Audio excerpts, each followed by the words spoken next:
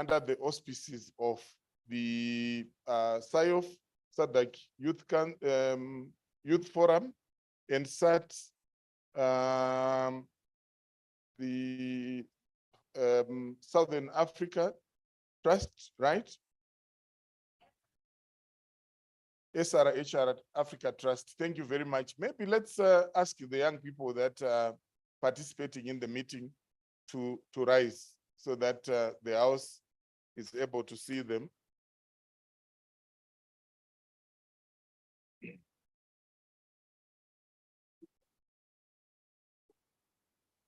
SADC PF must pat itself on the back for being on the front line of involving young people in matters that affect this region and that affect them.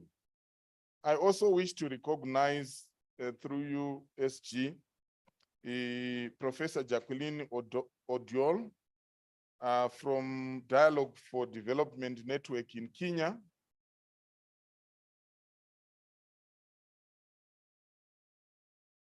We have the Executive Director for Southern Africa Research and Documentation Center, Mr. Madakufamba Munetsi,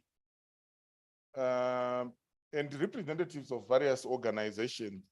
And this morning, to make sure that we more or less have a feel of who is in the room, I think it is proper if I requested that we self-introduce. In view of the focus of the meeting, as I indicated, to validate the study we undertook, I could as well, maybe before I ask for introductions, give an outline of the expected outcomes of our meetings over the next 2 days, namely to ensure that the findings and recommendations from the study are aligned with international standards and best practices, ensure alignment of the findings and recommendations with SADC PF strategic thinking, advocate strategy and policy objectives, and setting the tone for the development of a strategy for SADC PF's long-term gender responsive election observation and its collaboration with partners. So in view of that, I would request that you, when introducing yourself, you let us know who you are, where you're coming from. We also want to know your expectation from this meeting. So I will request that, Honorable, you shoot for us. Yes, ma'am. Yes, my neighbor. We are neighbors, both in terms of Zimbabwe and Botswana, but also in the hotel.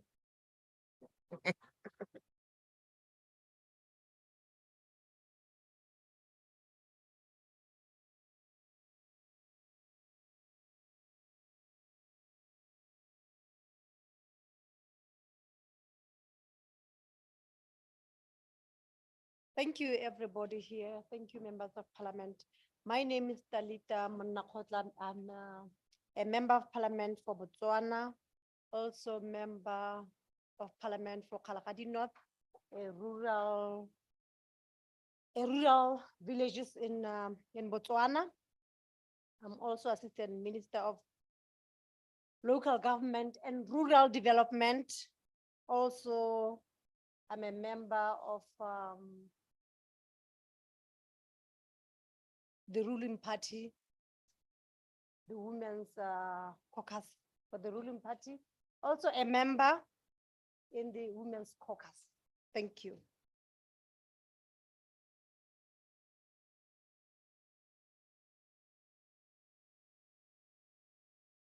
Because then I can face everybody.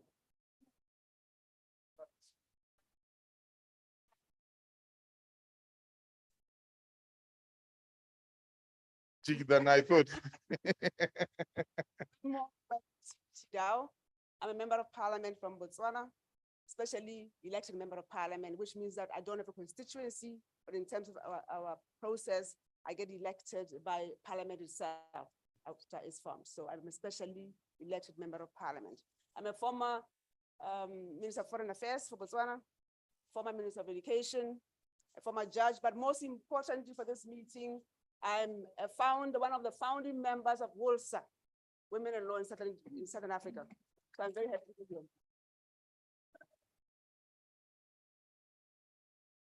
I now understand why Justice you had to face the audience. Colleagues, you better behave. There's the justice in our midst. You never know what might happen to you over the course of next 2 days.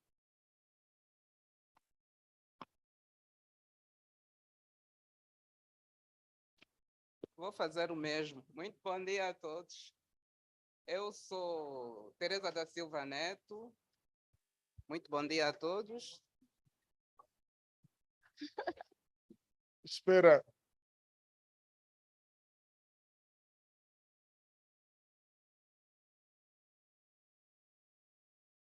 I do know that in Portuguese, when you want to say wait, you say espera. So you can go richer in terms of your vocabulary when you go back and say, Senhora, espera, senhora.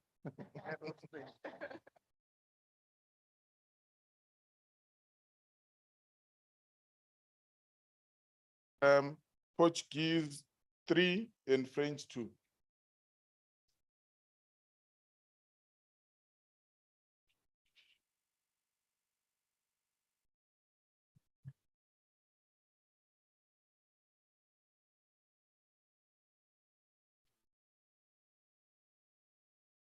You can proceed. Muito bom dia a todas e todos. Eu sou Teresa da Silva Neto, sou deputada da Assembleia Nacional da República de Angola e sou presidente do Grupo das Mulheres Parlamentares. Estou aqui para, em conjunto com Vossas Excelências, acolher experiências e aprendermos todas juntas. Muito obrigada.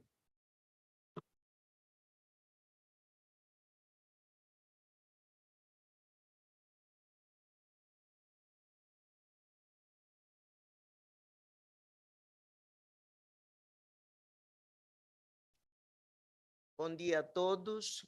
Eu chamo-me Ruta Adriano Mendes, já ando aqui há algum tempo, portanto, algumas caras já são conhecidas. Eu sou do Parlamento angolano, sou, neste momento, membro da Comissão de Defesa, Segurança, Ordem Interna, Antigos Combatentes e Veteranos da Pátria e continuo aqui na SADC, no grupo sobre indústria, comércio e investimentos. Portanto, a minha expectativa é de facto muito boa, tendo em conta que nós, em outros fóruns, temos recomendado que de facto seria importante conhecermos em que nível todos nós estamos. Portanto, eu espero que vai ser muito bom este encontro, onde vamos poder absorver o estudo que foi feito sobre o nível de desenvolvimento nos nossos países. Muito obrigada.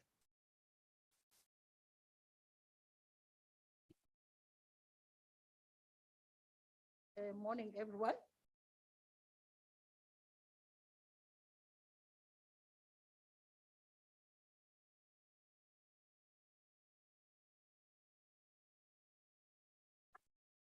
Morning again. My name is Busi Dlamini from Eswatini.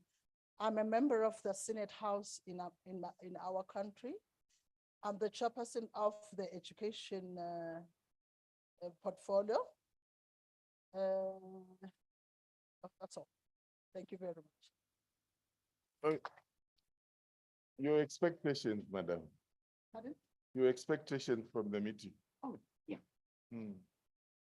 More fundamental. My expectation from this meeting is how to empower the ladies to be at least 50% in their parliament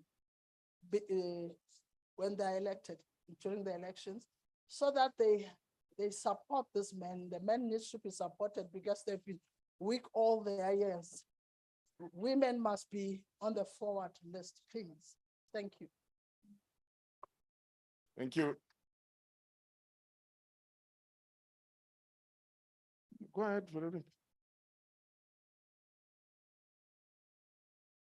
Muito bom dia, senhora secretária-geral, senhores deputados, muito bom dia, caros colegas. Eu chamo Verônica Ribeiro, chefe de divisão de Relações Internacionais da Assembleia Nacional e assistente ao grupo de acompanhamento ao Fórum Parlamentar da SADC. Muito obrigada, bom dia.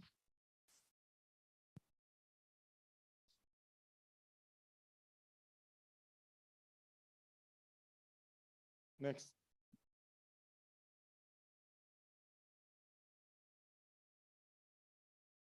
May we feel reality this morning. Good morning, everybody. I'm Pumelele Dlamini from the Kingdom of Eswatini. I am an MP there. I'm an appointed MP. I'm also a chairperson of the Women Caucus. Thank you. Thank you very much. Good morning, all. My name is Rose Begama Gadama, a member of parliament of Zomba Tondo constituency in the eastern part of Malawi, and chairperson for Women Caucus in Malawi, and independent member of parliament. I'm here to keep on learning, networking, and sharing the best practices as I am new to this committee, and also to learn more on the gender quotas as we don't have it in Malawi. Thank you. Thank you very much, Malawi. Good morning and win today. I'm Rachel Zulu. I'm a deputy or a vice chairperson of the Parliamentary Women's Caucus. I'm sitting next to my chair. I'm here most specifically, I'm standing for the third time. I'm in Parliament for the third time non-stop. I'm particularly here to learn a lot of issues concerning women. Specifically, I want to borrow a riff from what other countries are doing and to make sure that we also share the same to the people of my constituency, specifically the parliamentarians, lady parliamentarians, and make sure that they also come back come 2025 as we are about to do our election. Thank you. Thank you, Honorable Zulu. I learned something from you in terms of benchmarking. Rather than saying it mildly that I've been in Parliament 3 consecutive times, I've been in Parliament 3 times non-stop. That is emphatic. So we are going to match non-stop in terms of in our quest for gender equality. Thank you very much, Mr. Kurasha. Good morning. I'm Paula Koper, and I'm a member of Parliament of the Republic of Namibia. If I mention all the committees and whatever I'm serving on back home, I'll not end. And therefore, let me say that I'm the deputy chairperson in terms of SADC Parliamentary Forum of the Committee on Gender Equality, Women's Advancement, and Youth Development. And my expectation is that we should not just craft and hold meetings every time, but we must implement. I'm not somebody who talks. I believe in working and implementation. And that's my expectation and my hope after this. And probably as a footnote, Zimbabwe is the first one probably after this that will have elections. As women, let's see how we can all probably also assess the ladies in the Republic of Zimbabwe and to add to the number which is already there, assisting in campaigning with them and all that. Thank you so much. Thank you very much for the platform. Good morning to everyone. My name is Emma Tangi Muteka. I am a member of Parliament, Deputy Chief Whip in the National Council. I just want to clarify this, that Namibia has got 2 houses under 1 parliament, which is the National Assembly and the National Council. So I come from the National Council.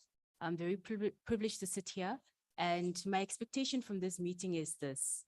There's a talk that says young people want old people to vacate the office. However, that's not necessarily the way to go. I'm one who really believes in intergenerational leadership, and I'm here to learn to see how we're able to assist one another, especially as women, and supporting one another, because I know there's this thing that we need to really work on as women in terms of assisting and supporting one another to empower one another. And what I'd really like to take off my hat for the men that are sitting here who are supporting the women, especially when it comes to empowerment. Thank you very much. Oh, and I'm the youngest member in National Council. Thank you. Uh, Thank you very much, Chief Whip. Now, whenever I need the House Whip, I know where to turn to. We have the youngest whip in the House. So, Honorable, please accept the responsibility. Yeah. Next. Bom dia. Sou deputada de Moçambique. O meu nome é Elisa Amina Misi. Sou deputada desde a primeira legislatura, mas com interrupção depois de dois mandados. Interrompi um mandado e continuei na 7ª e até então estou na Assembleia da República. Primeiros 2 mandados, fui membro do comitê, fui membro da comissão permanente, e esta legislatura, esta última, sou primeira vice do gabinete da mulher parlamentar. A minha participação neste fórum é para fortalecer aquilo que são expectativas no seio da mulher e é para também transmitir o pouco que nós conhecemos, aquilo que fizemos em Moçambique, da nossa corrida para alcançarmos 50-50, já que no nosso governo a mulher já está no topo. Estamos quase ou já chegamos os 50%, enquanto na Assembleia da República estamos nos 40 e tal %. Essa é a nossa expectativa. E o Gabinete da Mulher Parlamentar Moçambique fazer um esforço, e com este encontro vamos ainda enriquecer mais com aquilo que nós vamos trocar experiência com outras colegas, outros parlamentos. Muito obrigada.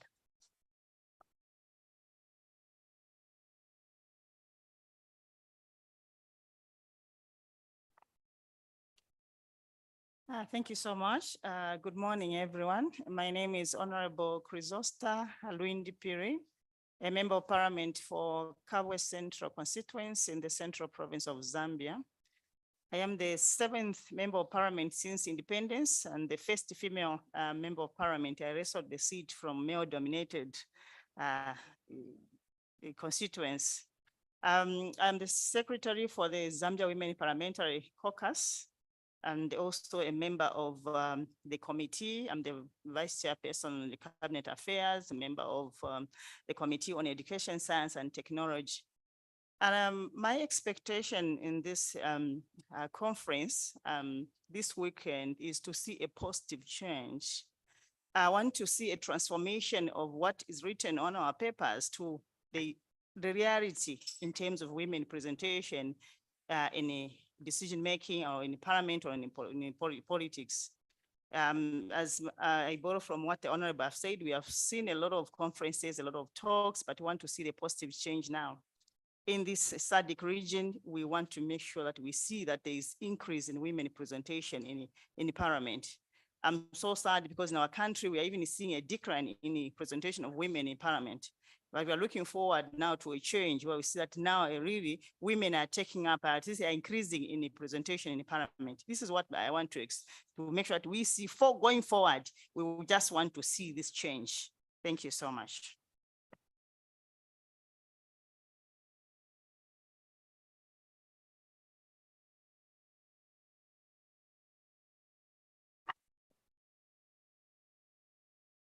Good morning, honorable guests.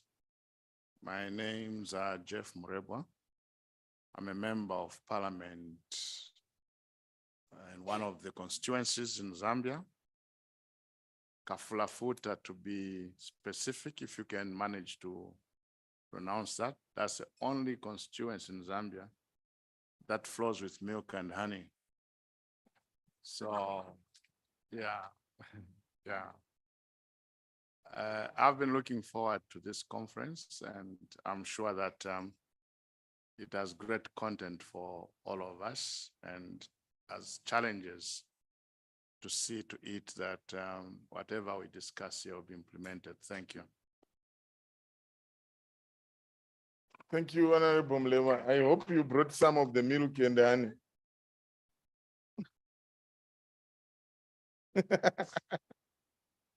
Good morning.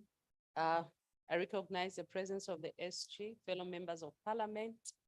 My names are Brenda Nyurenda, Sopa Mrs., Member of Parliament for Lundazi constituency in Eastern Province.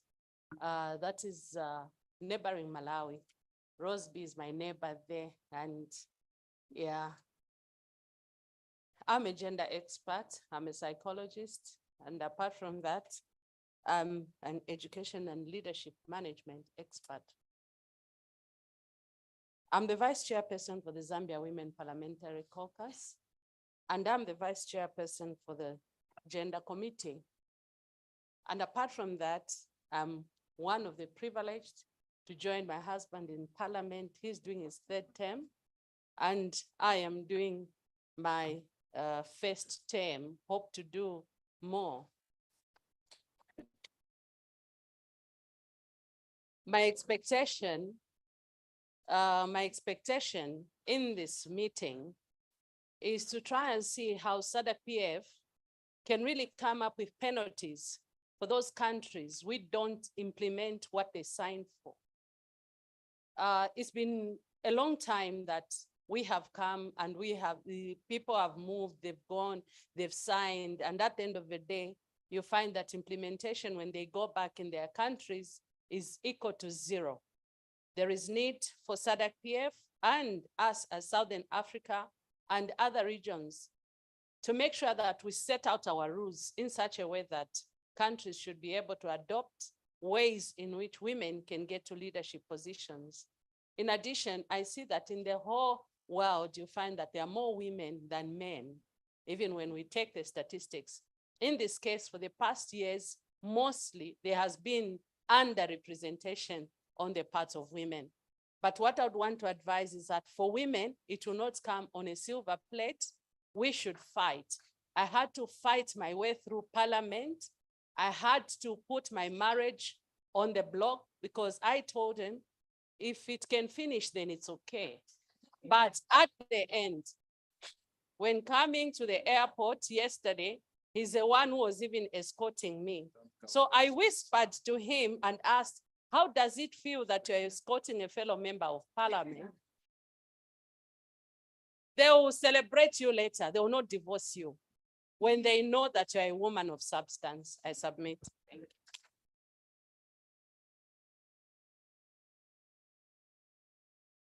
Honorable Mlema, how does it feel? It feels brilliant. I'll come back for her. Very much Good for morning, that. Dr. Kurasha. Now that you are giving chance to another man while we are here, a lot of women have taken my position. I recognize the presence of Dr. Madam Boem Segoma, our SG, and I thank her so much for all the efforts she's doing, begging all over, asking for funds to make us unite and enable this meeting. My name is Shirley Raymond, and I'm coming from Tanzania. In Tanzania, I'm a member of parliament. We call their special seat. We are only elected by women, so the country is your constituency. But here I am the chairperson of GEWIT. I've been here for several meetings, and I've seen progress since we started attending these causes, meetings, and all those trainings. I'm standing here to thank God for enabling us to be here safe. We are all coming from very far. What is my expectation?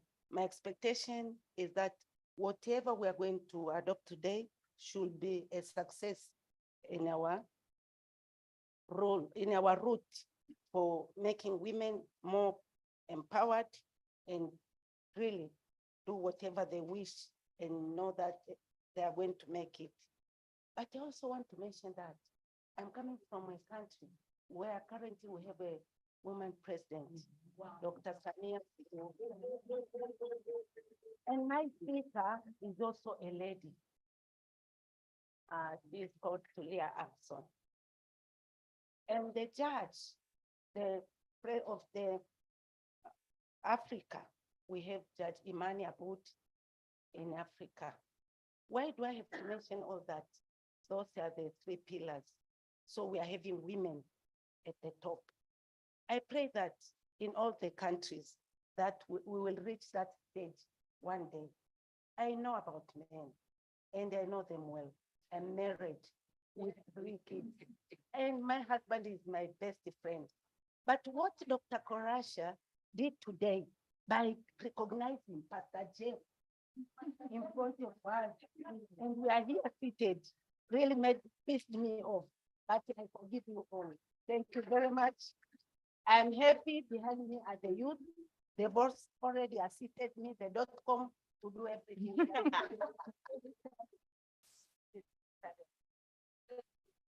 We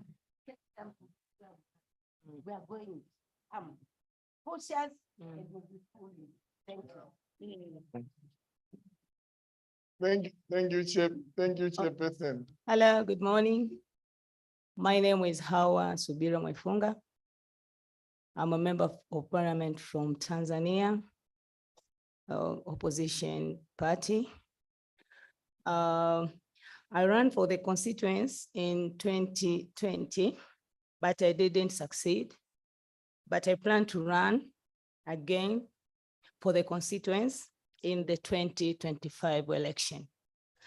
My expectation after this meeting is to educate my fellow women that a woman can be however she wants to be and do it very effectively. But the challenge we experience in our movement, we have the responsibility to fight them in order to achieve our expectation. Thank you. Good morning. My name is Paulina Mpariwa. I'm a member of parliament from Zimbabwe. I've been in parliament since 2000, and I come from the opposition.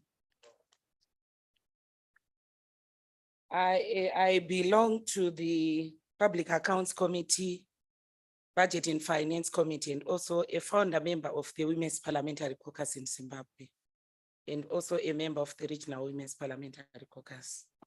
And I take pride in being here and participating. I've served as a Minister of Public Service, Labor and Social Services. I'm the Vice President in my party. I'm the leader of the opposition in the National Assembly. Because there are young people here, I am a member of the Children's Caucus, a special passion because we need also young people to participate in politics. Dr. Kurasha, you asked us to share our expectation. And in the documentation that has been sent to us, it really mentions that we should also share experiences on how to increase the number of women in political decision-making, in local government and in parliament. I mentioned the committees that I am in, because sometimes people will think you are mad when you run around changing committees. Because I realized that when you say you want to go to the gender committee, you are stuck in this exercise of talking about the women. But where is the money coming from? It's from the budget. So I ran to the budget committee. I have chaired the Public Accounts Committee in 3 executive years.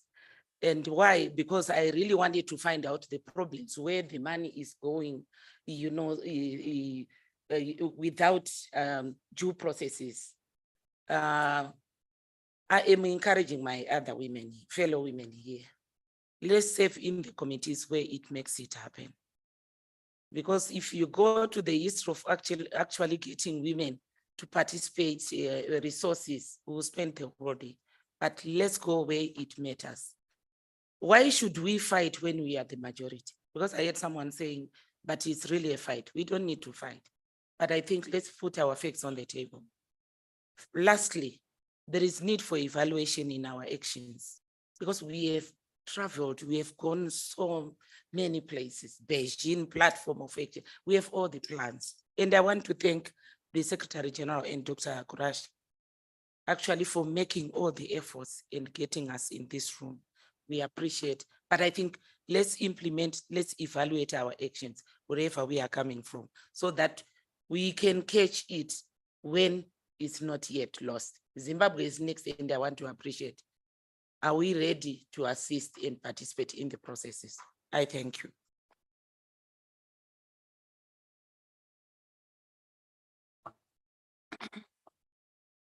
Good morning, everyone. Bom Morning, dia. Muli bwanji. you know, guy.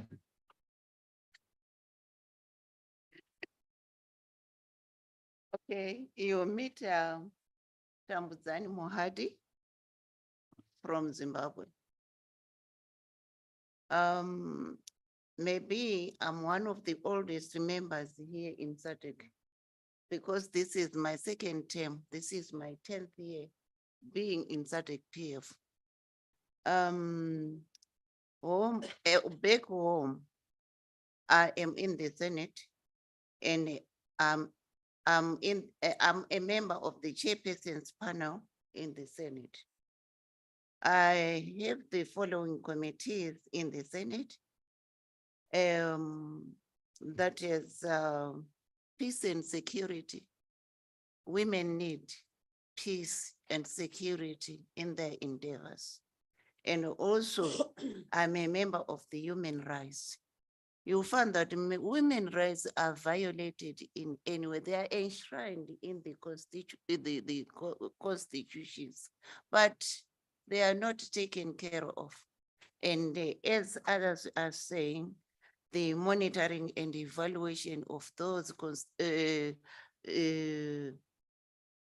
constitutions seems not to be followed. Let me say also,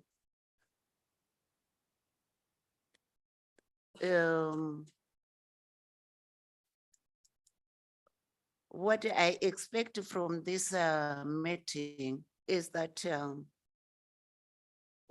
I don't know how best we can increase the number of women in the decision-making process because we are MPs, but you find that we don't rise into those decision-making processes.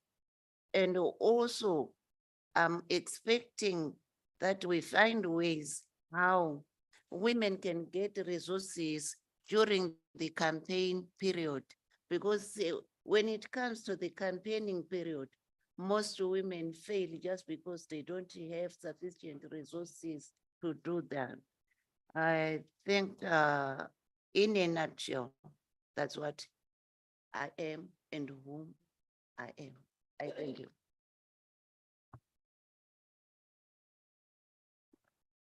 Good morning to you all. My name is Goodluck Kwaramba, MP from Zimbabwe. I also chair the Zimbabwe Women Parliamentary Caucus. This year in Zimbabwe, we are having our elections sometime in July, August. We have women's gender quotas in Zimbabwe, but we have not managed to achieve the 50-50. So we are fighting very hard as Women's Caucus to encourage more women to take up decision-making positions. We are fighting for 50-50, but it's very difficult considering that women face many problems in as far as resources are concerned.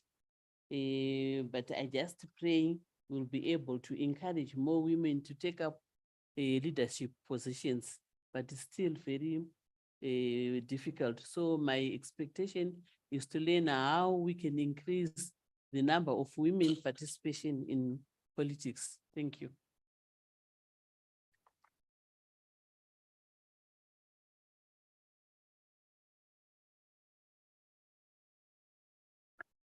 Bonjour à tous. Je suis Emeline Rakoutoubé, députée de Madagascar, dans l'Est de Madagascar. Je suis en même temps présidente des femmes caucus à Madagascar et je suis vice-présidente des femmes caucus de la SADC.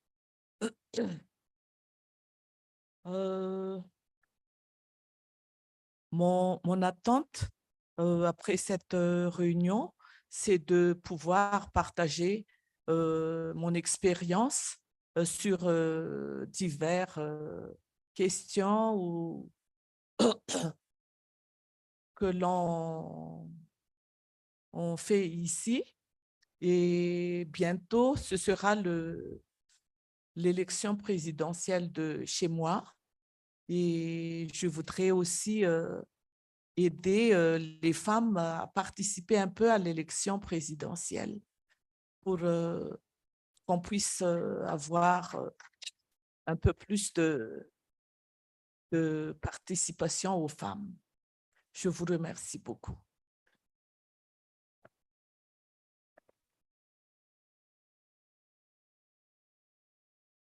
Bonjour à tous. Je suis la députée de Madagascar élue dans le district de Tsiombe, au sud de Madagascar. Je suis Massi Goulamali, Marie-Jeanne d'Arc. Je suis la présidente de la commission genre au niveau de l'Assemblée nationale et membre de GEWED ici au FP de la SADC. Mon attente, c'est que, comme ma collègue vient de le dire tout à l'heure, il y aura de élections présidentielles chez nous d'ici mois de décembre. Je souhaiterais qu'il y aura des femmes représentantes, mais s'il n'y en a pas de femmes volontaires pour être candidates, je serai prête pour me présenter pour candidate de notre pays. Pour montrer, seulement pour montrer que nous, les femmes, on peut le faire. Et je pense que vous êtes tous là, les membres de la SADC, pour encourager les femmes qui avancent à notre Parlement. Merci beaucoup.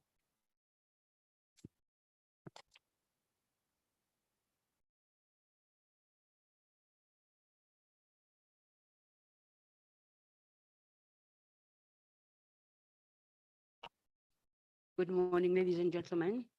My name is Honorable Regina Sparrow, Member of Parliament from Seychelles, and also the Chairperson of Regional Women's Parliamentary Caucus.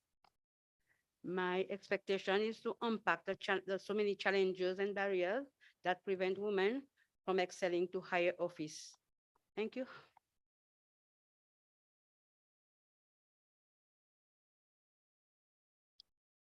Morning, everybody. My name is Rosie Bistoke. I'm from the Republic of Seychelles. I'm a member of the parliament. I'm also in Seychelles, the chairperson of the HIV/AIDS, communicable diseases, and sexual reproductive health. I'm also a member of the Women's Caucus, a member of a standing order committee, and I'm also the chairperson of the Human and Social Development and Special Programs for the SADC region. My expectation is that I would like to understand better what are the different challenges that the report has brought, and especially the expectations to ensure to have the evidence-based information based on the narrative report, especially the challenges faced by women to participate in politics. And at the same time, what are the strategies that we are going to propose, especially the SADC region is going to propose for member states to promote and protect women, especially young girls, inspiring to become political leaders into our region.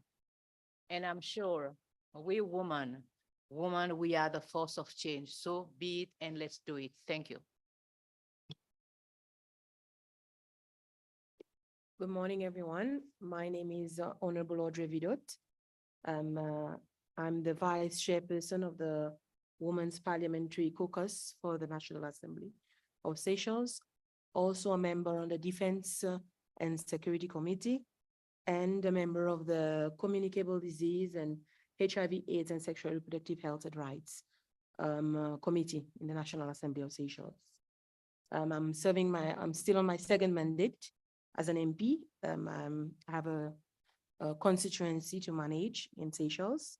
My expectation throughout this 2 days workshop, of course, is to share best practices and challenges of Seychelles, and how best to inspire young girls to join politics, youth in general also, to join politics, and how to empower young women and girls in how to, of course, face challenges and be their own voices to represent themselves in Seychelles. Thank you.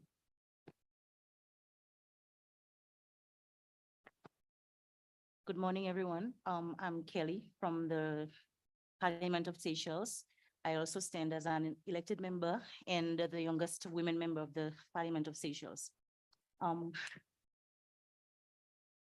My expectations, even with a small population of a little over 100,000 people, the Seychelles still encounter difficulties on how to encourage young people, especially young women, to join politics. So after having discussed the different challenges that we have come up with, I hope that we will be able to come up with concrete strategies on how to better encourage and empower young women to join politics and leadership roles itself. Thank you.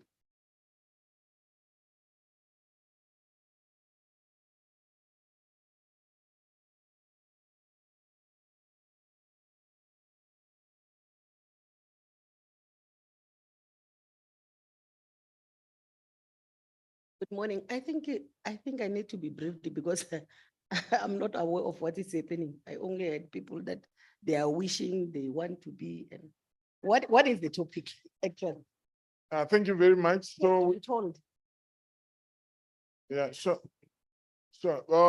Honorable, what we are doing, we had shared the expected outcomes of the meeting. And against that, we had then said, let's share our expectations as part of the introductions, so that we also are all part of the collective effort in terms of assessing whether we would have met the expectations of the House when we conclude tomorrow.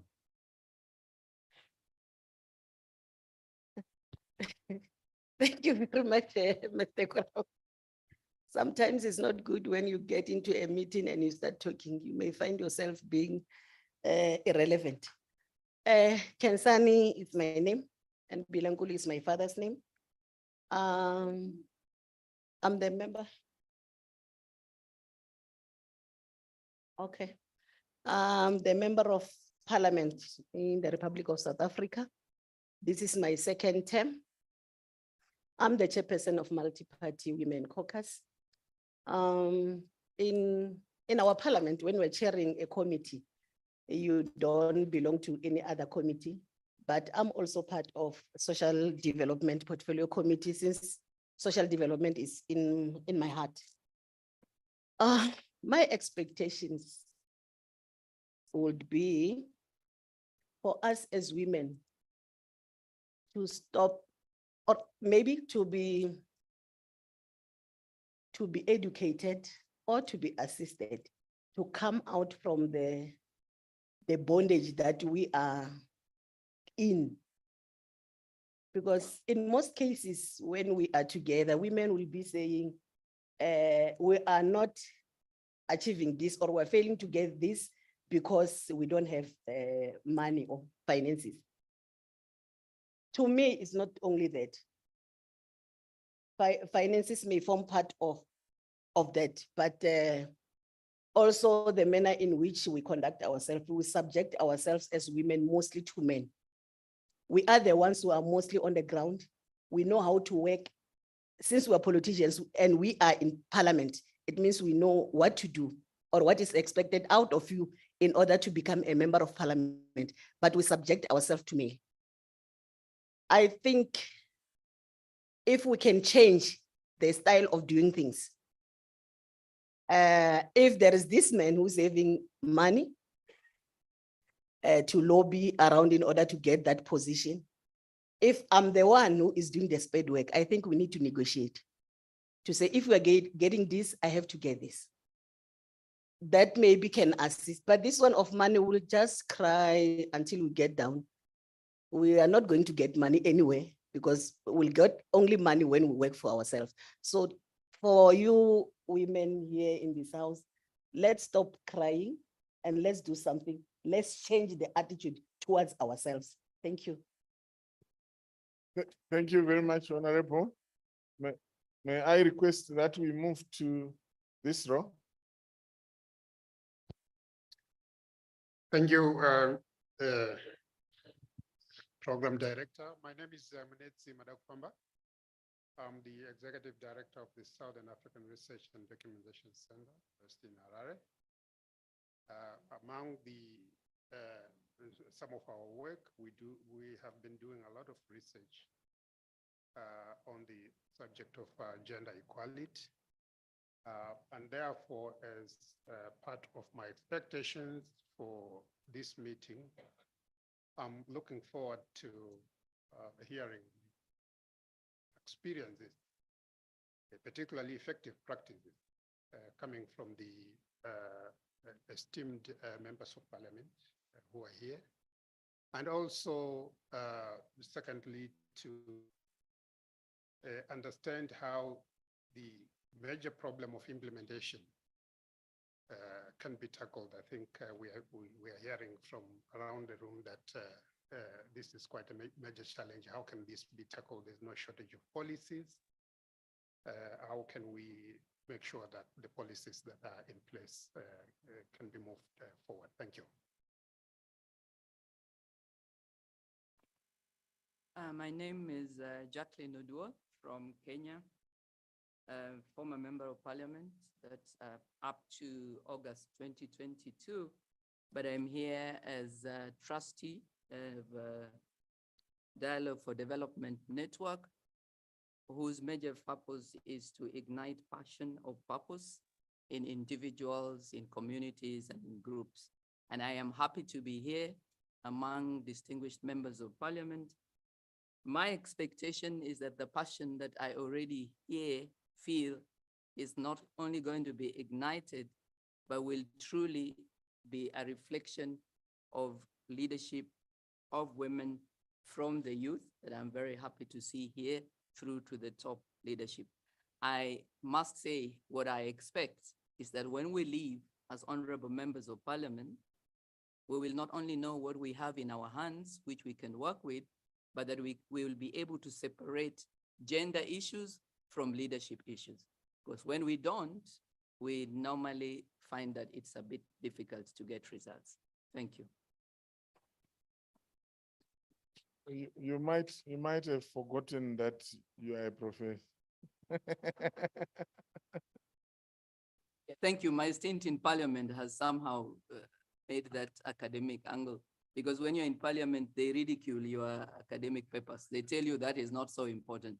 So when I'm among members of parliament, I really don't invoke that title because it doesn't seem too much. Thank you. Thank you very much.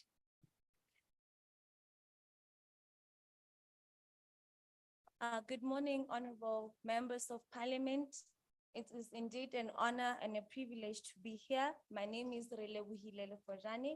I am from Lesotho and I am part of the Southern Africa Youth Forum, where I have worked with different portfolios, persons with disabilities, and also as the deputy head of the forum. My expectations today is to really enhance my knowledge on improving women inclusion in politics, learn more about the accountability of implementing the action points that will be discussed here, and more about the laws around women inclusion. Thank you so much.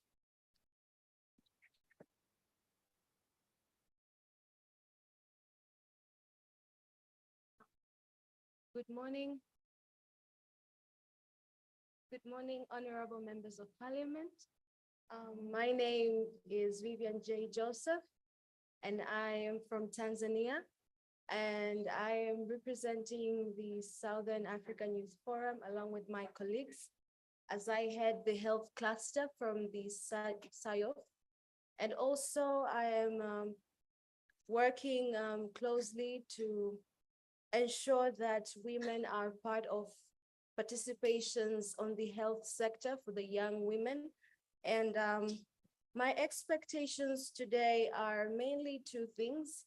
Well, as a young woman, I believe I may likely to be the youngest in the room, not so sure.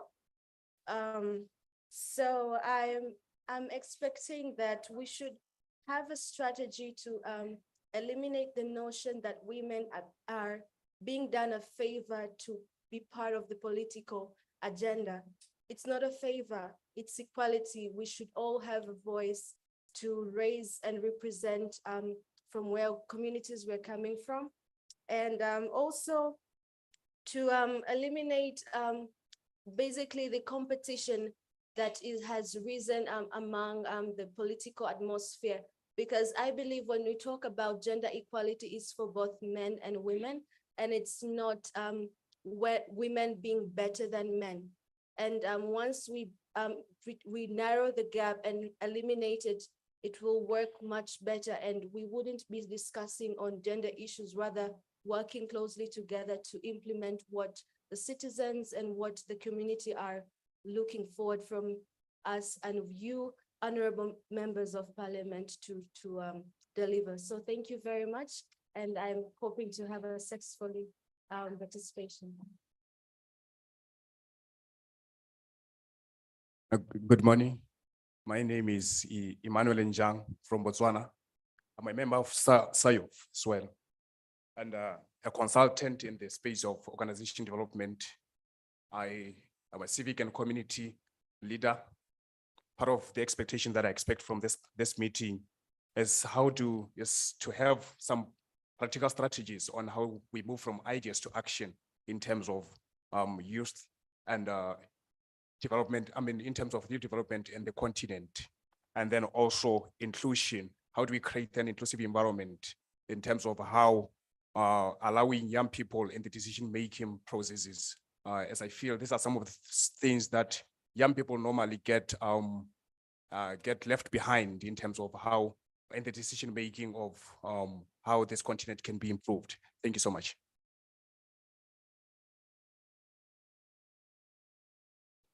Good morning, everyone. My name's Mwila Bwanga. I am coming from the beautiful land of Zambia. I am also a member of the Southern African Youth Forum, and back home, I work as an executive director for an organization called Be Relevant Africa. And for the past 3 years, I've also been serving as a Zambian youth representative at the Commonwealth Youth Council.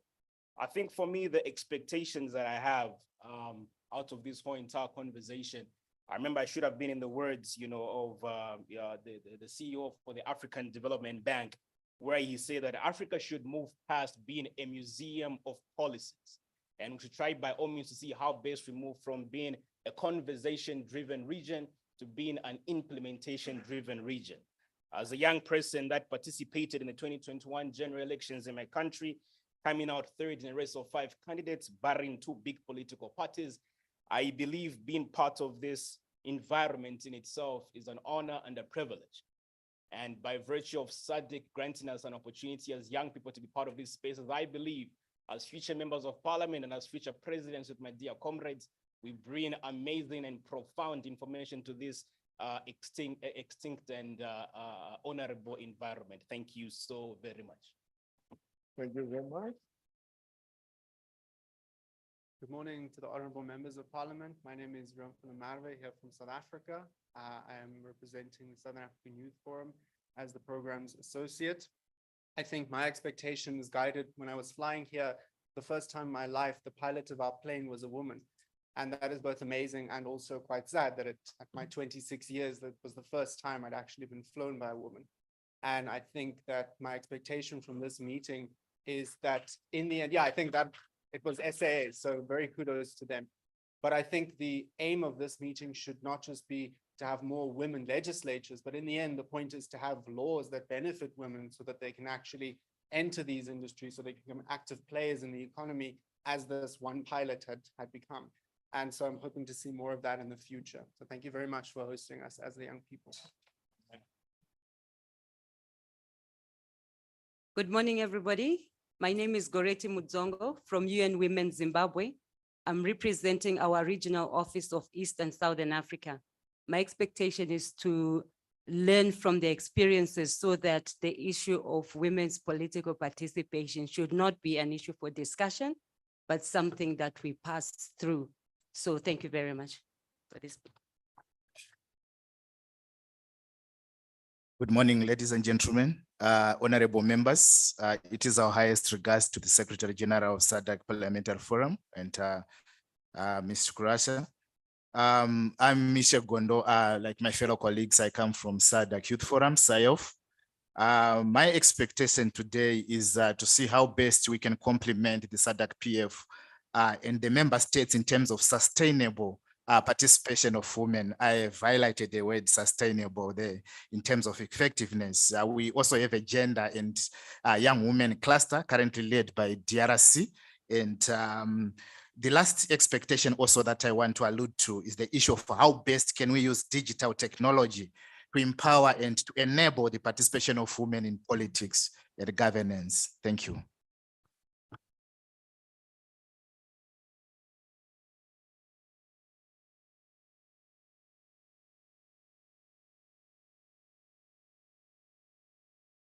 Yes, madam.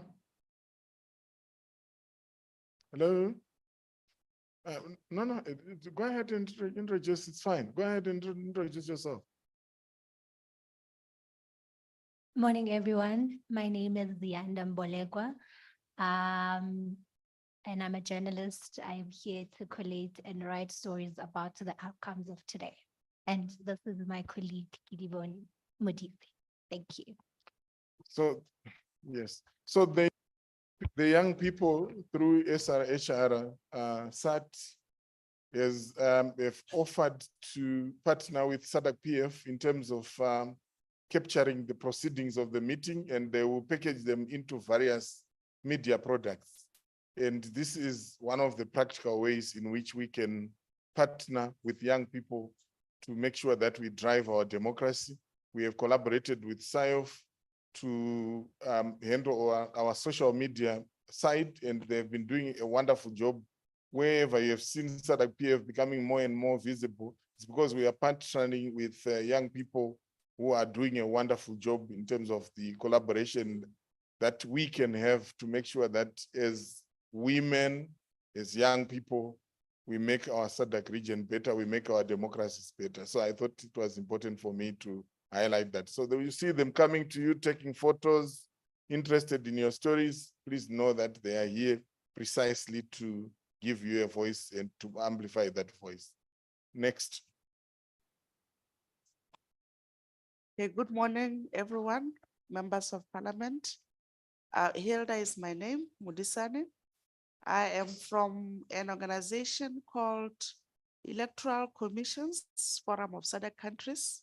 This is a regional body comprising of election management bodies in the SADC member states. We are based in Gaborone, Botswana. My presence here is in twofold. One is to support SADC PF in capturing the proceedings of this meeting.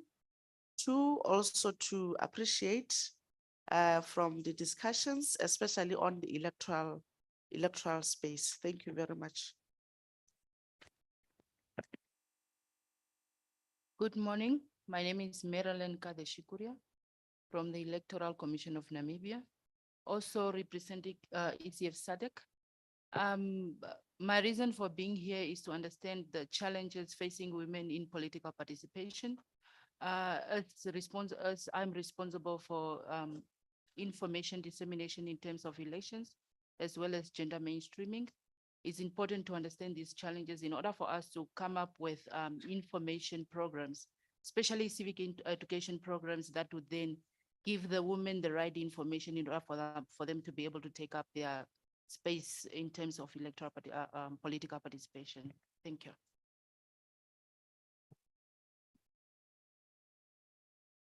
Good morning, honorable members.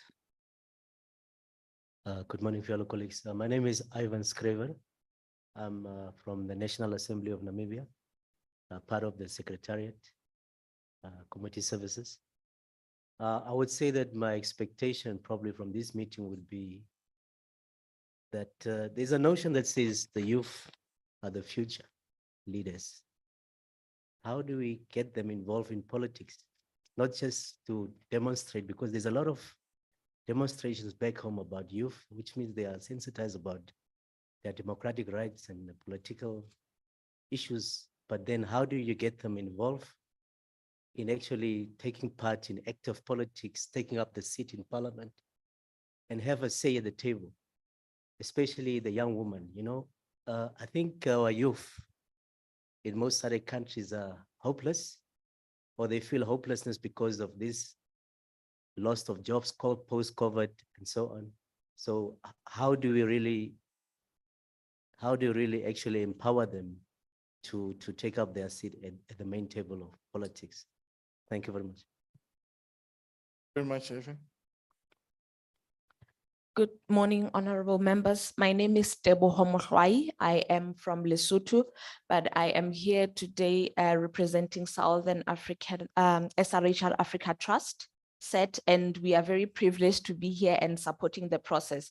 I think what, as a fellow young person myself, it is important for us to be here, and the support that we are offering SADC PF, for us, it is showing that there is more that we can do together, even just beyond looking at policies and pushing for change.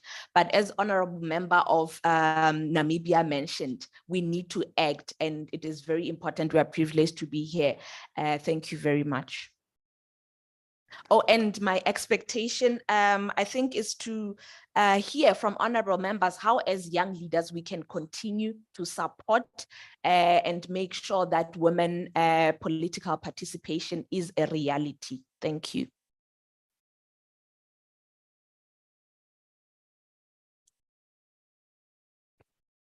Good morning, everyone.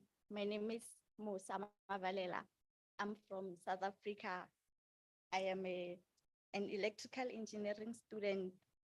I'm currently doing my N4, and I'm here with the SRHR Africa Trust, but I'm also representing the Access Chapter 2 organization, which is an organization that protects and promotes the human rights of the LGBTQI+ people, as well as women and girls in all their diversity.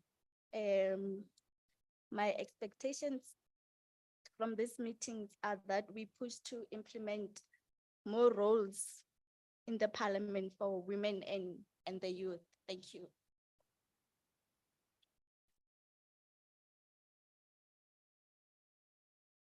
Good morning, honorable members of parliament. My name is Linda Patience Masusu, and I'm from Zimbabwe. I am a sub-tabster and currently working with an organization called Youth Advocates Zimbabwe. My expectations for this meeting is to learn from this rich panel of women who have walked the mile in the political arena, so as to understand how do we as young women get involved in this space. And also, it is a tragedy that, however, policies do not actually result in the leveling of the playing field in the politics arena for women. So then I'm interested to know that what strategies can we put forth to complement to ensure that the environment is friendly for women, that we can advance women's rights and also make sure that women are interested and also participating fully, not just as a tokenist participation, but as active participants in the political arena. Thank you. Good morning, honorable members of parliament. My name is Godfrey Malongo. I'm from Malawi, the country whose General Assembly right now, whose speaker is a woman. So it's great to see the progress such as that in our country. Here with SRH Africa Trust, and I represent young people from Malawi, and I'm a champion for gender equality.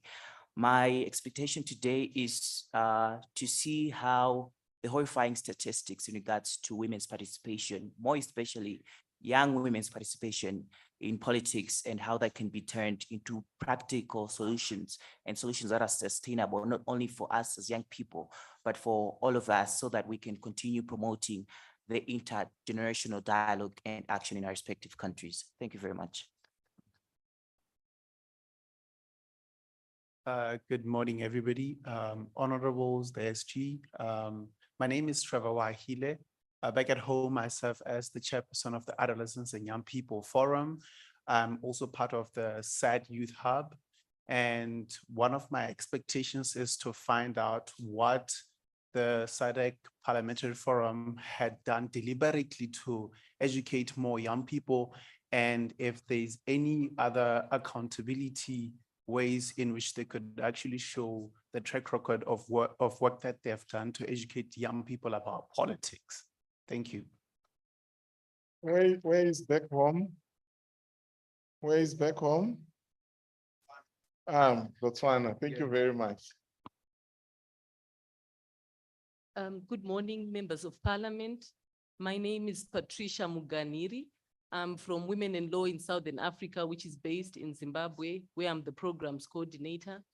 And my expectation today is really for me to be able to locate or identify critical areas of collaboration in terms of the actions that are going to come out of the deliberations, where WILSA Zimbabwe can partner with the SADC PF and make sure that we implement those key actions to ensure that actually we achieve women's participation across SADC. Thank you.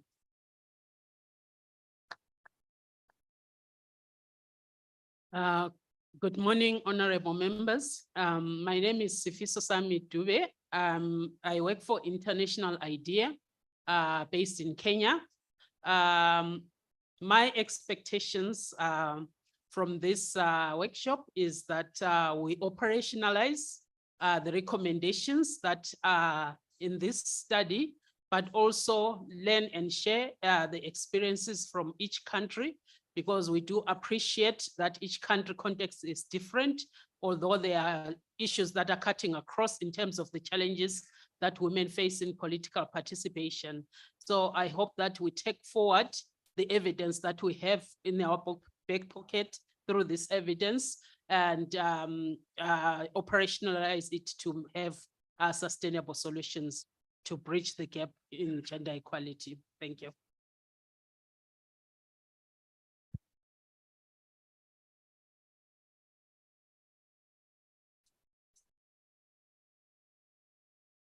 Madam SG, good morning, and good morning, honorable members. My name is Victor Shale.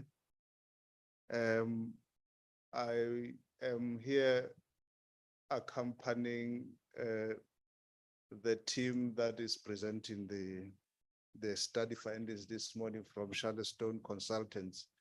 So my expectation is that we're going to get more information, I think, to enhance and finalize the study.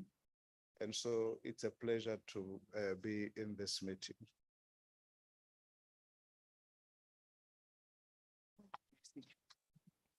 Morning, everyone. Morning, honorable members.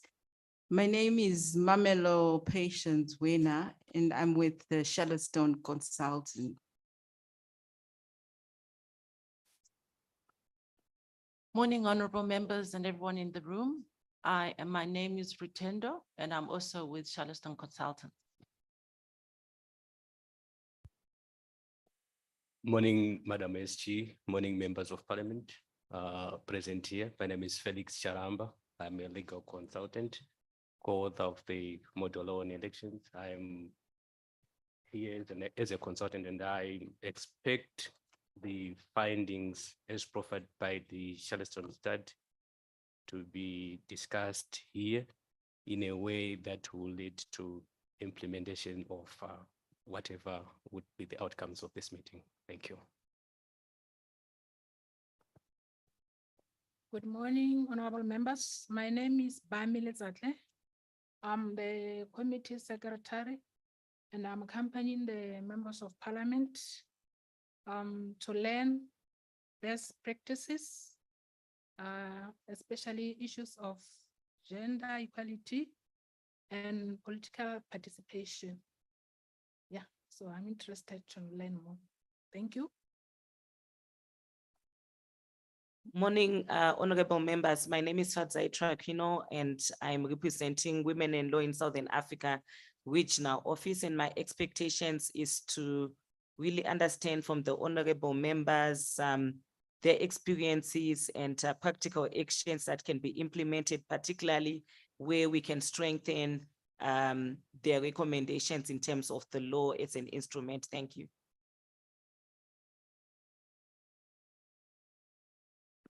Good morning, honorable members and colleagues.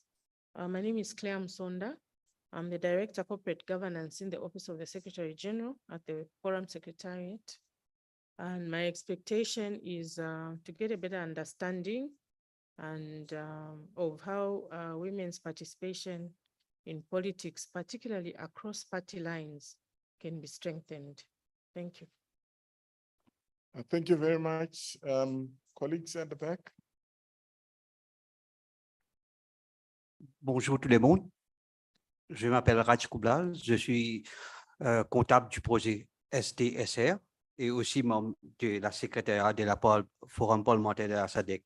Mon objectif est d'apprendre des membres à propos de l'égalité des genres dans les différents pays de la SADC. Merci. Good morning. My name is Yapoka Nyurenda Mungandi. I'm Director of Finance and Corporate Services at SADC Parliamentary Forum, and we're here to support you to provide logistical support. Thank you. My name is Toivo Mala. I'm the Assistant Finance Officer. We are here to provide you the finance and logistical support. Toivo, it's the financial part which is very important, especially in a meeting like this one.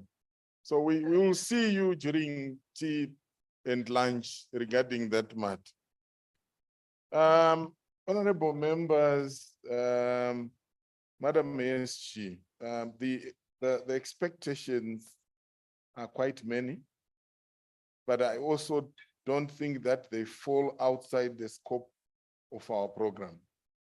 And therefore, if we are able to go through our program, we should be able to find each other in terms of meeting the expectations. I think what stood out for me is the clear call to action.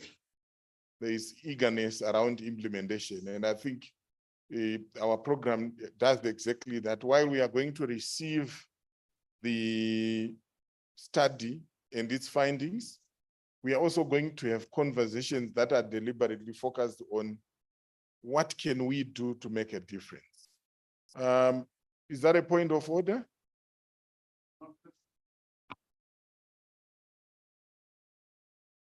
Thank you. That's very kind of you. Who hasn't? She did. Oh, Betty. Okay, go ahead.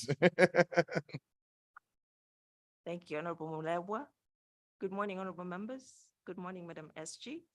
My name is Betty Zulu from the Zambian Parliament. I'm the desk officer for the SADC Parliamentary Forum and also committee clerk for the Committee on Gender Equality. Actually, it's National Guidance on Gender Matters. Thank you. Thank you very much, Honorable Mlewa, for that, courtesy. Sincerely appreciated. Betty happens to be the former secretary and program manager for the Standing Committee on Gender Equality, Women Advancement, and Youth Development. While on that note, Madam Chair, let me confirm to the House that I made an omission when I introduced myself. I've also taken up the role of servicing the Standing Committee on Gender Equality, Women Advancement, and Youth Development, in addition to democratization, governance, and human rights. And there are a lot of cross linkages because at the end of the day, context is very important. When we fight for gender equality, women political participation, we need to be very contextual, and the context is the politics and the democratization process. So the cross linkages, and we hope that we can harness on the cross linkages to make more progress. Chairperson said she has seen progress. We want to target more progress in this regard. Thank you very much. So I was indicating that we are geared for action. So I'm excited that a significant number of the honorable members and participants are also looking forward to action. It can be difficult sometimes when there's a mismatch. When you want a lot of action, when others are not yet in the mood for action, you may not always find each other. So we are in common space. So what I will do, in addition to running through the program, I will show you where the ground for where action needs to be taken. So I'll show you the SADC election calendar for the next few coming years so that we can be pointed in terms of where do we not need to target and what exactly do we need to do where we are targeting. We will have our official opening session where we will have the opportunity to be addressed by Madam Secretary General, by the chairperson of the Regional Women's Parliamentary Caucus, and the keynote address we are receiving from the Regional Director for Women in Law in Southern Africa. Then we will have group photograph. Our photographer would want to leave at some point. So soon after the official opening address, we are going to have a group photograph. We hope you can be that patient. He has another assignment, but he's a photographer provided by SAT in terms of the collaboration we talked about. Then we will have a session where we are going to receive the presentation on the findings. We have circulated to the members the comprehensive report, but probably they will do a summary of that report, and we then go into the validation process. We have also put on the program Professor Odiol to share personal experiences and reflections on how to leverage political leadership roles to champion gender equality in parliament and political parties.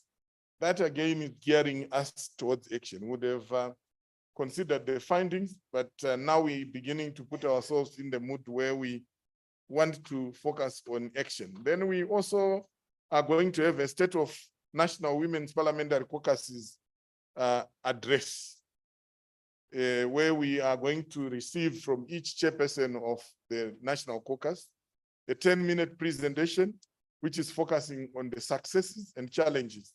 It's part of context setting in terms of the groundwork we will then need to do as we move towards action. So it's an exciting opportunity to be sharing those experiences, and we want to hear them speak from their hearts, from their heads, and from their feet in terms of the action that they want to be taken. Then tomorrow, we are going to go into group work. Group work is important because that's where we are mapping strategies and for priority action to promote gender equality and women political participation in SADC member states. And based on the SADC election calendar that I'm going to be sharing. So prepare yourselves for those sessions where we are going to break ourselves into 4 groups, and we'll guide in terms of how we could tackle the issue of identification of the strategies and priority areas of action. Then we'll have a plenary report back session.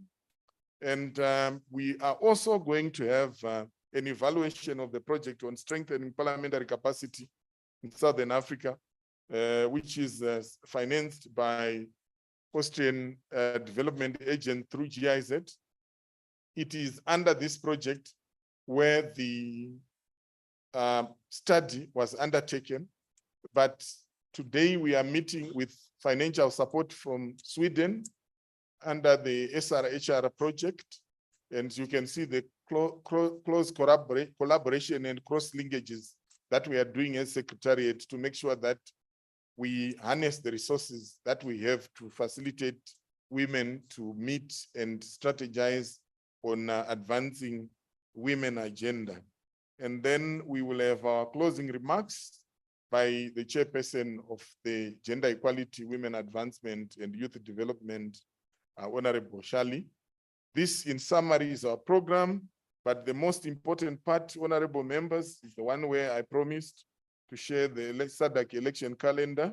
Let me try and put it in one page so that you are able to see it from where you are and we can then discuss. We put this together as a tool. Right, yeah.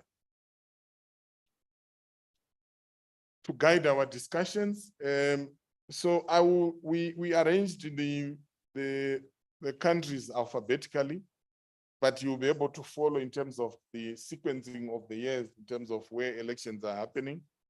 We just concluded Angola in August. SADC PF was privileged to participate, and we witnessed your election into parliament, honorable members.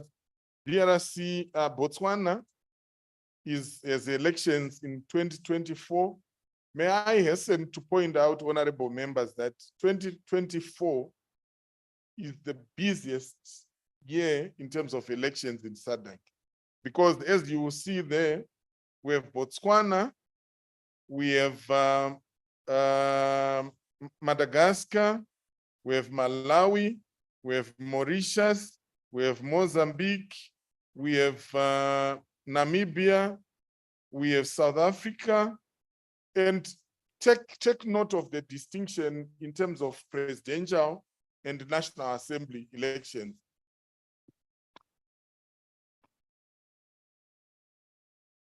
Yeah, through you, Chair, I just wanted to make a correction that in Malawi, it's 2025, both the presidential and National Assembly. Okay, thank you very much. That is duly noted and the change has been reflected. I think that helps to decongest that cohort. Yes, Madam? Namibia is 2024 National Assembly and Presidential, and 2025 for regional authority and regional council and local authority. Thank you very much. So yeah, what we had not done is to capture national and local and regional elections. They are the most important elections for women political participation, but yes. But what has happened in terms of where SADC PF has tended to focus on, obviously based on resource limitation, is the National Assembly and presidential elections. But thank you very much for highlighting that where the elections are not harmonized, sometimes it has not always been easy to get the resources to take part there. Then 2023, this year, DRC, Zimbabwe was already mentioned as having both presidential and National Assembly elections because they are both direct elections. Then Lesotho already had elections. It is one country where we were said to cancel a planned election observation mission on the basis of resource constraints. Then we have Eswatini, they having 2023 primary and secondary elections. Probably we'll also get to share that far in terms of what form does the primary and secondary elections take, because they are quite different from or unique from what we may understand as primary elections in our political parties. Yes, Honorable Minister. Yeah, Botswana also primary elections is 2023. Thank you. Thank you very much. So I was explaining that the reason why we had indicated primary elections for Eswatini and not all the other countries, because they do go through primary elections, is that distinction in terms of how they organized their primary election, which is almost like a first round election. Then the secondary elections are like the final election. Then we already spoke about Malawi, which is next year, but one. Then we spoke about Mozambique, Namibia, yes, Seychelles 2025, which is next year, but one. And Tanzania in the same year with Seychelles. Then Zambia 2026. So this is where we are focusing on in terms of from policy to action. Others called Africa a museum of policies. So we want to turn this museum into something else in terms of by accelerating action.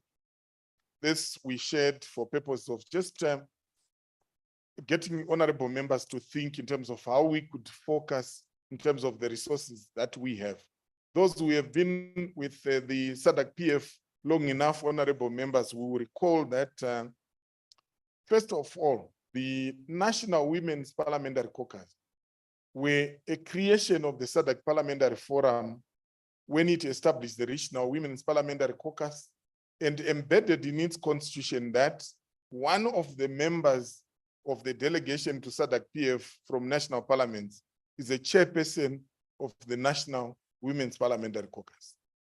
And the planning of the Regional Women's Parliamentary Caucus, when SADC PF was undertaking lobbying missions to engage with political parties and other stakeholders, was actually to strengthen national caucuses so that the work that the regional caucus is doing has linkages with what national caucuses are doing, because there's correlation between the strength of national caucuses and what we could achieve in terms of gender equality collectively at regional level. And I think that's what we want to focus on in terms of reviving that symbiotic relationship, the linkages, and that visibility of women of the region demanding accountability in terms of representation of women in national spaces.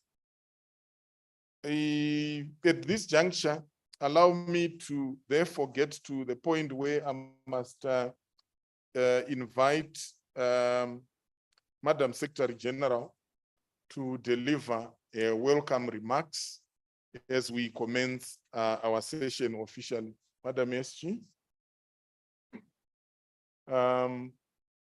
Okay.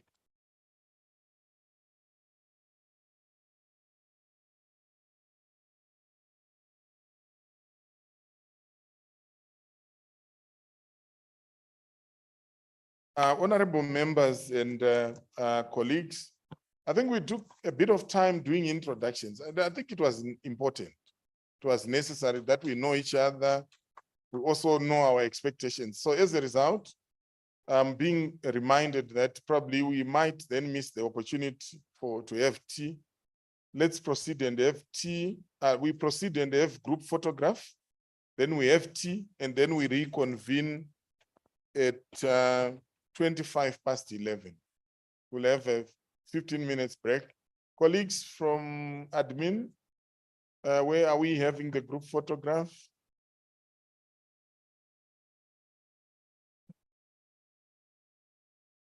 We'll be out here to direct the members. Thank you very much, ma'am. So honorable members and colleagues, let's go straight to the group photograph. We have tea and then we reconvene.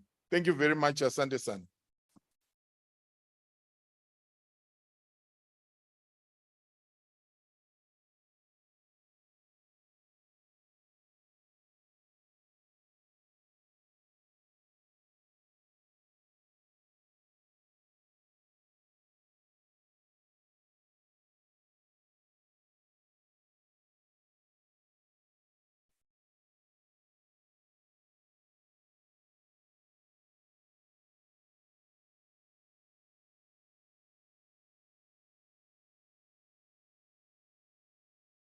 Honorable members, is this a proposal that we continue?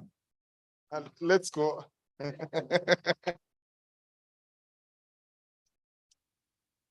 Please follow Unaro. He will direct us to the place where the photo will be taken.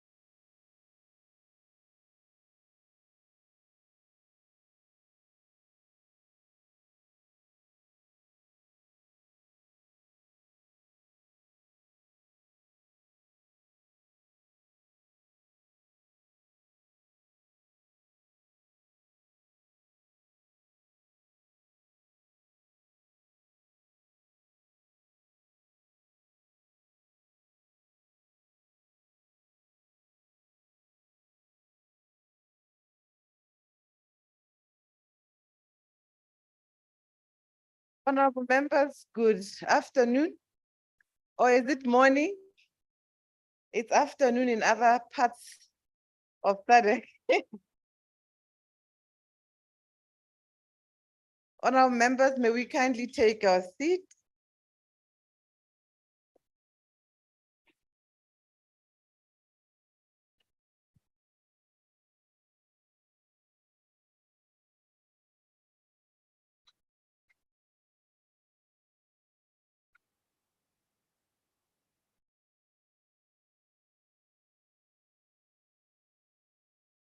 Thank you very much, honorable members. Allow me to recognize the chairperson of the Regional Women's Parliamentary Caucus, Honorable Regina Esperon. Also the chairperson of the Gender Equality, Youth and Women's Advancement, Honorable Shirley Josepha Raymond. Let me also recognize Honorable Talita Monna-Kotla, who's the Assistant Minister of Local Government and Rural Development in Botswana. Honorable members from the Regional Women's Parliamentary Caucus, the Gay-White Committee in your respective hierarchies, including chairpersons of national women caucuses in your respective country.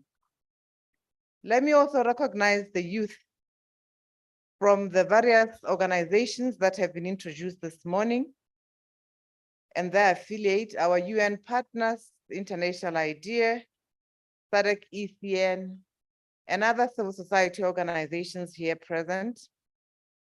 My fellow executive directors from WILSA, from SARDEC, and our distinguished resource person, who is also our keynote addresser, Professor Jacqueline O'Doul, the former member of parliament and trustee of Dialogue for Development Network from Kenya. Let me also recognize our resource persons from Charlottestone Consultancy and the executive director, staff from our national parliaments, and staff from the SADC Parliamentary Forum. Good morning and welcome to this important dissemination session. Yes, bon dia. Honorable members, I bring fraternal greetings from the SADC Parliamentary Forum.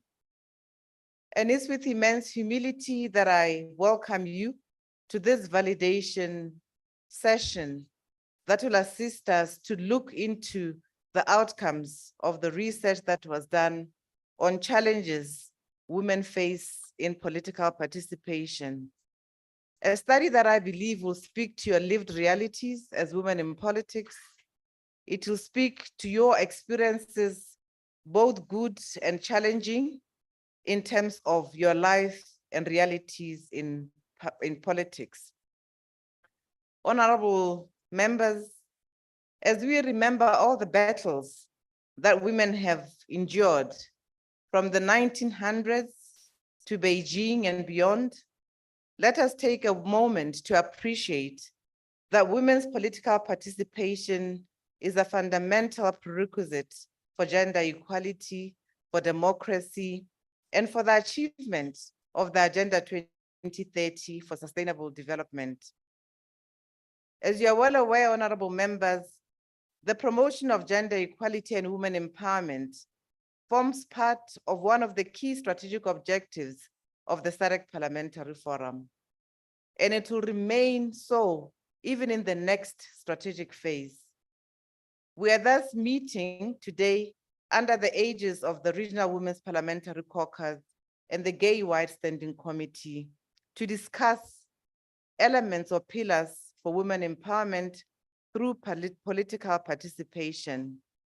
The validation of these findings may further add to the forum's knowledge base in addressing and mainstreaming gender through parliamentary interventions at all levels. I wish this could also transform to how women at an individual level can equally find strength in moving forward in this terrain. As we start, I'd like to set the scene concerning the human rights approach which the SADC Parliamentary Forum adopts with regards to gender equality and women empowerment as part of the discourse of women engaging themselves in the political world. From the SADC Parliamentary Forum's perspective, Gender equality stems from two sources, which are both grounded in human rights. Honorable members, firstly, gender equality stems from civil and political rights, which include freedom from discrimination on the basis of sex or gender, and the principle of equality before the law. This basically means that one should be treated equally by institutions of the state, irrespective of one's gender or sex. In this respect, women should be able to join political life without any discrimination when compared to men, and there should be no hindrances preventing their long-term engagement in politics.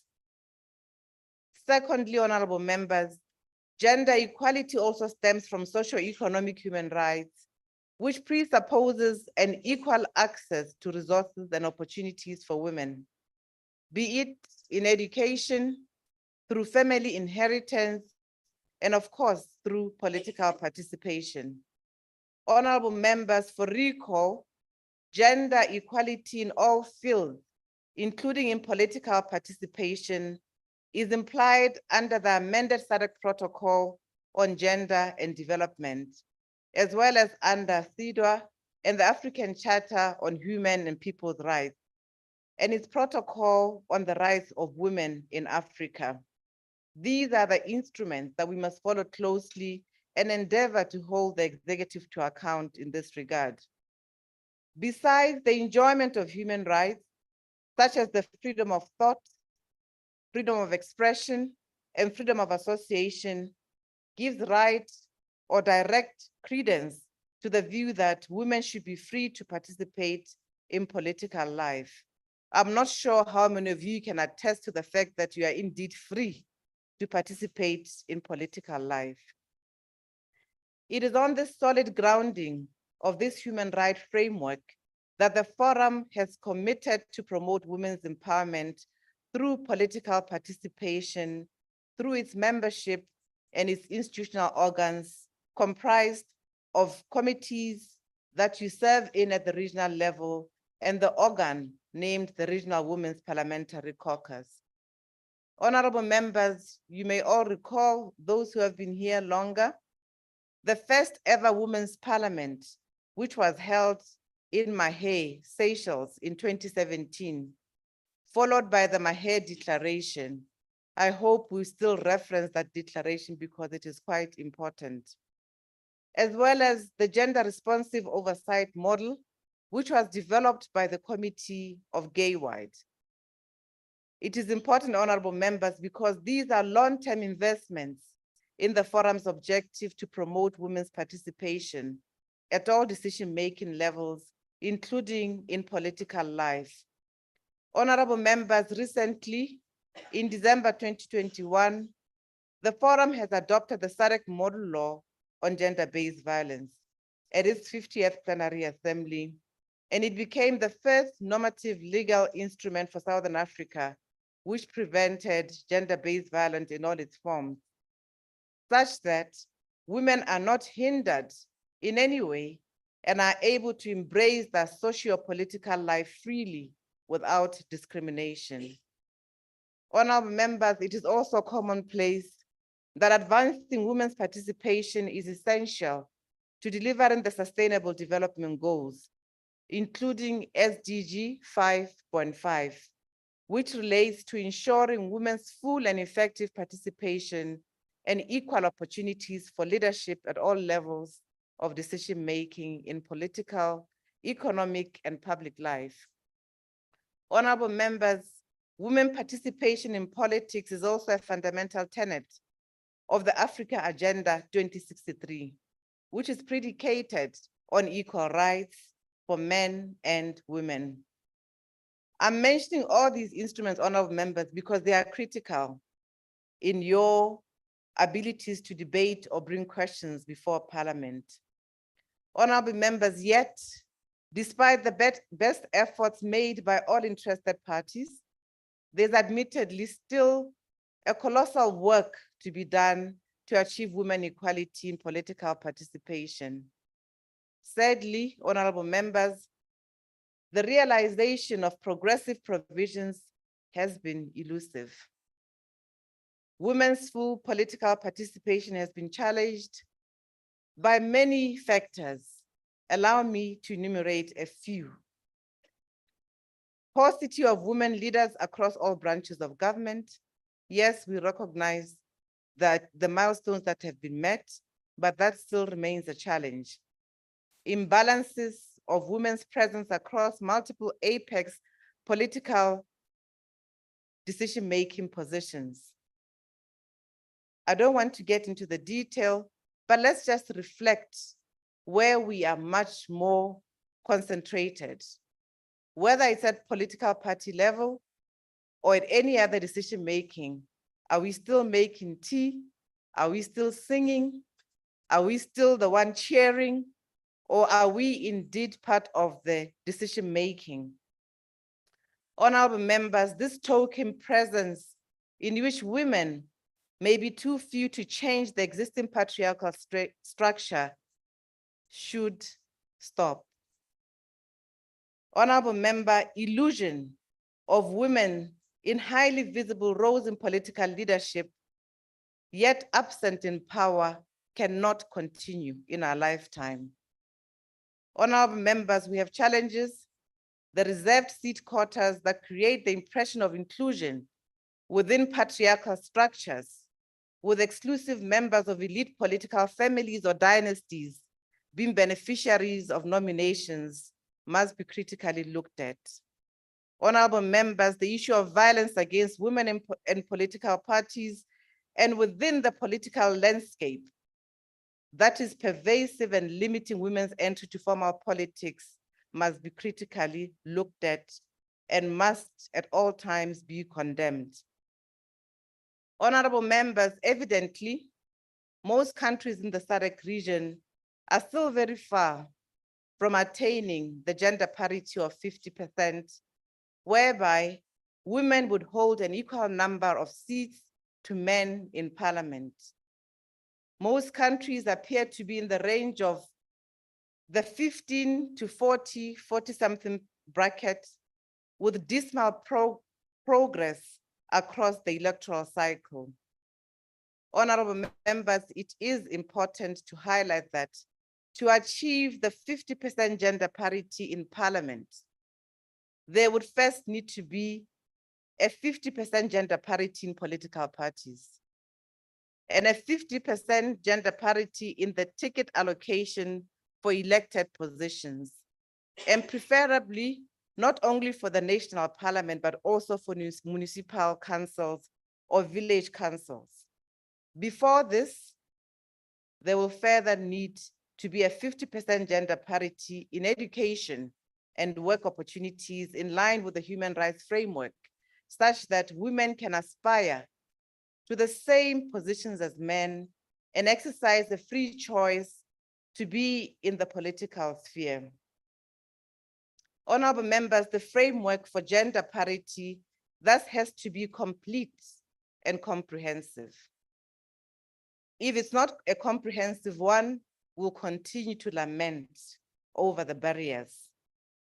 As one position leads to the next until the young girl, the youth in this group, or young woman ascends to the ladder to reach the desired decision-making in the political party or any political decision-making position. Honorable members, I've said a lot about setting the tone and the framework within which we must operate. I think, let me turn to the meeting today. I think it's a very important meeting. It is of paramount importance since there is a need to examine the challenges encountered by women from an empirical perspective to be able to address the right strategies to promote gender equality in the political sphere. We therefore embrace the findings of the study and hope that we will be able to add value to this validation session.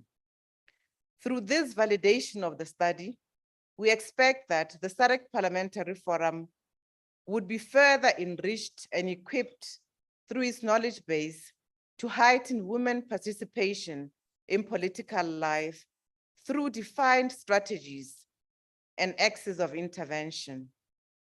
Honorable members, the strategies to be devised will thus be amalgamated to current gender-related strategies of the forum, such that the forum will be endowed with one unique and coherent overarching policy on gender, which is administered by its relevant standing committee and the Regional Women's Parliamentary Caucus.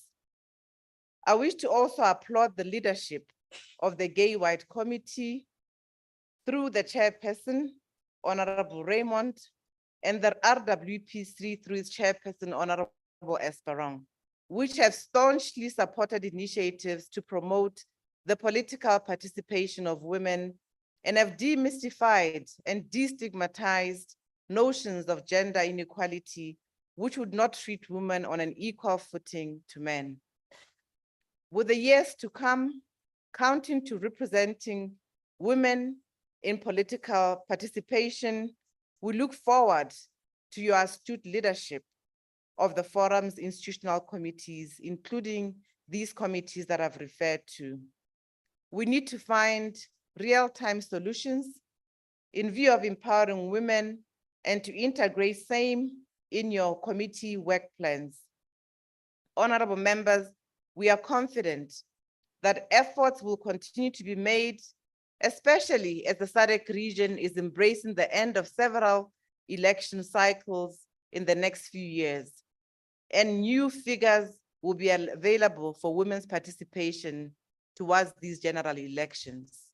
If we don't pay attention, we are going to miss the boat, and therefore this cannot be countenanced.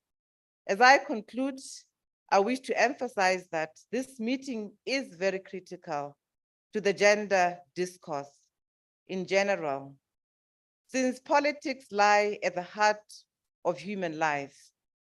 If strategies to bolster women's participation in politics do not succeed, then there will be an inevitable contagion effect on the strategies in other spheres of women empowerment.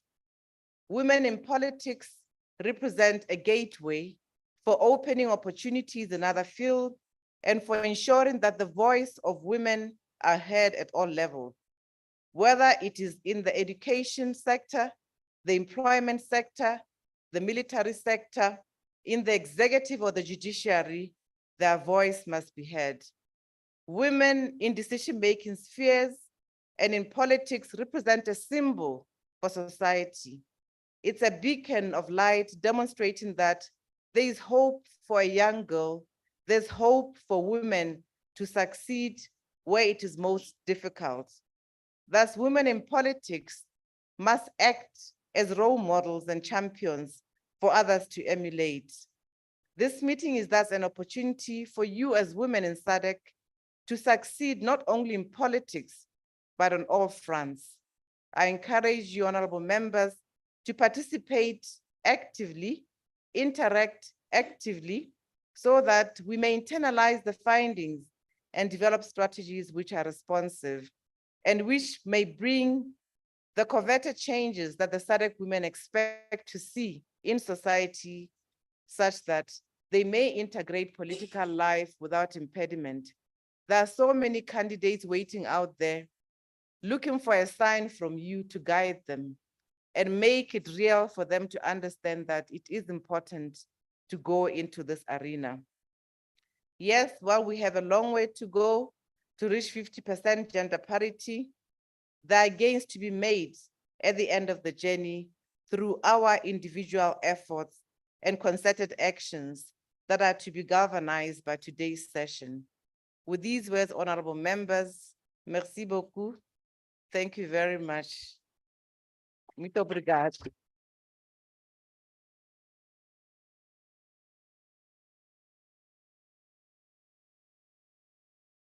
Thank you very much, Madam SG, for those inspiring remarks.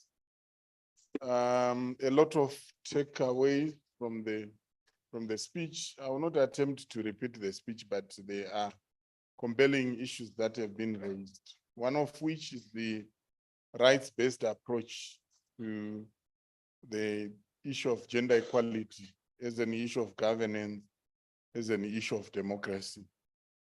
an evidence-based approach which explains the study. We don't want to grapple in the dark. Let's get the evidence and be guided by the evidence in our programming and interventions.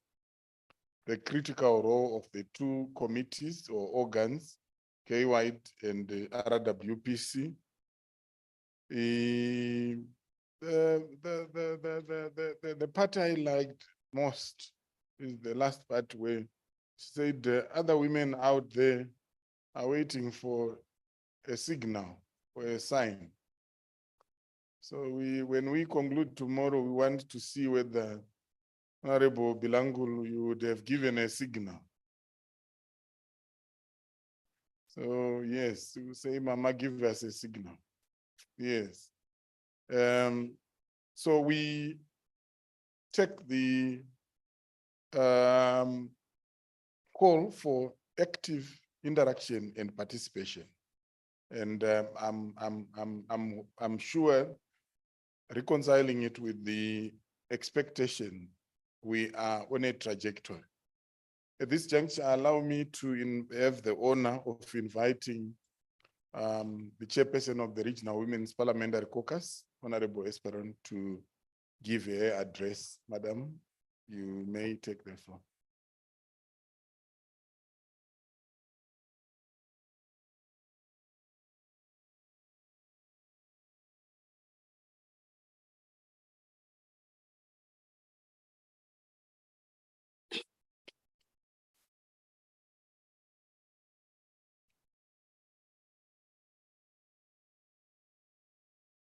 Her Excellency, Ms. Buemo Seguma, Secretary General for SADC PF, Ms. Fudzai Turquino, Executive Director for Women and Law in Southern Africa, Honorable Charlie Joseph Raymond, Chairperson of Gender Equality, Women Advancement and Youth Development Committee, Honorable Talita Monagutla, Assistant Minister, Local Government of Botswana, Chairperson of SADC PF Standing Committee for Human and Social Development and Special Program, Honorable Rosie Bistoke, Honorable Member of RWPC and GWED Committee and Chairperson of National Parliament Women Caucus, Mr. Munexi Madakufamba, Representative for SARDC, Professor Jacqueline Odul-Ol, our resource person from Dialogue for Development Network, the youth from the Southern Africa Trust, our fellow partners, facilitators, and members from the civil society organization, staff of SADC PF Secretariat, all protocol observed. Good morning to you all, good people. Let me start by saying that Article 6 of the SADC PF Constitution enjoins that the institution to promote the principle of gender equality through collective responsibilities within the SADC region. And in this regard, the SADC PF Strategic Plan 2019-2023 has set one of its goals as to lobby and advocate equal and equitable representation of women and youth in political and decision-making positions. We recall that of 2015, every woman in every country in the world had the right to vote, but still gender equality remains a priority for our region. While significant progress has been made in addressing the different factors that hinders attainment of equality between men and women and boys and girls in all fields, it remains a challenge to attain the 50% representation at all levels by the set target 2030. According to the Gender Monitor 2021, several SADC member states has registered slight increase in women representation in the legislative body, but the struggle is still real and progress is remarkably very slow as the playing field remain uneven. For instance, despite various initiatives to promote gender equality, including institutionalization of progressive normative framework, conventions, protocols, and strategies at the international, continental and regional level, there are several challenges being faced, particularly in the political sector. Women continue to be underrepresented, misunderstood, marginalized, and experience other inequalities in different spheres of life, such as sexual and gender-based violence, harassment, education, and limited career advancement. Statistics are there as evidence when we look at the low level of women political representation in the SADC region, with the regional average remaining below diaspora parity, standing at 23.2% in 2018. This is due to organizational blockade in the form of discriminatory legislation, gender stereotype, cultural barrier, and other socio-economic issues, to name a few of the many, that either prevent or limit women's chances to take up leadership position. Ladies and gentlemen, I am convinced that this barrier can be broken down. We are here to find solutions together, and no one should be left behind.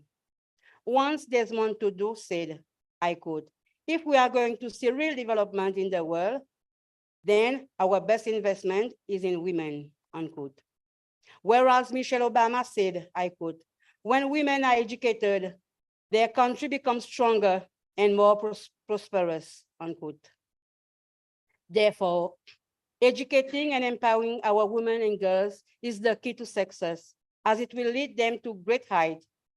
And if we are to push for them to be represented and to have voices to speak as par with men, I have no doubt that they can become effective leaders and will contribute immensely towards the development of their respective countries to bring about positive changes. In this regard, one major stakeholder that can assist in promoting the work done by women is the media, as it reaches out to billions of people at one given time and covers almost all geographical area. It is important to include them in the work that we do. Let them become our ally. When we are campaigning for change, let them penetrate the difficult area. We need to use this great tool that is the media to spread the word on women achievement. Let us showcase women of the region and indeed of Africa as a continent. As women with potential, let us portray our strength and ability. We can also use this medium of communication as our greatest tool to help educate our girls so they grow up believing in themselves and know their worth in society. And let us sensitize the men so they can appreciate women as equal partners of change and not as fighting to take over. Only then will they offer their support instead of imposing their superiority. We should be in this fight together, my fellow male counterparts. Remember the He for She campaign launched by UN Women a few years ago, which means standing in solidarity with women and people of all gender to create long-lasting change. It is not impossible to close the gap and bestow on our women and girls the prestige they so rightly deserve. It's no longer the women's place is at home and women should be seen and not heard. We have to do away with all these taboo to move forward. In many instances, however, the answer may not seem very clear and sometimes not forthcoming. But the dream of equal rights for women and girls across the region are never too far-fetched to become reality. We are, after all, living in the 21st century, a century of revolutionized thought and action, a century of emancipation brought about by knowledge and access to otherwise limited resources and services. Women are naturally very strong, and this is in itself can be the main catalyst of positive changes. What women need now is to be educated and to be given the right opportunity and the right platform to be both seen and heard. We need to be empowered, and here I'm talking on behalf of all women in the Southern region as chairperson of the Regional Women Parliamentary Caucus. Yes, I think you heard me right. Women in the SADC region needs to be empowered. No longer should our sisters remain in the shadow of their counterpart. Let's advocate for them. Let's sensitize them. Let's educate them and let the sky be their limit. Why not when it can clearly be achieved? The Convention on the Elimination of All Forms of Discrimination Against Women, the Beijing Platform for Action, and the Millennium Development Goals uphold women's right to participate in public life. And so all that remains now to remove all existing barriers so that more women of the region can aspire to higher offices, become parliamentary office staff, chairperson of committees and important board, CEO, and principal secretaries, and let women fill in those ministerial, those parliamentary and government positions. And why not presidential seat, as our fellow women from Madagascar are aspiring in their country next presidential election, which we wish them luck. Albeit the many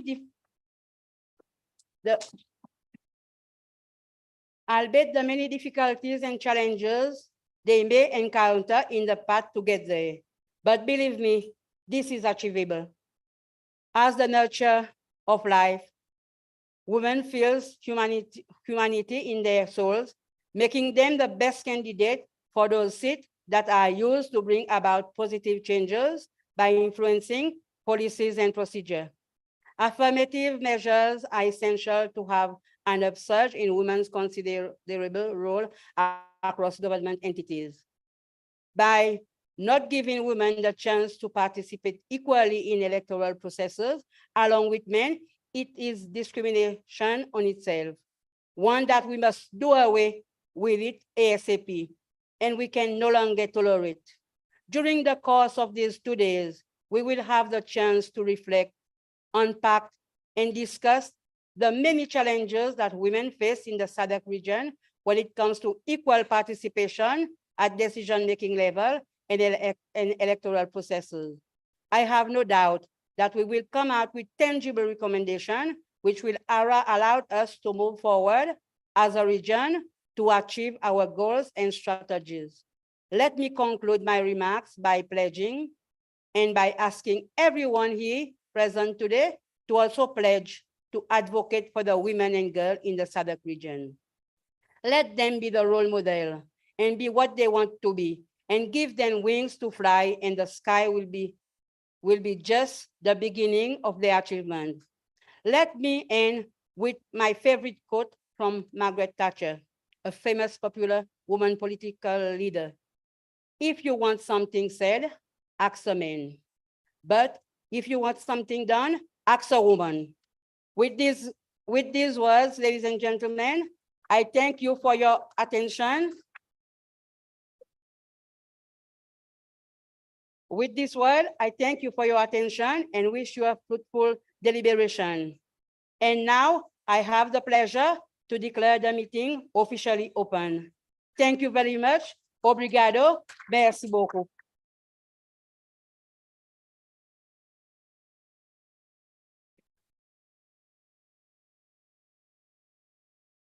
Thank you very much, Chair. I think let's give another round of applause. I now understand why I have this feeling of wanting to be Speaker of Parliament. If you want something done, you ask. And if you want something said,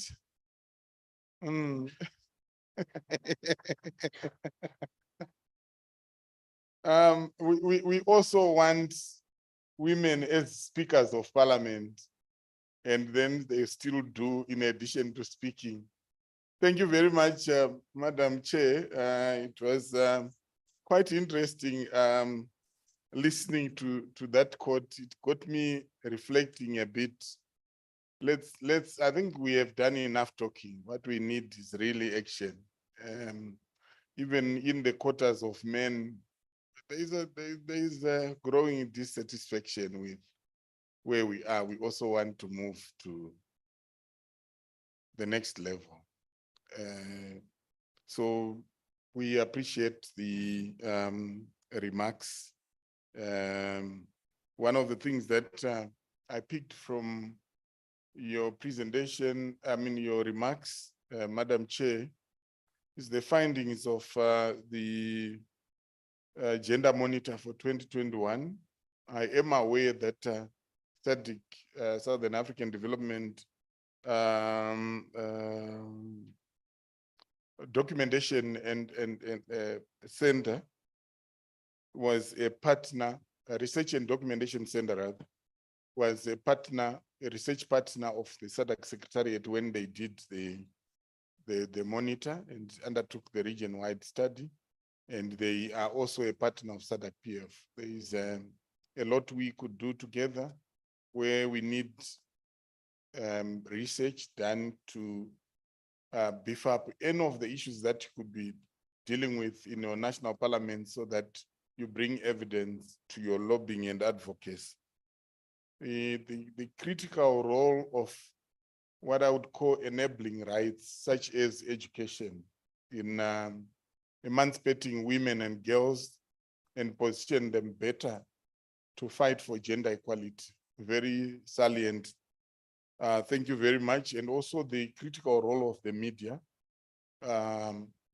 in shaking the shackles of gender inequality. We need to bring the media on board as a partner. Often we have remembered the media when we have complaints about how the media unfairly reports on women. And there is an extent to which we could bring them on board to be a partner. Secondly, and more fundamentally, we also have opportunities with the social media to be able to project our own stories. And I think the discussion we need to have is how do we empower women politicians to enhance their digital footprint? Because social media is a powerful tool. You can tag someone who has 25 million followers on Twitter, and lo and behold, you are able to tell your stories in circles that you would never be able to through social conventional media. And that's why we are luring young people to come closer to our politicians and women parliamentarians, so that they also impart this capability on our women parliamentarians. How nice it would be one plenary assembly, we wake up and realize that the most tweets that are being done during that plenary is being done by women parliamentarians. It's possible because this is exactly what these young people are already doing. So we need to create the avenues for those collaborations, and I'm sure they would gladly grab the opportunity to be able to empower parliamentarians. Do I speak for you, young people? Yes. So we want to image here. We often call them, SG calls them the Twitter army or Twitter brigades. What if they pass on the weapons to our women parliamentarians and you start shooting from everywhere, close range and long range? And before you know it, you are able to connect even at regional level in terms of resonance of common message. So thank you very much, Chair, for those remarks. I think it sets a tone on what we are supposed to be doing over the course of the next 2 days.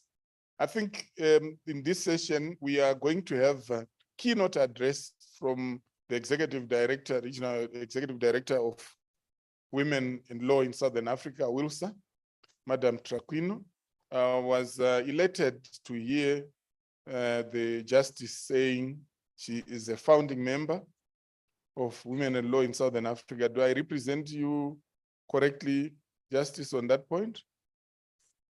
Yes. No, I was saying I was alluding to the fact that you indicated that you're a founding member of WILSA. Yes, and we're going to have a keynote address by the Executive Director.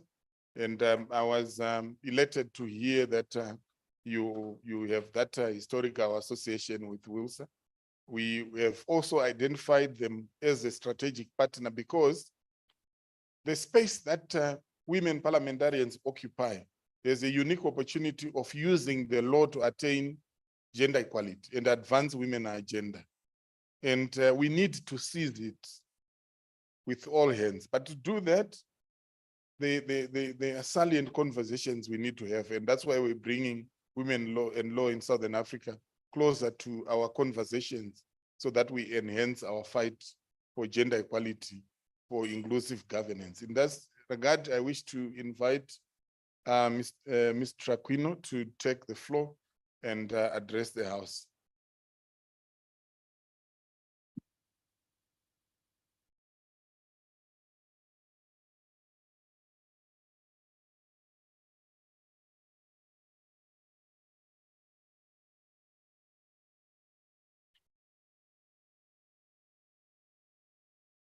Thank you so much, Master of Ceremonies.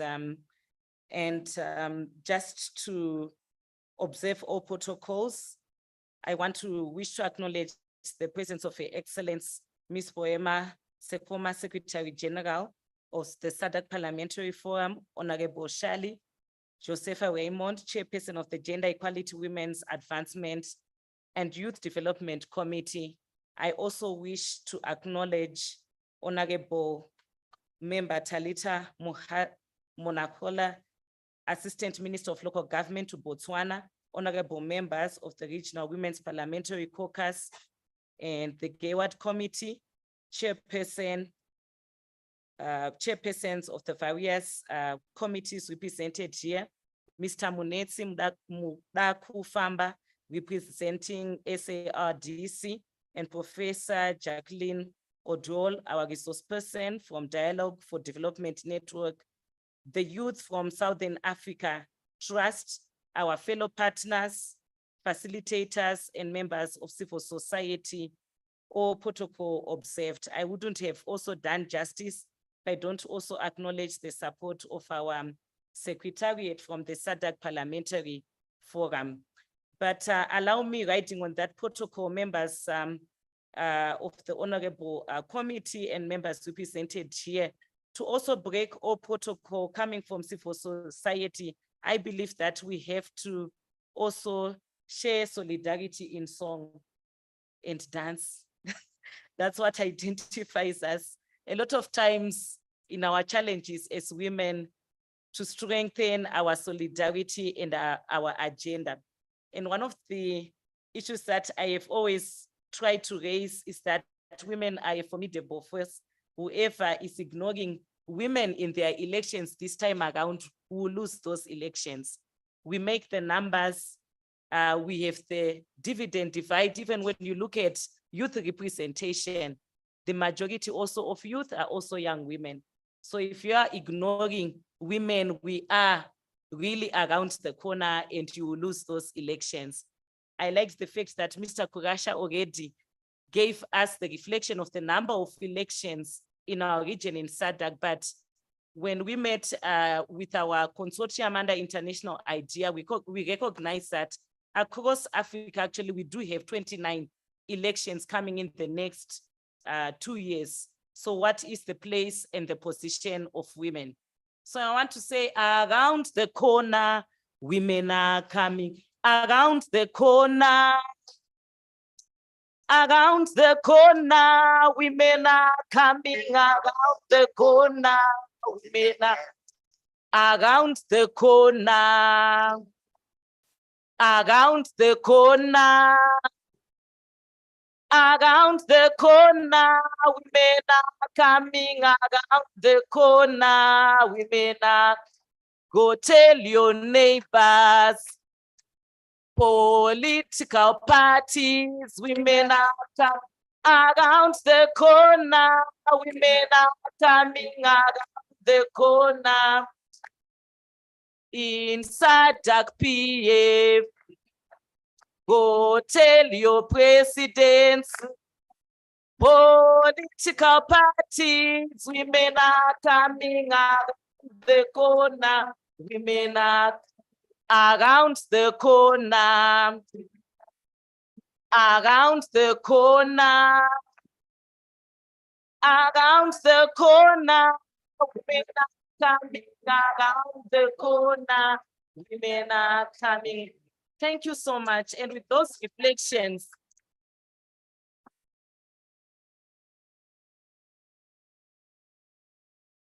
Thank you.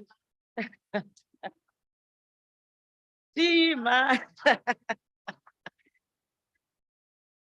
Mama.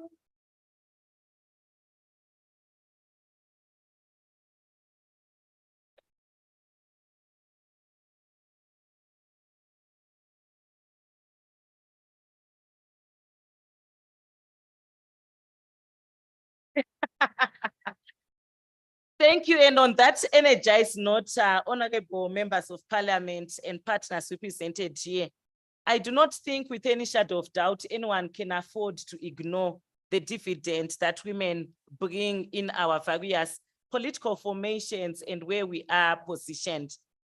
The Africa Agenda 2063 already has committed us to improving women's political participation through Aspiration 3 on Africa's good governance, democracy, respect for human rights, justice, and the rule of law. The continent has long committed to improving gender equality in political decision-making through the various regional and political commitments that we are members in the party to. The Beijing Platform for Action, for instance, advocated for the prioritization of women's leadership through ensuring women's equal access to and full participation in power structures and decision-making, and increase in their capacity to participate in decision-making and leadership. The 2030 Agenda for Sustainable Development also underscored the need and the urgency to achieve gender parity in leadership, and not forgetting the Convention on the Elimination of All Forms of Discrimination Against Women, which explicitly mentions women's political equality and participation at all levels. At regional level, it has already been emphasized. The protocols that we have, such as the Maputo Protocol, the SADC Protocol on Gender and Development, that also offer specific provisions on political participation that we need to ratify and domesticate in our countries. Overall, there are benefits in women's political participation in leadership and decision-making that has been documented in most of our countries. In fact, UN Women even did a study during COVID-19 just as a reflection to show where leadership is headed by a woman, how it actually transformed a whole country in responding to the pandemic or the epidemics. So there are benefits even at national level, at community level, at household level, when we involve the active participation of women. Participation of males and females in leadership and decision-making does broaden our perspective, increases creativity and innovation, diversifies the pool of talents, competencies, reduces conflicts, and improves the processes of decision-making, and also promotes inclusive development. And when we talk about inclusive development, we should also not forget that women themselves are not a homogeneous group. We have women who are in rural, in urban areas. We have women living in mining communities. Just last week was the Global Alternative Mining Indaba, in the mining Indaba, and conversations were happening there on how inclusive leadership in areas that are rich in natural resources could actually improve women's lives in mining rich areas or in natural rich areas. But a lot of times countries have missed opportunities to have women in those positions. Statistics numbers do not lie. Whilst most of our countries have surpassed the 50% mark of women in decision-making at parliamentary level, we also are struggling in a number of areas. Studies that have been done, for instance, the Pan-Africa Barometer on Women's Political Participation by International IDEA, led by Gender Links, and also the model Pan-Africa Gendered Electoral Law, which was developed with the support of Women in Law in Southern Africa, highlighted how legal instruments can be utilized to transform the lived realities and be game changers in changing the numbers and the statistics. Electoral systems and affirmative action for women's political participation, often referred to as temporary special measures have had key bearing on the extent of women's political participation. Across the globe, including in our region, women are better represented in countries with proportional representation than where there is the first past, the post system, or a mixture of the two systems. The same has been reflected in most of our countries, even in the SADC region. Of the 54 countries that we have in Africa, 23 of them utilize first past the post temporal system in their electoral system. 18 of them have incorporated proportional representation, and 10 African countries have a combination of the two systems. The remaining 3 countries are in transition. 40 African countries have constitutional, legislated, or voluntary party quotas. And 6 out of the 10 countries in the African ranking of women in parliament, including the top 3, which are Rwanda, South Africa, and Namibia, follow the proportional representation electoral system. 2 countries in the top 10, like Senegal and Tanzania, have a hybrid mixed system. So what we are learning is that your electoral or choice of your electoral system based on your legislative framework has a bearing on who ends up in power and in position. Women constitute 34% of members of parliament and 30% of councillors in Africa in general, with countries that are using the proportional representation system. So the numbers tend to go higher where we are utilizing proportional representation system because of the model. The lowest representation of women, both at local government and at national level, has been in countries that use first past the post electoral system because it is highly competitive and requires a lot of resources, and there's a lot of political contestation involved. Constitutional or legislated quotas in the proportional representation system are the most watertight way of achieving gender parity. This is what a lot of the studies that have been documented in our countries have shown. However, voluntary party quota system can also equally be powerful and effective if the party or there is political commitment at the highest level to comply. Reserved seats, whether in the first past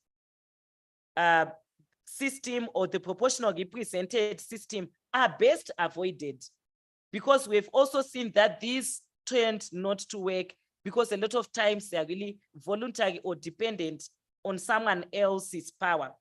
Candidate quotas that oblige parties to field certain proportions of male or female candidates are more fair and better regarded by political parties. It is therefore not to be taken lightly, honorable members, the power that we have as legislators in our countries and also at regional level.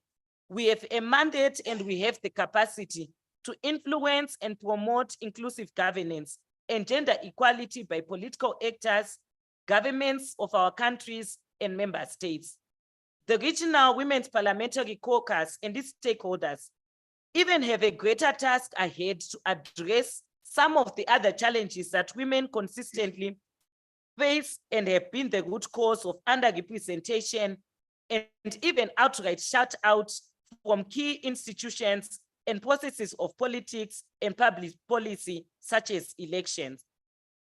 The experience of women's exclusion has been reproduced from generation to generation, and in other domains such as the economy and critical sectors such as science and technology. Therefore, the inclusion of young people, young women, becomes of importance. Among the many causes and the drivers of limited women's participation in politics and public life continues to be the legal obstacles. So we have to look comprehensively at other supporting legislation, whether it's related to even the majority status of women in our countries and how it is being implemented.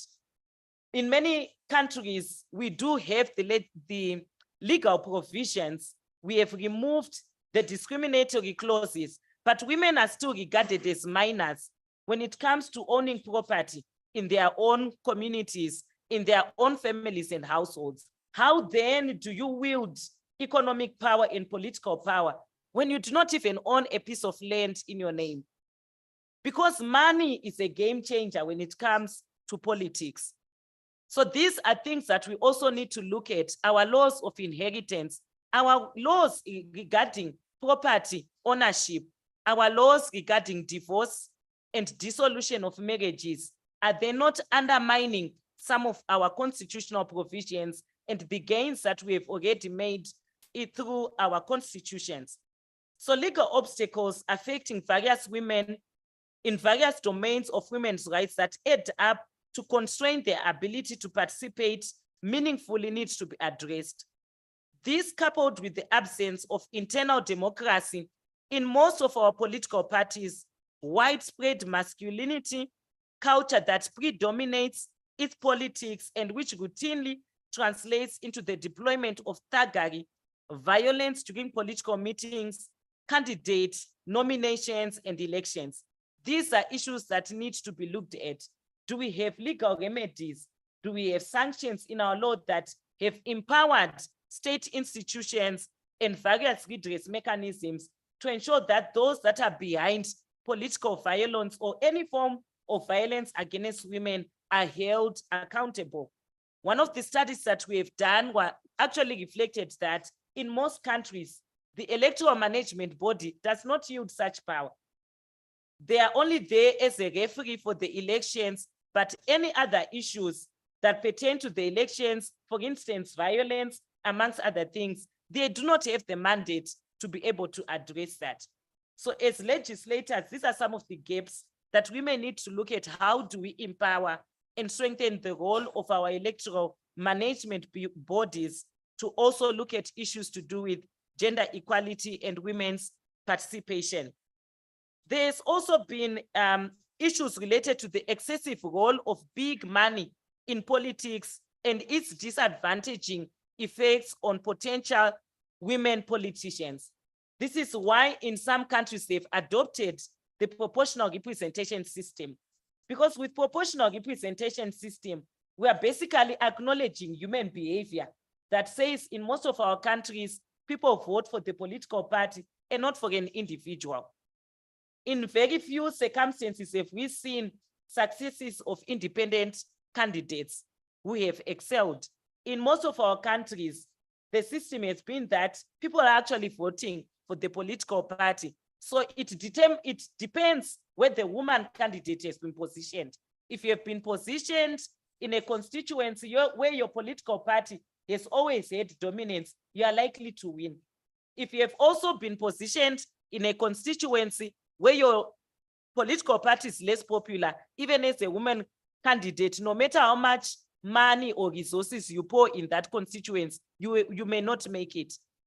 So acknowledging that means that we have to now take a careful reflection at the electoral system.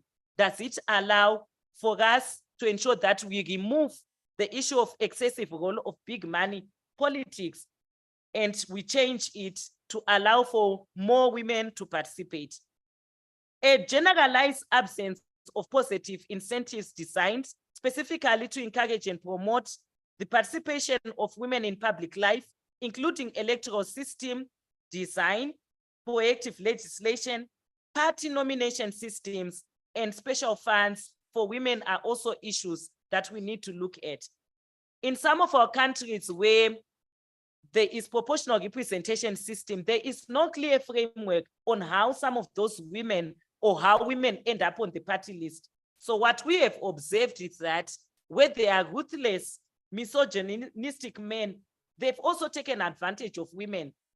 And we have had allegations of sexual harassment where younger women are made to pass a thigh to be able to make it on the party list. So these are things that we need to deal with in our own political parties. We are the women, the game changers. We have to even challenge our own political systems in our political parties to say what is the nomination criteria for anyone to be on the party list? What is the checklist? Do we have a certain priority that we will look at? And this removes the vulnerability, particularly of younger women and younger people.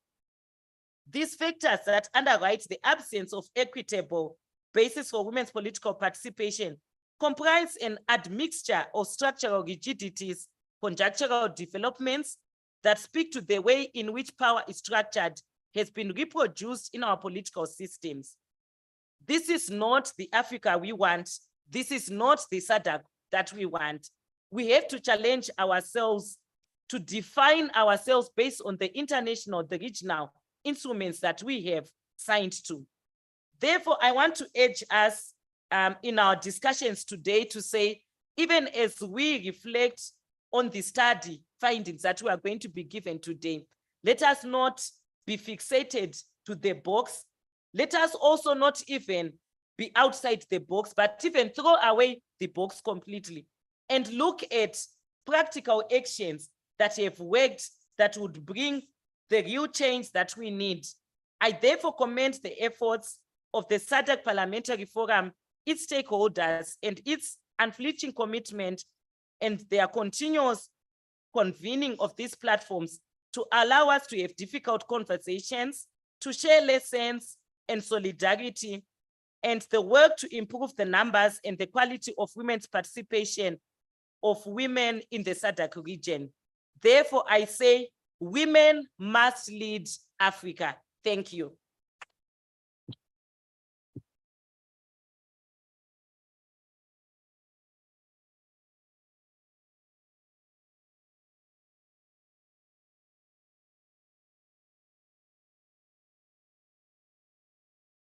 Around the corner, around the corner, around the corner, around the corner, coming. Thank you very much, Ms. Traquino. I think, please, we want to negotiate for the patent rights of the song so that it becomes a song that Gaywide and RWPC will be adopting when you are going to engage stakeholders in member states based on the election calendar. When you must surprise them. You know, in politics, the art of surprising, you just rupture into song, soften the ground, secure concession, and the next thing, things are happening. And I really like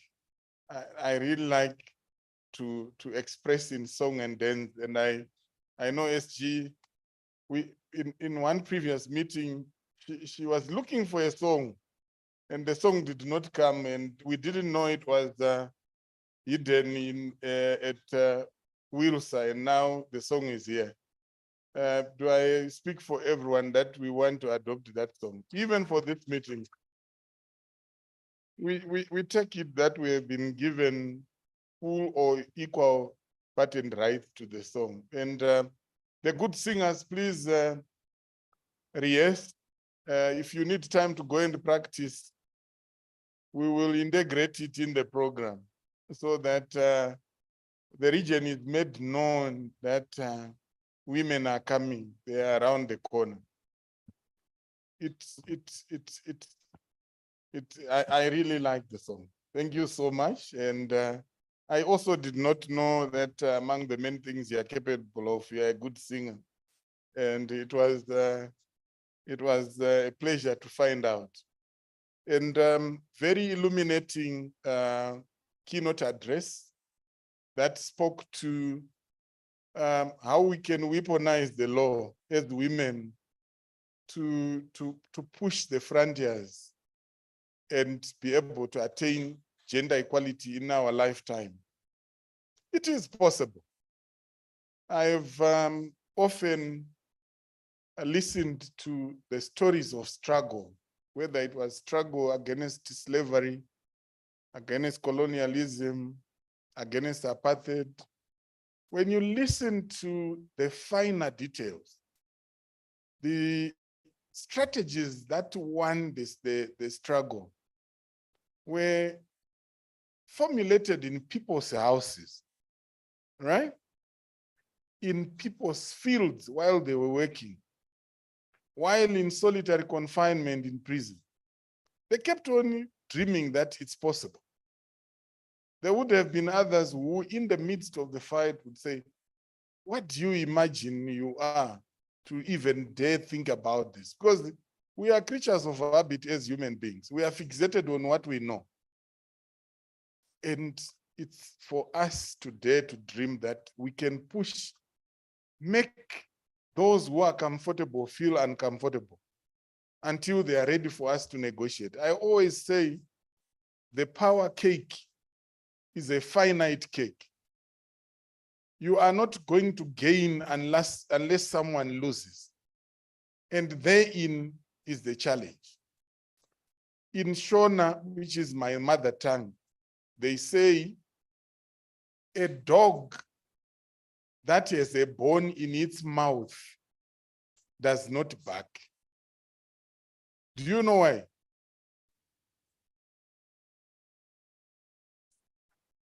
Yes.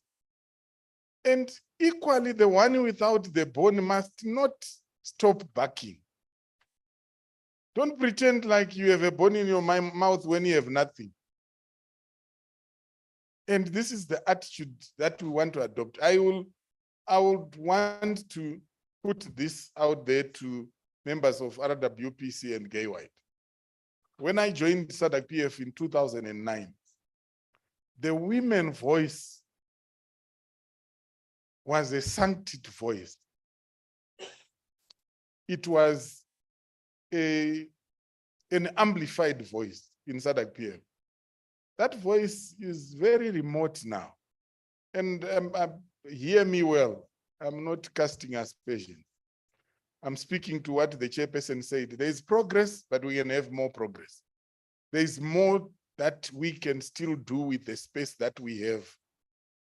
When we, SADC PF reviewed its constitution, one of the positive things that happened deliberately through the Secretariat's initiative was to broaden the membership of RWPC beyond chairpersons of caucuses to bring all women parliamentarians. The intention being to further strengthen and amplify that voice. But that voice is not as loud as it could. And this is why we need to announce that we are around the corner. And thank you. So thank you very much, Madam Traquino, for provoking the women, the figures, the statistics, but on the other hand, also the opportunities that are there, including using the law. The correlation between electoral system design and attainment of gender equality. When the law does not sufficiently address the question of gender equality, ordinary citizens blame parliamentarians. And as a result, let's take that blame because we are in the spaces where we must make use of the law to attain gender equality. And I'm sure when we collectively share our experiences, we must be able to do more. Honorable members, we must proceed to the next item on the program. We are running slightly behind, but we're fine because what at our time was the introductions, and we needed to know each other, to know about the expectation. And I think we sit in a better space now to be able to have conversations because we know who is in the room.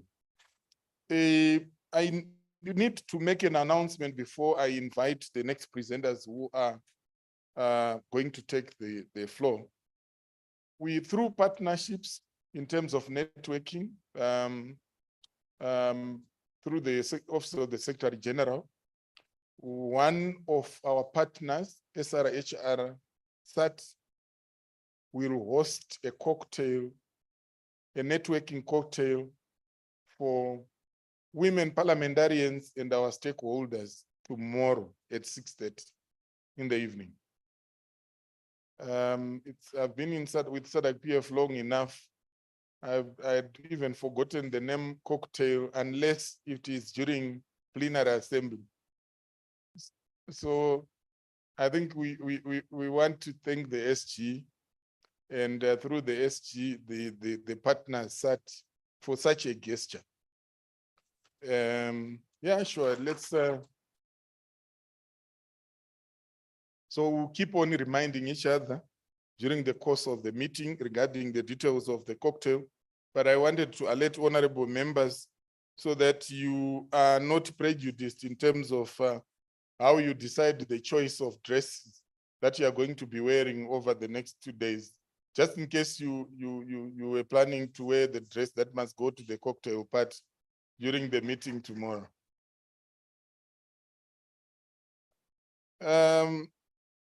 At this juncture, we are going into one of the main aspects of this meeting, which is the presentation of the findings from the study. And let's listen carefully, engage carefully, and use that for when we are going into strategies and priority action areas. So at this juncture, I wish to invite IT, kindly facilitate for the consultant to be able to be on Zoom and to share the presentation.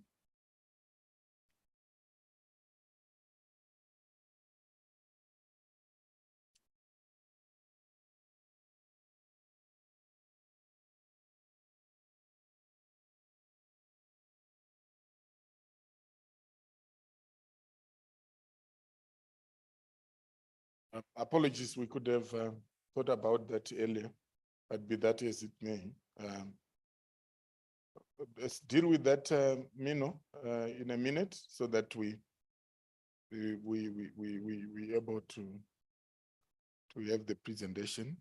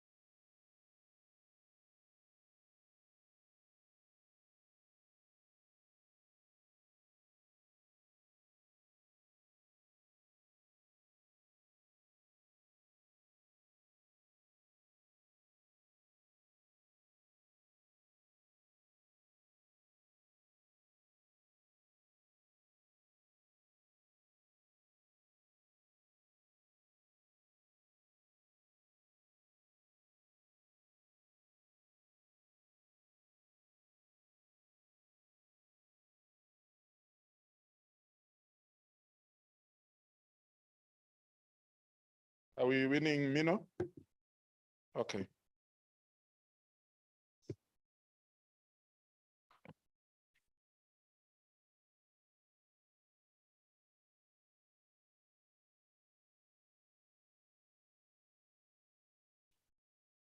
Around the corner, around the corner, around the corner. Sorry, honorable. A minute, come.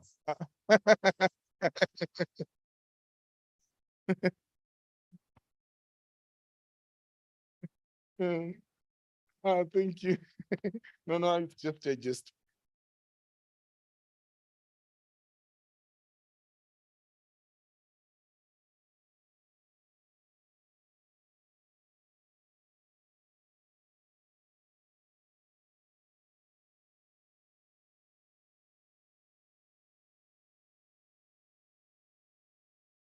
Okay, so we hand over to our consultants from Charleston, and they have the floor. All the best.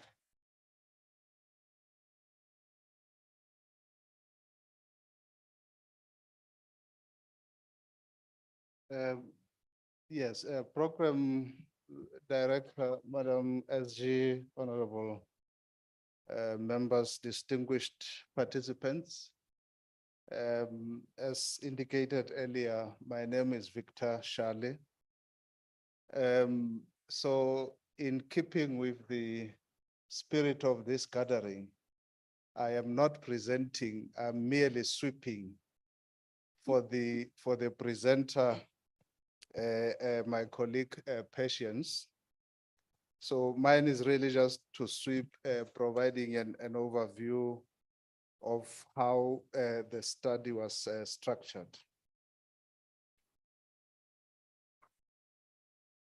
So I think looking at the remarks by the Honorable SSG and the other keynote, the chairperson of the committee, much has already been said in terms of the objectives of the study.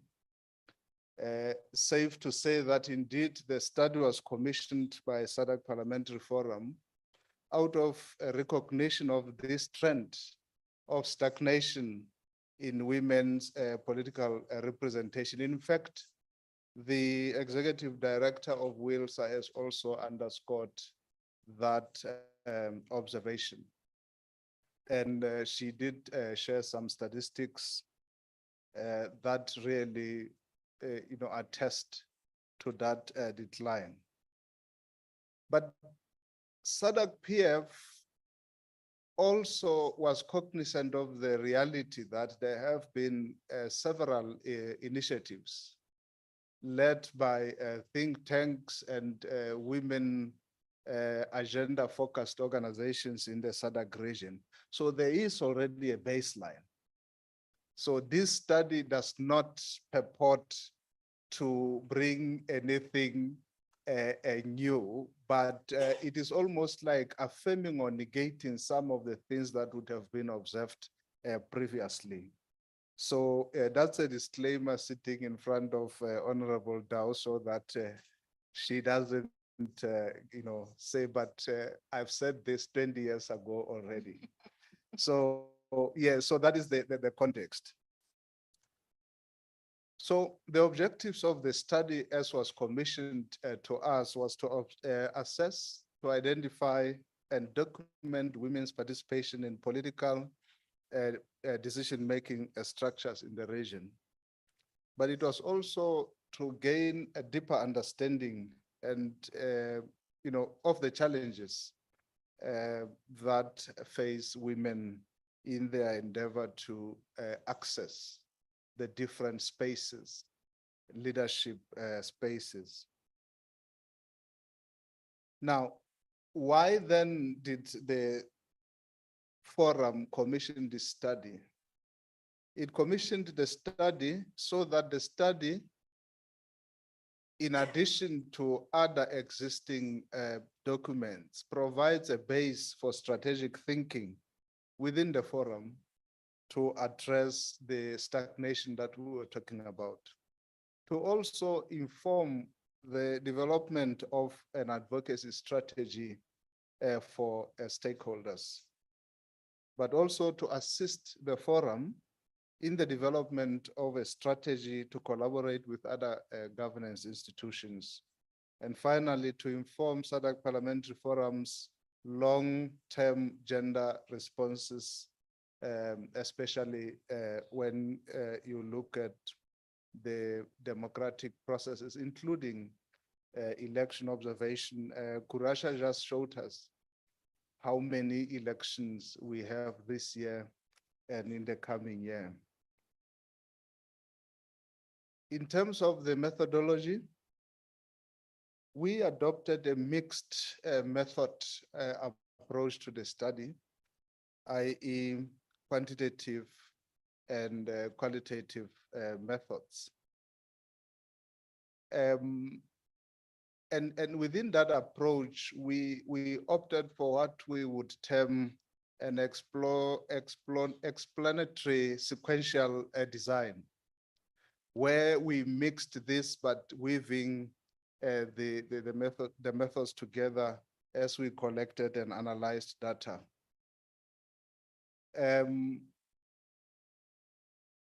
So based on that approach, we were then able to get an in-depth understanding of the initial qualitative and quantitative data that we collected.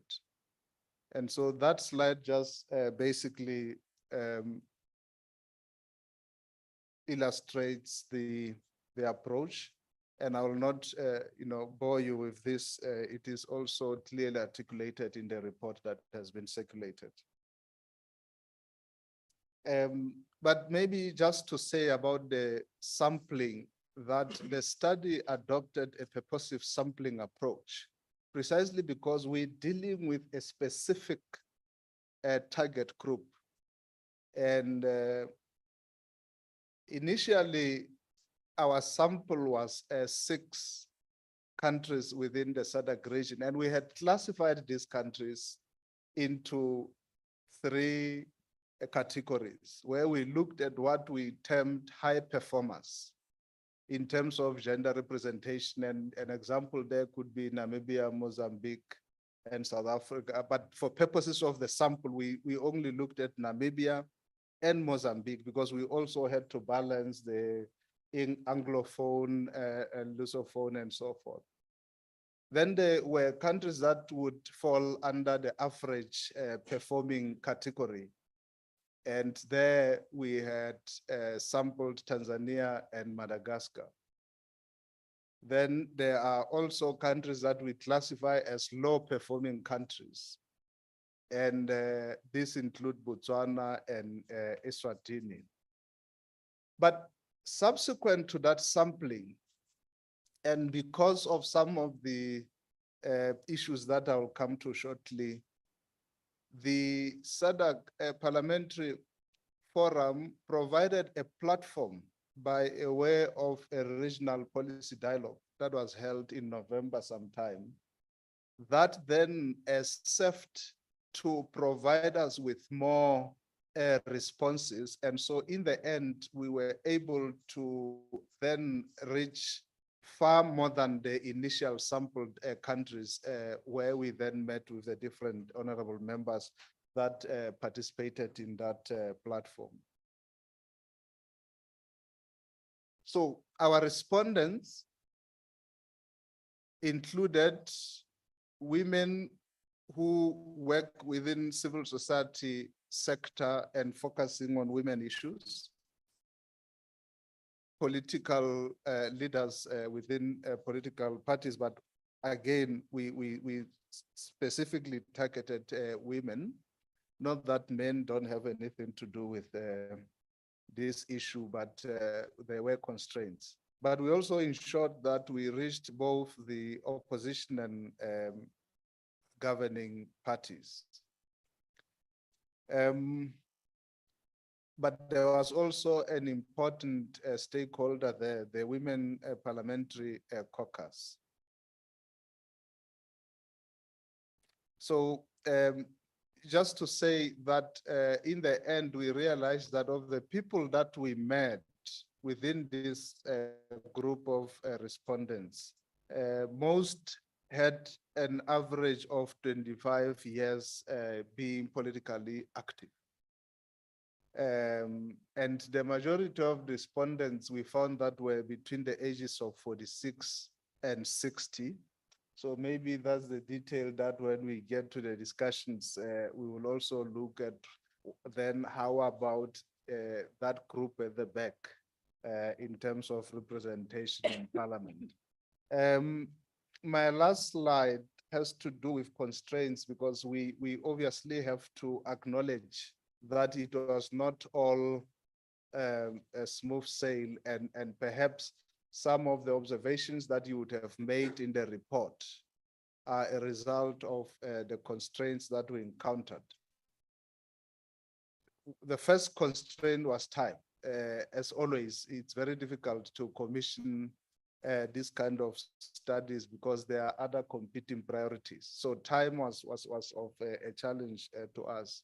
But also, as was already clearly articulated earlier this morning, financial constraints. That the forum is an inter-parliamentary forum, so it basically has to, the basic source of income for the forum would be member parliaments.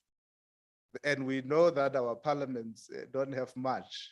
And so thanks to the development partners who chip here and there. So this study, like many other endeavors by the forum, was challenged by the financial constraints. So this really handicapped our ability to go out in the field, because ideally we should have been able to visit the sampled member parliaments physically.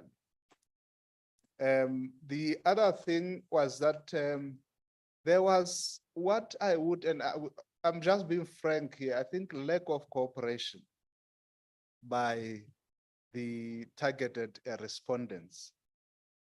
When we designed the study initially, we had a survey that entailed administering a tool. And the SADC Parliamentary Forum Secretariat had provided a list of members of the caucus that speak to Honorable so-and-so, speak to Honorable so-and-so. We reached out to all these chairpersons. And up to this moment, as I stand here, we are still waiting for the responses. There were only maybe two. Seychelles was the first one to respond, followed by Botswana. After that, nobody responded, unless if there's a, but yeah, but there was, well, Tanzania did. No, Botswana did, yes, of course. But I'm saying there was quite a lack of responsiveness. On a matter of this importance, I think we need to say it that there was that lack of responsiveness, and it then militates against the forum's efforts to put this matter on the regional agenda.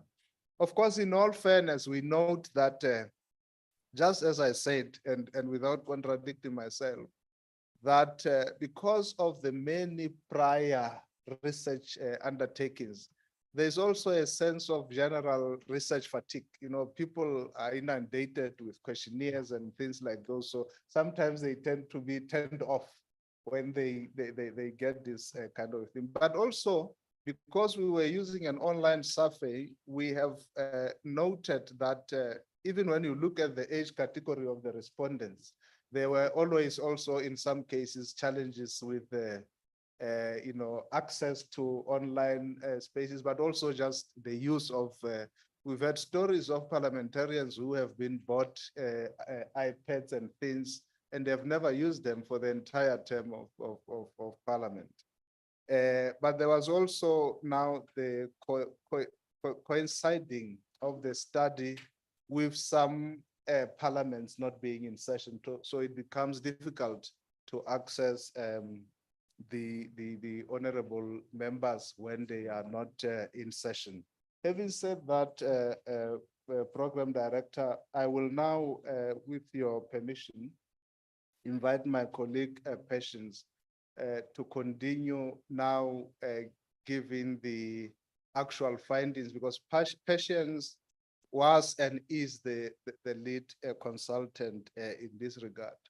But, you know, with your permission, I just made an observation, which is quite interesting, and I'll see how this then gets navigated in the discussions. The executive director of Wilsa Zimbabwe was saying that there is a sense in which there's a general sentiment that maybe the electoral system might be the solution to some of the challenges that we met. And we make this observation in the report, as Patience will come to that point shortly.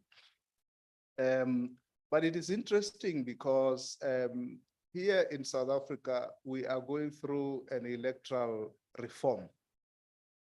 And as some of you may be aware, we are going through an electoral reform following a constitutional court ruling where the Parliament, President, and the Electoral Commission were said to have been offside in terms of the Constitution, that the electoral system does not allow for the participation of independents.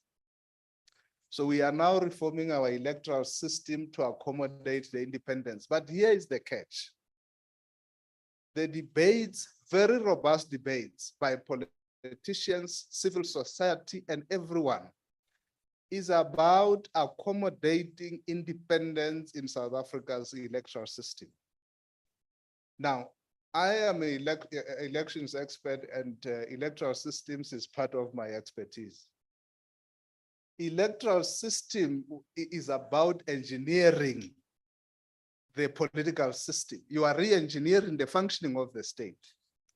So the notion, for instance, in South Africa, that by admitting independence, you have solved the problem, is oblivious of the many equally important factors, including the constitutional approach that we adopted in 1994 to say we need to have an electoral system that ensures that there's many other factors that are considered beyond just having those people in here. So I think the discussion around engineering electoral systems to have women come in must also be cognizant of the fact that electoral systems are meant to achieve far broader purpose than just getting the numbers. And my colleague will come back to that point in terms of some of the observations that we made during the study.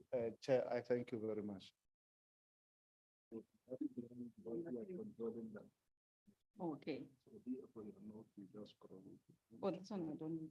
You need to, because you're controlling the screen. Okay. Yes. Okay. Thank you very much, Victor.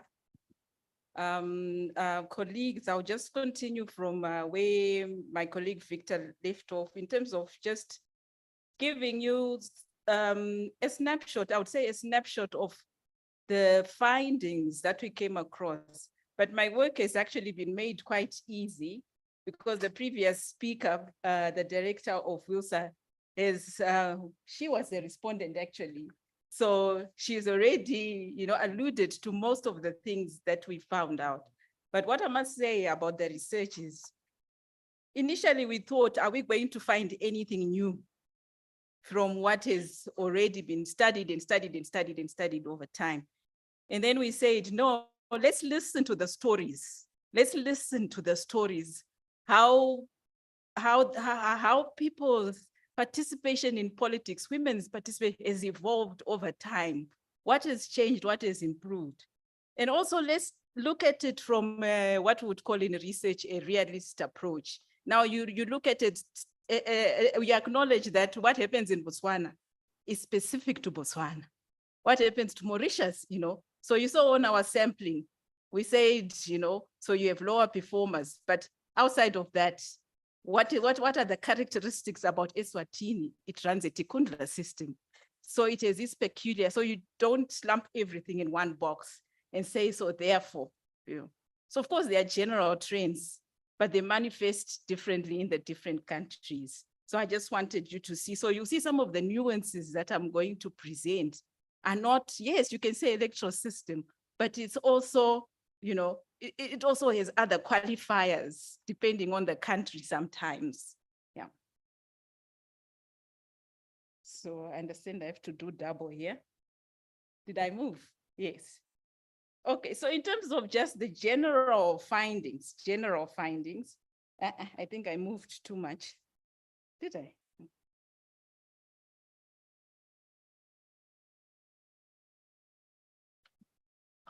No, there was one slide that was before. Okay, I must have deleted it.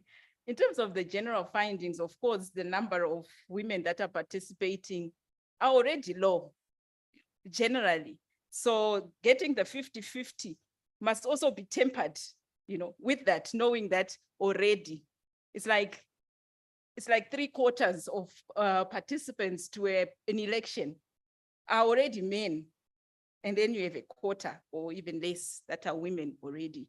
So that needs to be factored in, when you consider getting to the 50-50. Then we also find out that there's a conflation of what is called descriptive, symbolic, or substantive representation. Now this says, so when we were asking questions, we wondered what respondents were responding to. Are they talking about descriptive, which is numbers? Is that the concern when we're talking about women's representation? Or are they talking about the representation of women's issues, under substantive representation? Are they talking about symbolic, which goes, a bit more deeper than that? So you see, when we come to quotas and you look at the example of Zimbabwe or Tanzania, that question then came up. That is this substantive representation, or this is just descriptive? Does it make a difference, what is happening? So this is where I said, we look at the specific countries and what it means. And then there's the issue of intersectionality. I think it was raised that the experiences are not the same. So different political parties, for example, are you opposition? Are you a governing party? Your experiences are likely to be different. Are you a young person? Are you, all of that? So that also needs to be factored in. So we're just highlighting these things to the PF so that you don't clump everything and everyone together. For the recommendations, how do you include the group at the back, understand this intersectionality issue? Of course, differences in country experiences were with some of the things that we found. This list you already know. You already know where your country is. So we could follow, if we looked at it from trends, you can follow your country from maybe the last 4 elections, or even when you attained independence, and we looked at your trajectory, across time. And of course, that has not changed substantially in a lot of countries, but in some countries, the moment they adopted a quota system, it shot up. And then they became outliers, as you shall see. But generally, this is the trend. The least performers, we can see them, and the ones that are higher up. I'll explain some of the things why this is the case. One of the findings, the general findings that we came across is the movement that is being realized, which is like, I think, a 3% movement has been realized over the past 10 years or so. Is that it's not consistent. So in one electoral year, you can have a higher number, and the next electoral, the number of women goes down. So there isn't consistency. It's not consistently going up, and that should be a cause of concern, really. So are we doing touch and go? Is it deliberate strategies that are being employed? So this is what this is saying. So if you look, like, this is Zambia. Where are women? The women are the ones, oh, I didn't move this. Sorry.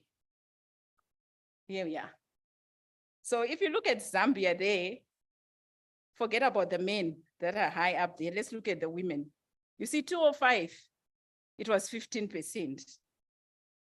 It went down 2011, went up 2016, went down 2021. So the ability to be able to manage that and, target it to a higher level to reach the 50% parity that we are looking for, has to be a bit more deliberate. If you look at Madagascar, there was a point when it was 19, went down to 17, and now 18.5.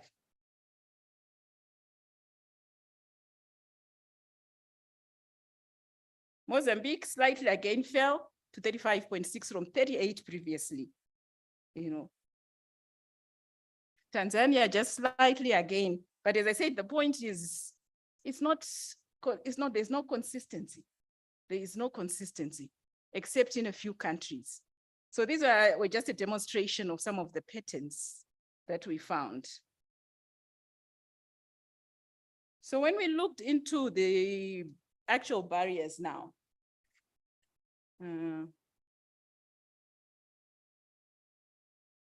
okay.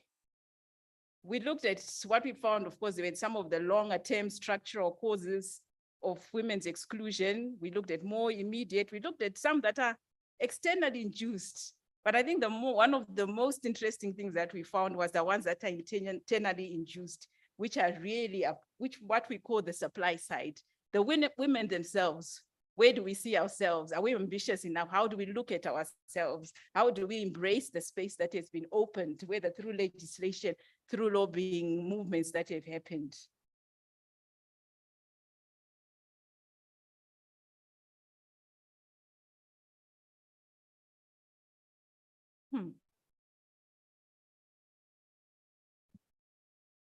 May I propose that if you are able to follow, you can get assistance from ICT, they help you to roll, otherwise it will Take a might bit distract long. you. Yeah, sure. Yes. So in terms of the categories of, we clustered the barriers into categories.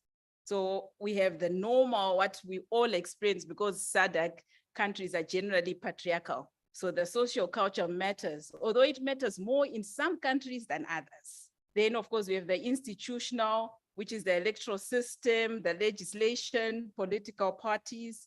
The economic has already been talked about quite a lot, about the role of money. Money, the way it oils one's participation just to get in, just to get nominated, just to get elected. It's one of those barriers. Then of course, the issue of political violence, which has been talked about, and then the psychological and motivational, which was the internal that I alluded to. So you can go to the next. Now, if we look at some of the socio-cultural, maybe you recognize your quote of what you said. This was just one quote that basically sums up the things that you all know, that you experience. The value of a woman being in the private space, being quiet, for you to be politically active, it's really getting out of not only your comfort zone, but the others, the ones that are receiving you, they think this is outside of a woman's comfort zone. So why vote for her? So this is a general trend right across the country that we came across. So of course, the socioeconomic and the religious in some cases affects, what we found is that it affects your likelihood or the likelihood of women to want to participate politically, particularly even younger women. That is actually, that was an issue. It affects the likelihood to be nominated. Who is nominating you? What do they believe about women? For you to be voted into power, it affects you. And for you to be appointed then into a decision-making position, it also affects you. So it's just not a one-dimensional, type of thing that you look at. Yeah. So there's this saying, I think this saying was actually said in Setswana, but it's just, I just put it in English here, that there's this dominant view that a female cannot lead the span of oxen, otherwise they'll fall into a ditch. So you already see. So when you have campaigns, I see in Eswatini, they've had a campaign, I think it's not only Eswatini, that says vote for a woman campaign. So in the face of this social cultural thinking, you see the results that you get, because that has not been addressed, these underlying cultural beliefs. So you can do as many campaigns as, but if this has not been addressed, you still hit the same resistance. I've gone to the next. The next category of barriers was the institutional. Now, on the institutional, which talks about electoral systems, your quotas, your legislation, and political parties, this is the space that we found that offers it offers the opportunities for change, because you can basically engineer your institutions, to undermine even the cultural. When you introduce a quota and you follow it through, you're forcing people to already adopt. So this is the space for opportunity, around the institutional space. I'm going to the next. So for example, your electoral system. Now I see we have a colleague from International IDEA.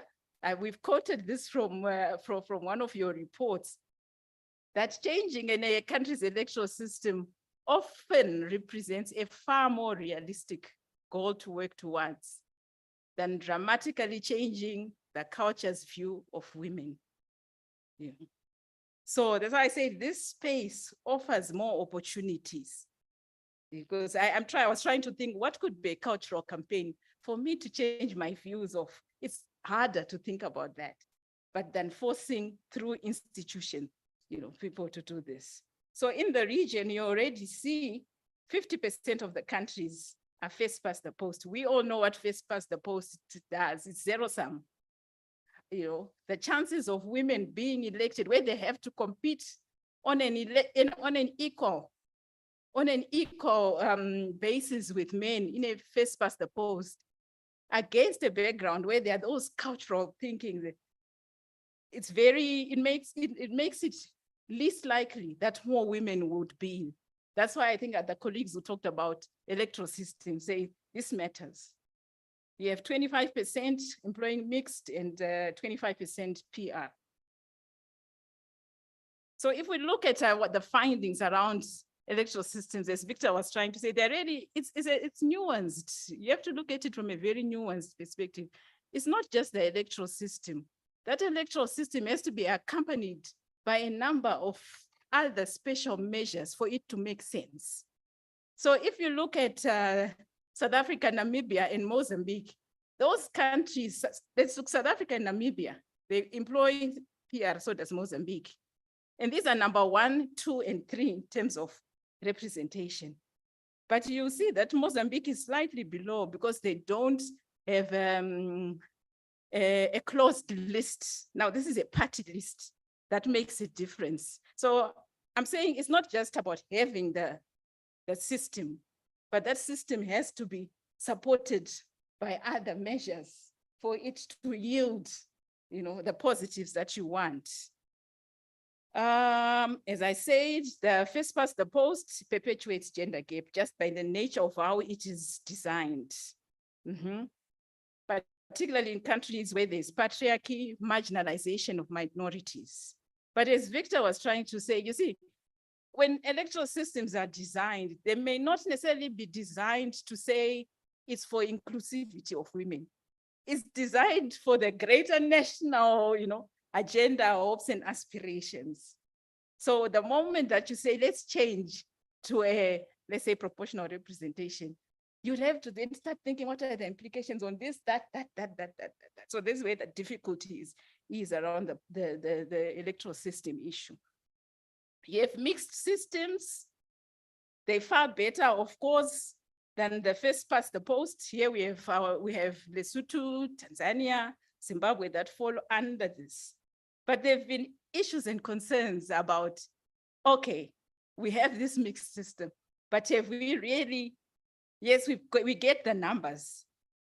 But in Tanzania, for example, I think in Zimbabwe, they say that, Tanzania, they say, but these women that are chosen under this system, they are like a separate group of women that are standing there on their own.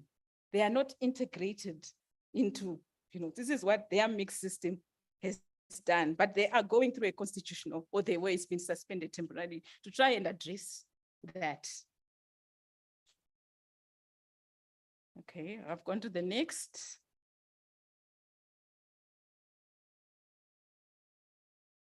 Just go to the next. The next slide, no. One before. Yes, this is the part that I was talking about, that you have to add, the countries that have performed quite well, they've added other measures to their electoral system. So, and those measures are usually quotas. So you have, of course, legislated or reserved quotas like Tanzania and Zimbabwe. And then you have voluntary party quotas, Namibia and South Africa. Why it works in Namibia and South Africa, they are voluntary at a party level, but because there's political will to want to implement them. And also it then ties with their proportional representation. So they are under pressure to live up to the proportional representation. So the parties then give form, to what can be achieved through that. I'm going to the next. So just looking at when you don't have quotas, this is Tanzania without quotas, what it means. Let's just go to 2020 election. Without quotas, it would have been at 11.6 representation. But with the quotas, you see it jumps 36.7 representation, to just see how the quotas can really make a difference.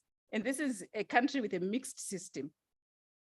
Zimbabwe, I think, also is the similar example. Before the 2013 legislated quota system, Zimbabwe would be about 9% up to about 18%.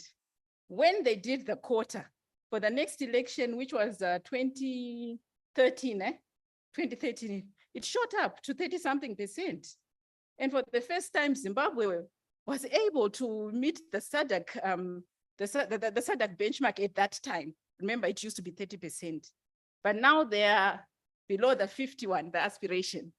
In other words, that means Zimbabwe would need to do something extra now that we are on 50. Maybe they need to change and say our quotas now are now going to be 50%. Then that would guarantee that the 50% parity would be achieved. So yeah, I'm moving on. I wanted to show you just how countries have, if you look at the combining the whole thing. So if you look at South Africa, I'm going to give South Africa and then I'm going to give Angola. South Africa is 46.7, almost at 50. Why? They have a proportional representation system. And then they have a closed list, party list. Now, this is the zebra list. So 1 man, 1 woman, 1 man, 1 woman. This is on the party list, right?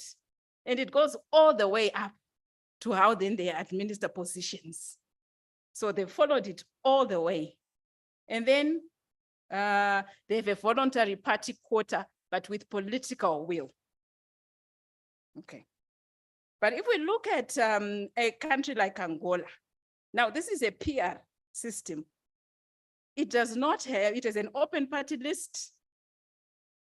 So really it can be manipulated. You know, an open party list can be manipulated. Women can be at the bottom, or whoever's voting chooses who they want to vote for. So it's not, you know, confined, and they've got no quota.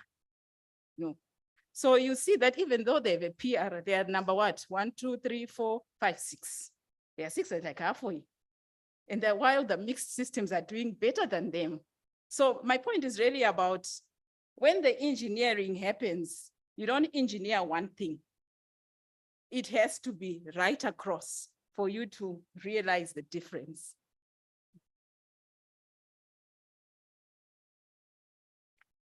We can move on. You want to ask? Can I?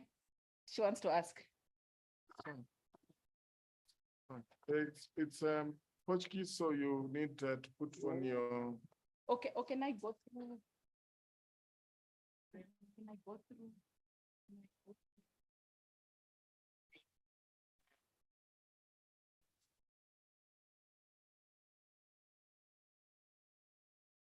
So with quotas, I think I've already mentioned that they also can have unintended consequences. So like Tanzania talks about the quota women, I think this is that's the phrase that I got, that they are referred to as to the quota women and they are not taken as seriously as the ones who actually stand in constituencies. They are put on the side, and you see that the quotas in Tanzania, they are like on a proportional representation basis. So depending on what your party get, then you get the number of women are related to that quota. So respondents say the women, the quota women are like a bonus to parties. It's nothing about improving the women themselves. It's not about improving, it's not about substantive or symbolic issues. It is just something to reward the parties. But this is not my view, but it's the views of what came from the yes. So they can undermine the goal of real empowerment of women. And then political parties, we also were told about what can happen in political parties. Political parties, you know, are the gatekeepers. For you to be represented as an independent, yes, you can, but your chances are higher if you're within a political party. The political parties hold the key. They determine your nomination, you know, whether they will fund you, whether they will support you and all. So I think the majority of respondents found that this is one of the weakest areas because parties are dominated by men. and the parties don't have policies and programs. This is not all parties. You have good practice, like we saw in the ANC, it's good practice around parties. Then you have some opposition parties that talked about some of their good practices, what they do in their party. So the differences in parties that we saw is that the extent of inclusivity is determined usually by the electoral system that these parties are in, and the extent to which they have adopted inclusive policies and programs. But the majority of parties have not done this, adopted inclusive policies and programs. And also political parties, the one thing again about them was that they also determine the political environment generally. So the issues of violence, political violence, actually starts within the political parties or are perpetuated within political parties. So this is one area of serious concern. The next issue was about legislation. And again, I think it has already been alluded to, but the main issues around the legislation was, yes, SADC member states are signatories and they've ratified. I think there's only probably one country that has not ratified the Maputo Protocol. I think it's one. And I'm sure they do know. The challenges are around domestication into national laws. And a positive is that every constitution has an equality clause in the region. These are things to leverage on, But in some countries, they are inadequacies now of laws, of the laws. Outside, you have the constitution, but there's no codification into lower, policies, So, yeah, and then some of the policies are very quite gender blind. So you have a sweeping statement, and that's as far as it goes. And then the biggest challenge of implementation and political will. That was the biggest issue. So even where domestication has happened, implementation is a key cause for concern. One of the good practices that we saw was Namibia. That's already in its constitution, it says once you become a signatory and you have ratified, it's already binding. Those are already binding automatically to the country. The next set of barriers was political violence. And in this regard, we looked at violence against women in politics generally, and then violence against women in elections specifically. And we found that right across the member states, political violence is widespread. It's just in different forms. This country, this is more pronounced. So you have physical, psychological, sexual, and economic violence. But the most prevalent right across the countries was psychological. These are the insults, the intimidation, the trolling, the negative reports that you get, people attacking you because of your marital status or because of the way you're dressed. That is the most common type of violence that is there. And the media is an instrument of perpetuating or of doing this. Was noted, I think, in almost every country, how the media reports women. And of course, political violence was seen as being prevalent during election campaigns. And in election campaigns, it goes to the issue of physical violence. Then comes a bit up, physical violence. And then after elections, sometimes it is sexual violence. Becomes sexual violence. Who are the perpetrators? It's not only men, because there are different types of violence, as I've said. Even women are also perpetrating violence against other women. The voters, while doing bidding for their candidates. Political parties, to their own and to those ones outside, their opposition members. And the majority of countries reported that they don't have legislation or mechanism to deal with violence against women in politics and in elections. One of the countries, I think, talked about how, if you talk about psychological violence, where you have men catcalling, catcalling, or having, saying sexual innuendos. That is, they don't recognize it as anything. They don't say anything wrong. So it's not recognized as a crime, you know. So then it goes on, and then it talks about, one of the countries talked about how younger women, you know, are at a disadvantage, particularly around sexual violence. You know, so again, the intersectionality issue. Okay, I've gone to the next, which is economics. Again, the role of money around the electoral cycle. You cannot enter politics without money. No matter what electoral system, it's just more pronounced in a first past the post, because you still have primary elections even under PR, which is not about your party, but about you just getting in to be nominated. But when you're in a first past the post, now we throw out entering, being nominated, you know, campaigning and all of that. Then the issue of nomination fees came out. In some countries, nomination fees are just too high. I think we saw recently Zimbabwe has been flagged as one of those countries that have increased their fees. But then you also have good practice. I think the good practice was Zambia, where they have a lowered fee, you know, for women that want to participate.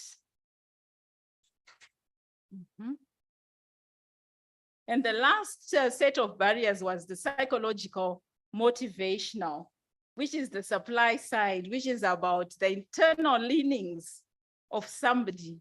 So in our questionnaire, we asked, we had these measures to say, how driven are you? How ambitious? What do you think of power? How do you relate to power? You know, how do you relate to intimidation and all of those type of things? So the role of self-drive, of self-worth, of ambition, of you perceiving power not as a negative thing, because you cannot do politics if you don't love power, you know. So that, yeah, so this issue also was flagged. And mostly it's because of the effects of socialization and what we talked about in terms of the social cultural, you know, that if you believe that politics, you may not cut it, you'll be intimidated and fall before, you know, that type of thing. So the self-drive, you know, has to. So succumbing to intimidation, fear of what the political role entails, and fear of failing, they ranked high amongst women who want to enter into politics, dissuading them. And so in terms of conclusions then, some of the things I've already alluded to and have been alluded, the inconsistencies in the codification of constitution into required laws, poor implementation of gender inclusive provisions, challenge of accountability for tracking implementation of commitments. Who is tracking? I know CEDAW does the tracking, but I don't know the SADC track. Does it track the SADC gender protocol, SADC gender and development protocol? I don't know, I'm not sure. No, we're not sure, you know, how that works. Okay, I've talked about this. And then absence of legislated or even voluntary quotas in the issues of political will. Next. Move on, move.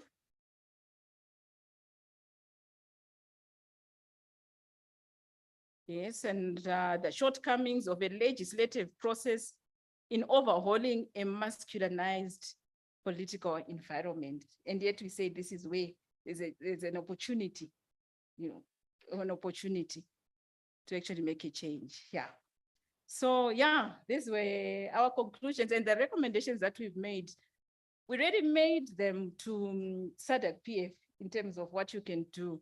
You already have good practice in terms of model laws. How do you pick on some of these things? You have model laws around violence against women in elections or in politics. You already talked about the one on gender-based violence that you have. Perhaps it expands to recognize violence against women in politics and in elections. You know, so where SADC PF can include some of the barriers and turn them into model laws, I think that can really be of assistance. Because SADC PF, you already have convening power You already have convening power. How do you use that power in terms of influencing member states around legislation, around special measures, around accompanying, the process? So yes, these were our findings. Thank you very much.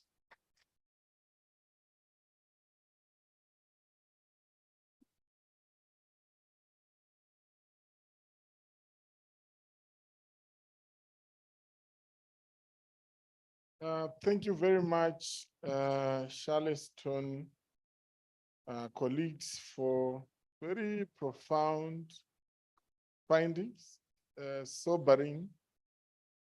And I think I'm not going to make your task any lighter, because I'm not going to allow anyone to speak. I want you to continue pondering, then we'll speak after.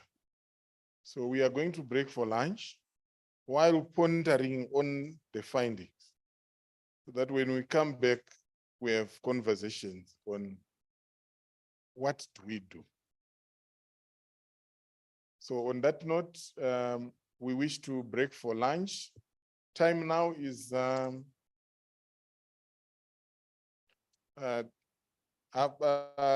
20 minutes to 2.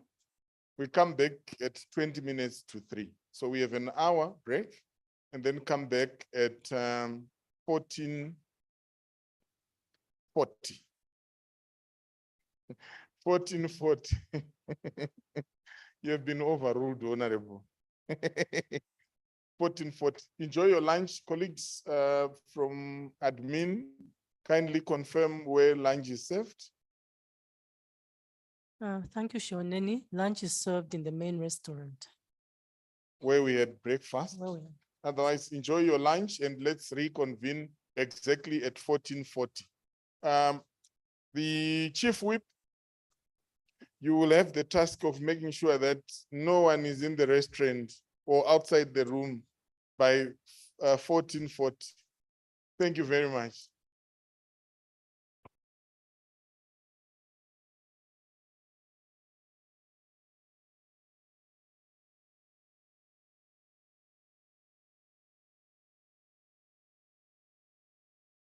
Honorable members, this place is one place where if you are late, you may not get food. So let's all trickle to the restaurant. It is in our interest. I have no powers to direct kitchen staff. So let's just go and have our lunch. Thank you very much.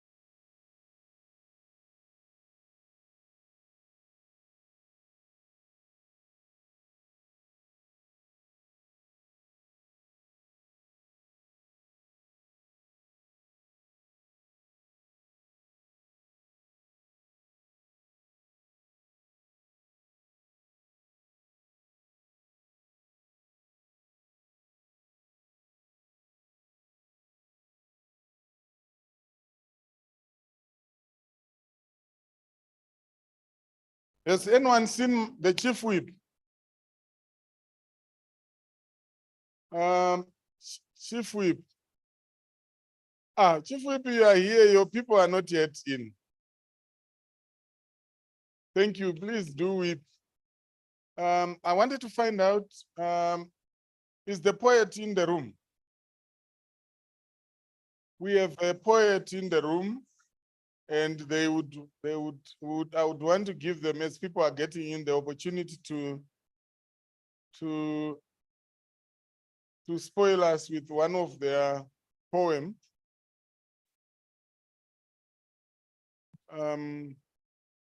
Sayof, where is the coordinator?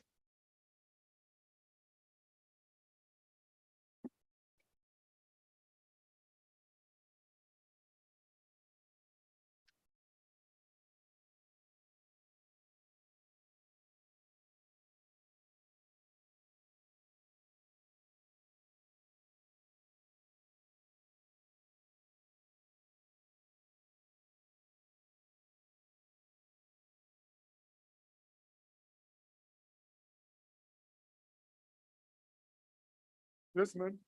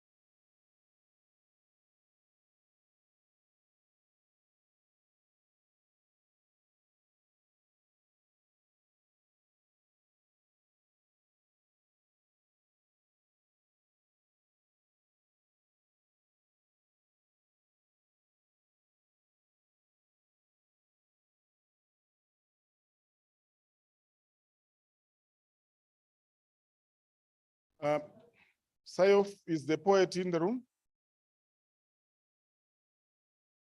Honorable members, as we wait for others to get in, we have a very dynamite poet in our midst, and we would want to unleash her to the honorable members. And please do come forward, and I'll give you 2-3 minutes to show us what you are capable of.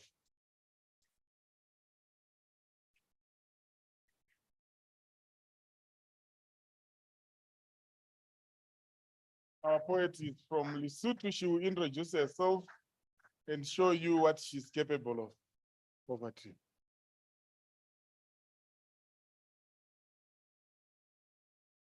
Thank you so much, Master of Ceremonies.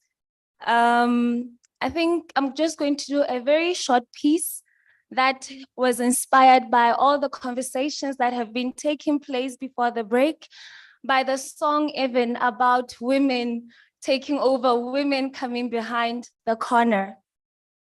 As he has said, my name is Relebohile Lefojane. I am from Lesotho.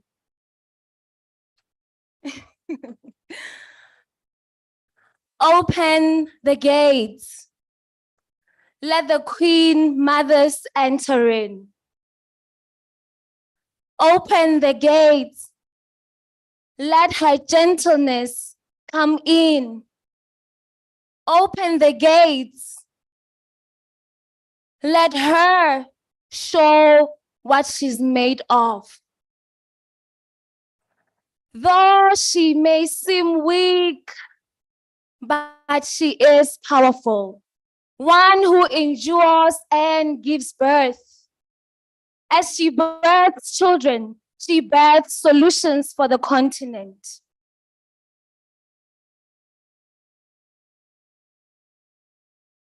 Let the prison doors of finances open. Let the barriers of violence open. Let the chains of psychological barriers open and break. The Queen Mother is here, one who holds healing in her hands for the nations. It is her time. It is her time to take on and heal the nation with love, with wisdom, with intelligence, and with unity. It is her time. Arise, woman, your time is now. Thank you.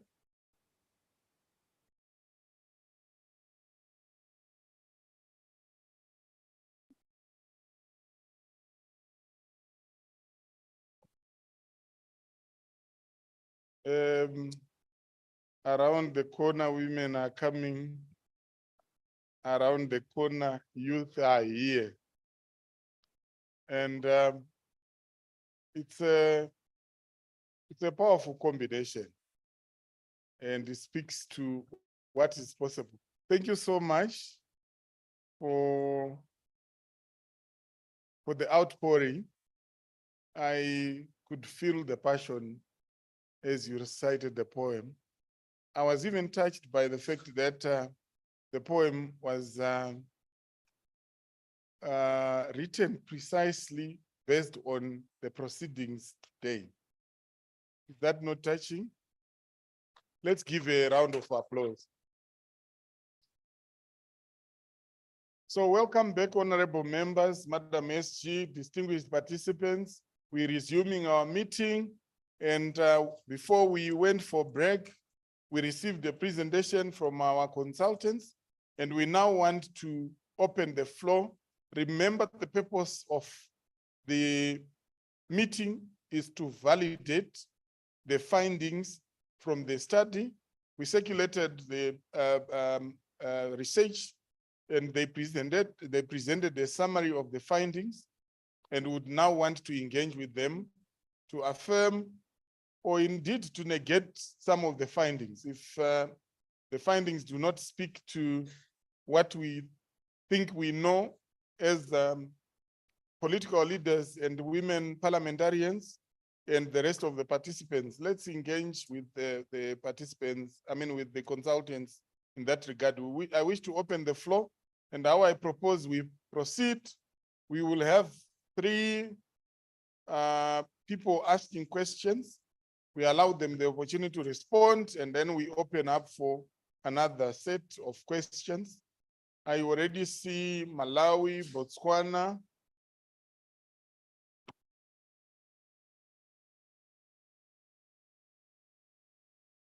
And of course, Angola had already indicated during the presentation. So is that a point of order?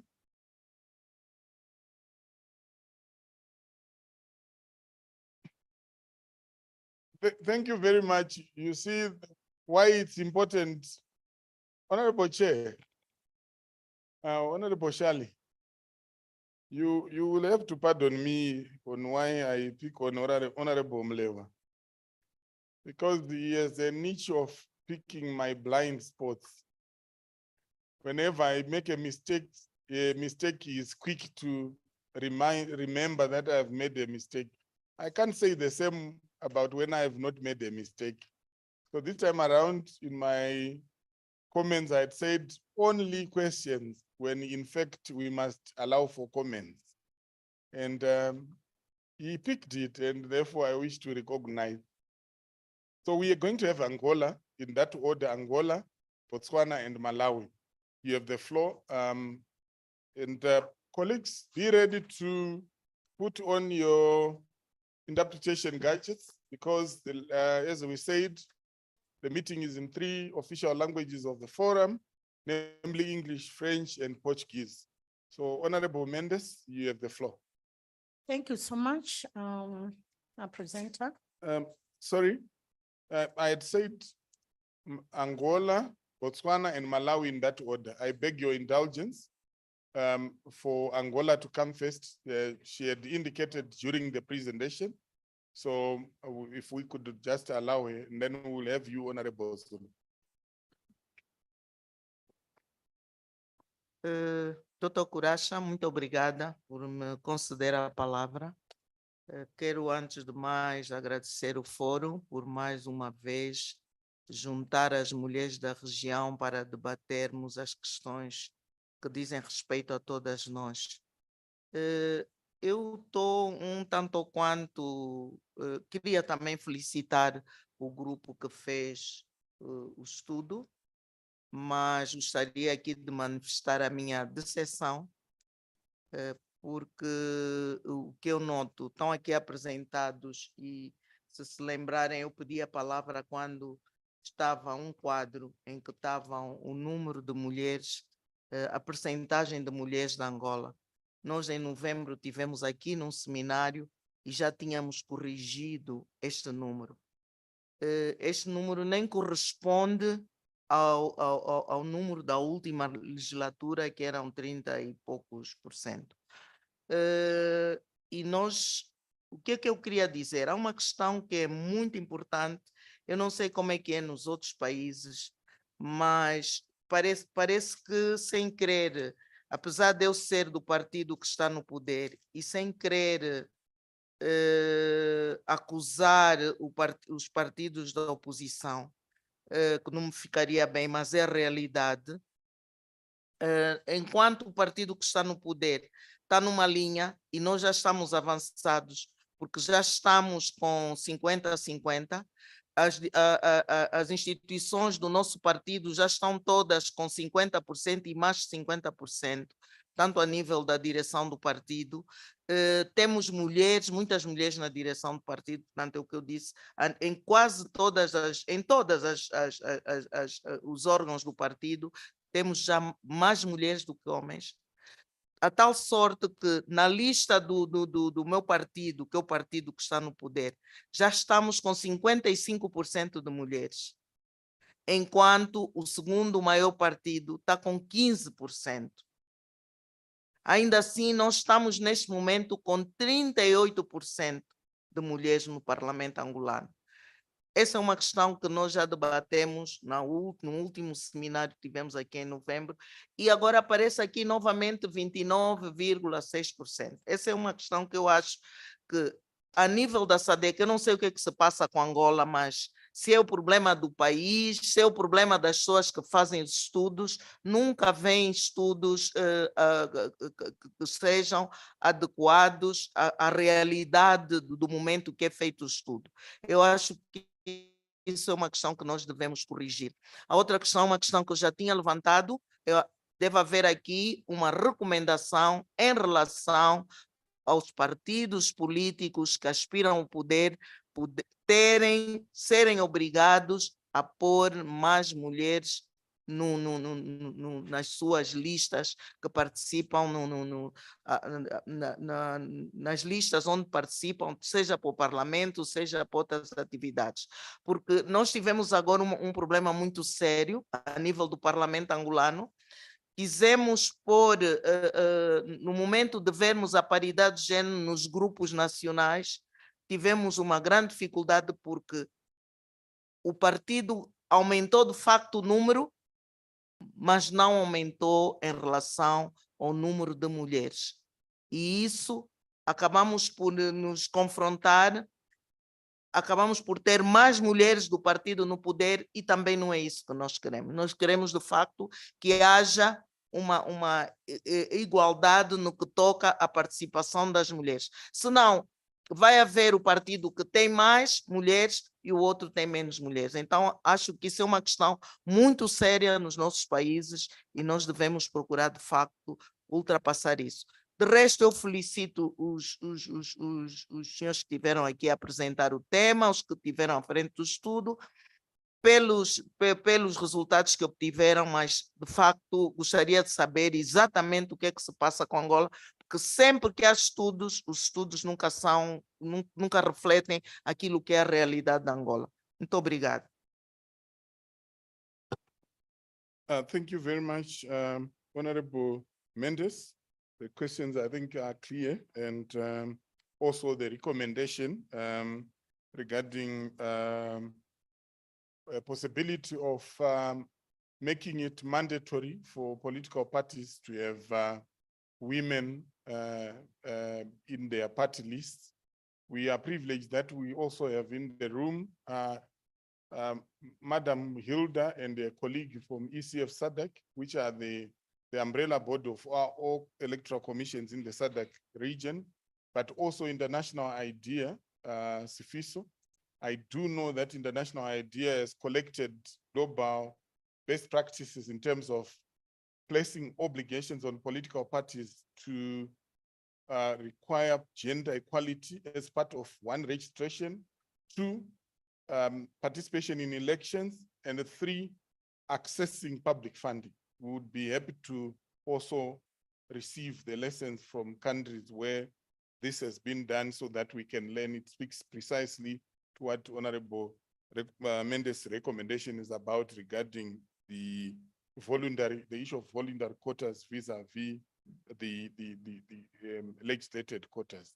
I think the other part, the consultants have had for themselves and will be able to respond to that. Yes, Madam. Thank you very much, Director. Let me thank SADC Pierre for inviting me to this meeting. This is my first attendance of this forum, and also thank the consultants for the report. And this being a validation session, I guess, I'm going to just make one comment, and I hope to use my 10 minutes later when I speak as the chairperson of the Parliamentary Cause on Women to expand on some of my views so that I don't take it, I don't get a chance, I don't speak too long when I've got two opportunities to speak. I just want to suggest to the consultants that perhaps they need to re-look at the Botswana parliamentary system and place the House of Chiefs or Nkluyadio Khosi somewhere. In other countries, it is suggested that there's a lower house and an upper house, but often there's a silence about the House of Chiefs in Botswana, but it is a legislative forum. And the only qualification there is that you don't get elected, but you have to be the son of somebody who was a chief, so, and if you're a woman, you get there because the brother was not available or there was no son. So I really think there's a space for comment on the House of Chiefs on this report. Thank you. Thank you very much, Justice, and a critical point being raised.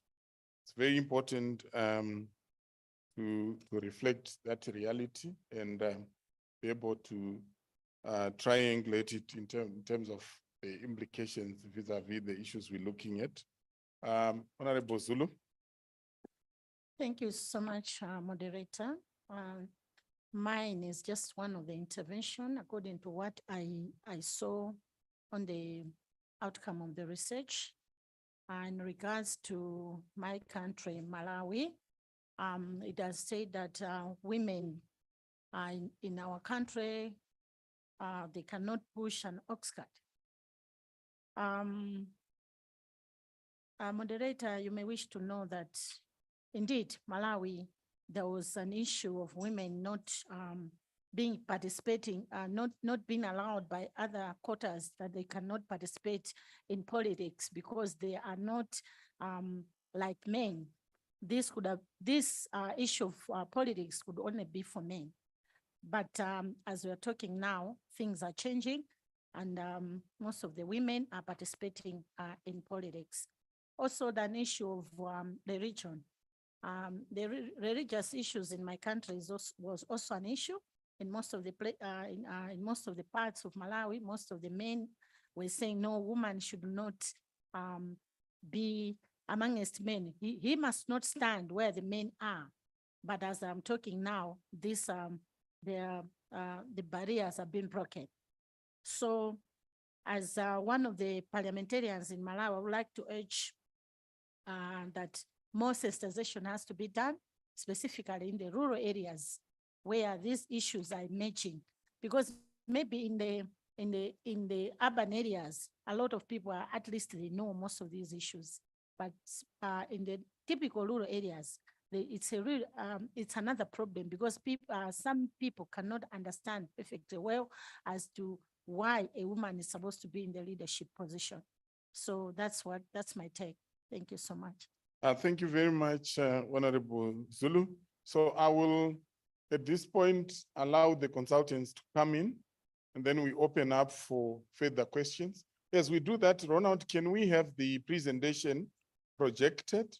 I raise this because of the allusion to the quotation.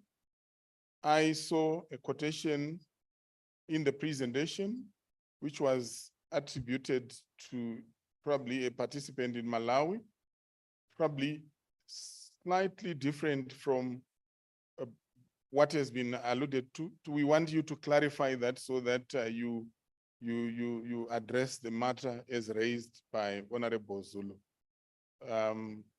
So you have the floor, our consultants. Do you want to address it from here or from there?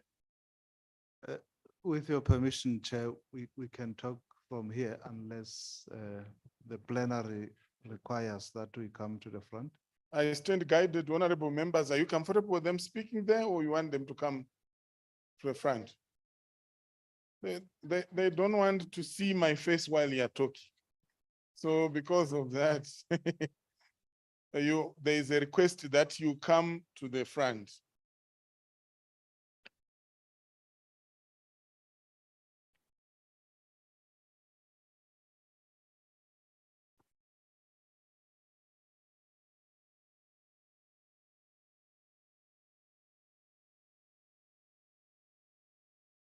Thank you, Chair. And again, I'm simply sweeping. We would like to apologize to the honorable member and to Angola for the statistics that is behind times. We stand guided. We will definitely, in revising the report, take that into consideration together with other corrections that we will emerge from the plenary. We used, as you would have seen on that table, statistics that ended May 2022. So the November issue, and I think there was a bit of confusion. I think the presentation in November was by another organization, but we are by no means running away from the correction. So we will update the Angola statistics. But also just to add a footnote, Honorable, that the study does actually recognize Angola as a best performing country. In the categorization, in the initial sampling, Angola was not a sample, but once we broadened the scope, Angola does actually get referenced as one of the best performers. So I think that's in a way balancing our omission. But you raise an important comparison between the governing parties and the opposition parties in terms of them being able to live up to expectations at the regional level and otherwise. That yes, indeed, what emerges from the study is that the governing parties in some countries seem to be bolder in ensuring that there is an increase of women representation. And indeed, I think this requires a collective responsibility, because at the end of the day, if the governing party ensures that they promote participation, but then other parties don't, the end result of that is that the country, then the ranking of the country still remains low, because unless if the governing party is so overwhelmingly dominant that it doesn't really matter whether the opposition is on board or not. But generally, that tends to track the country. And since this is about a country collective performance and obligation, I think it is a fair point that our leaders need to make an effort to ensure women participation. So we will also just try to add a bit more flesh on that point in terms of the disparities between the governing parties and the opposition parties. We take the guidance, Honorable Doe, about Botswana.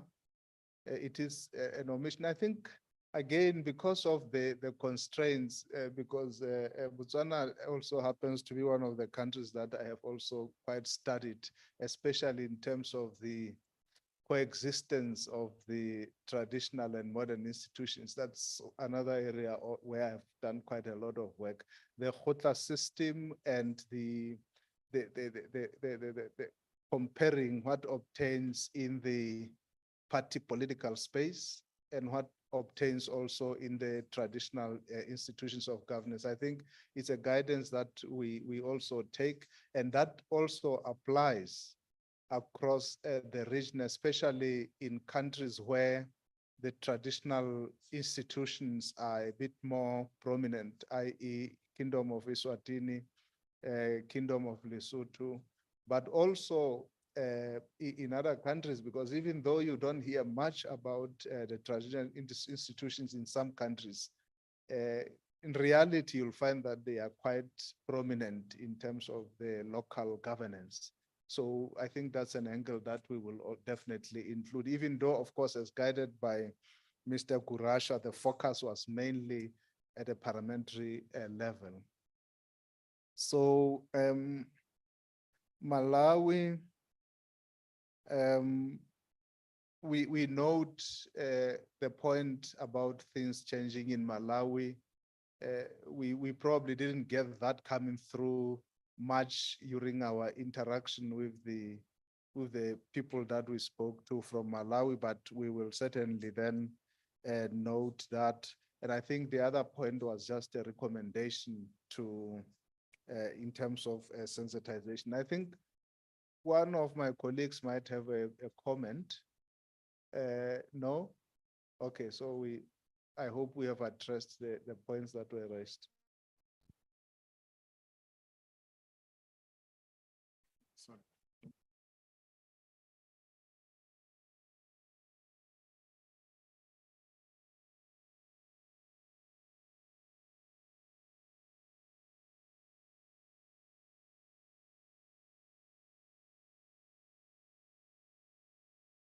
No, thank you, Chair. Yeah, no. I think there was reference from Honorable from Malawi about where we attributed a comment from one of the respondents. No, the respondent was from Botswana. That particular comment was from an MP from Botswana, and that is contained in the report as such.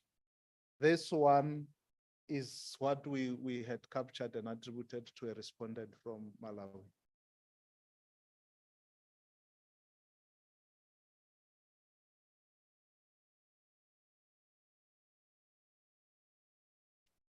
Thank you very much. I would ask the Mino to move forward so that the particular court is shown. Yes. And I think this is from a, you want to speak to that court, Victor, in terms of the context in which it was said? Can be of assistance. Yeah, sure. I think the report clearly says it's a Botswana code, and in fact, it is a saying in Botswana. Yes. That the female cannot lead oxen. Oh, my apologies. I'm saying the report says attributed to Botswana, Sure. and in fact, it is a saying that is we hear almost every day. I see. So that the female cannot lead a span of oxen, otherwise they will go into a ditch. Thank you very much. That helps. I think we can proceed to the next round. I see 1, 2, 3. Let's have the three of you, and then before we move to the next. Meanwhile, Dr. Shale, feel free to sit in my chair so that we reduce your shoe allowance.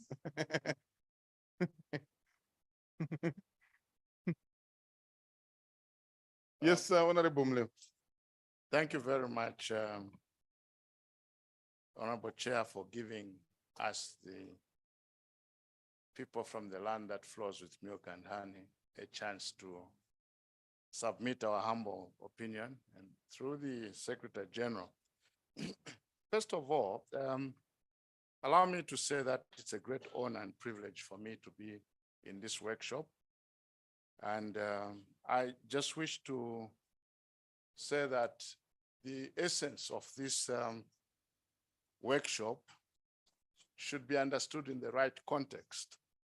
By this, I mean, when we advocate for women to be in decision-making positions, this is not just for prestige.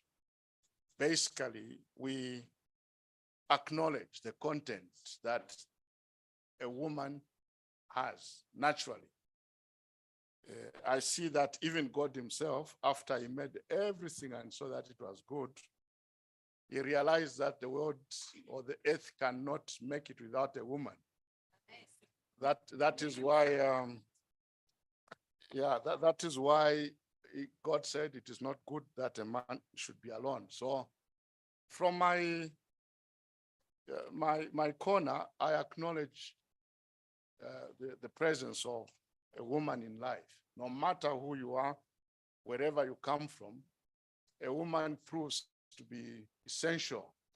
And the absence in a woman in any setup actually spells failure. I can go through a number of areas of life that I can actually quote where it is obvious that a woman is needed, and she's not needed as a passenger, but as a decision maker. This is something that we can substantiate without breaking a sweat in the debate.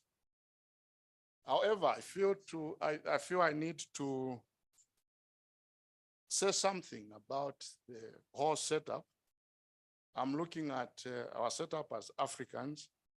I think as was alluded to by Honorable Zulu from Malawi, we have this area that we need to address, that is the rural aspect.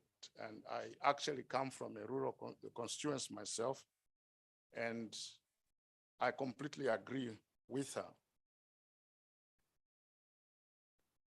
Looking at what is obtaining, I feel that we would do better if the main folks are involved in this matter. And I will say why I think so. We heard earlier from Honorable Brenda from Zambia saying that she told her husband that if you don't mind, or if you don't agree with me, then we can go our separate ways and so on. This can only be said by a brave woman. Most of the women would tell you that a political career has a lifespan, it has an expiry date. So if I win an election today and lose after 5 years, I'll still need my man. So why risk? So what I'm trying to get to really is we have a lot more work to do to make sure that men folks are engaged and involved in this process. I speak like this because when I married my wife was very low ranked in her job. But as a husband that had identified her giftedness, I promoted her, and by the time we relocated to go to Europe, she was a very, very big person, managing 3 provinces, supervising the English people, the ones that we think are always above us. She was boss to such. All I'm trying to say is any well-meaning citizen should support women to be in positions of authority. However, I also think that it is very, very imperative to engage the men folks, because I know that we have a number of ladies who are married here. And I'm sure that for most of them, their husbands consented to say you can go for the workshop. I was there yesterday when Honorable Brenda was kissing the husband at the airport. Yeah, so that actually added to my argument to say, here is a situation, and I can't imagine a woman who is saying, well, mister, you have to take it or not. I'm going to SADC, whatever, I don't care about you. And some men will say, well, you go to SADC, whatever, and don't come back. And that brings problems. So I'm just trying to be open-minded, Honorable Chair, to say, as we pursue this matter, let us remember who we are and what we are. We are Africans who believe in different areas of success. To some people, they will say success is in having so many cattle. Some people will say success is to have so many children. And some people also will think success in life is to stay married. So I'm thinking that as we pursue this matter, Honorable Her Excellence, the Secretary General, we have this challenge where I think the men folk need to be educated so that we come to this area where we can freely and voluntarily support women, knowing that we're not promoting them for prestige, but for the content that they carry. I thank you. Thank you very much. Yes, ma'am. How do you feel, madam? I tell you, Jeff, we're busy looking at the kiss. Oh, it's all a lighter note. He concentrated on the kiss. Madam SG, thank you very much for giving us, the rule of MPs, a chance to come and interact with our friends here. We feel very good that at least we are honored, and a special regard go to the Speaker of the National Assembly of Zambia for giving us a chance to come and be here. She's a woman, and I think she's taking us to the right direction. Two things, Madam SG, which are going to make us women get to leadership position. It's having a leader or a president who has a gender eye, someone who sees that really there is need to have women in leadership position, number one. The second thing that will make us to have women in leadership position is the law that compels such leaders to make sure that they bring us to leadership positions. If the law is not in place to compel the men who have dominated power to bring women into leadership position, where it says that it's 50-50 and nothing else, then we should forget about getting to leadership position. If we have a good leader, you'll find that that leader will have a gender eye and will be able to promote women to leadership position. If you can look in this room, there's only one Murewa here who could have supported us women. And what about the other countries? Maybe the men don't have the eye, hence the law can be able to compel them to make sure that women get to leadership positions. This research is well informed, and I'm happy that they took a great task. However, most of it looks like a desk research where you get information that has been said before. Of course, we expected to get some new information, especially for Zambia, where the numbers have been going up and then they come down. What is it that is causing the number not to be maintained or even increased? For me, I feel some key stakeholders could have been engaged, especially women, maybe those who were in those positions, and find out what is it that could have made them not to desire to come back. That way, when we are making recommendations, we can be able to hear the voice of those women who were in leadership positions and they desired not to come back. I would want to talk about the other issue is different parliaments. The way we operate in parliament, we always have whips, chief whip. You'll find that those positions will be given either to men. And those are the people who recommend maybe which committee you are going to get to. You'll find that even when we have fought the battle out there, we have won the election through first past the post. When you reach now into parliament, you are still subjected to another person. You still find a man there. And if that person doesn't have a gender eye, will still depend on maybe using sexuality, yes, to get people into those perceived viable committees. In this case, some of us who have no as an answer will not get to those positions. So it's important that we take our study right up to parliament so that we can know when these women get to decision making, they have made it, they are members of parliament. What positions do they hold afterwards? Because that also can help you to influence other people or not. The reason why most of the men are ready to come back is because they will be holding committees and they will reserve some money, which they can use when they get into the campaign.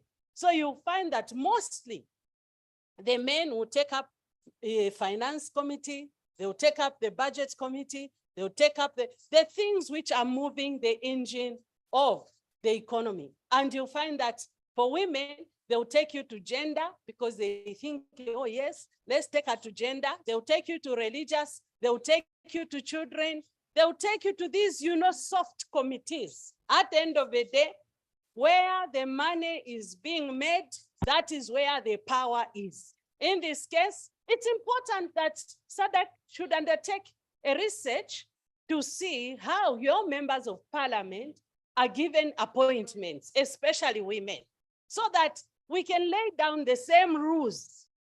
If you are not vocal, if you are not what you find. So I was asking my husband, what does it take for you to get into this committee? Men support themselves. So they'll take the man, okay, yes, she has come, but we'll see where we are going to put her, you understand?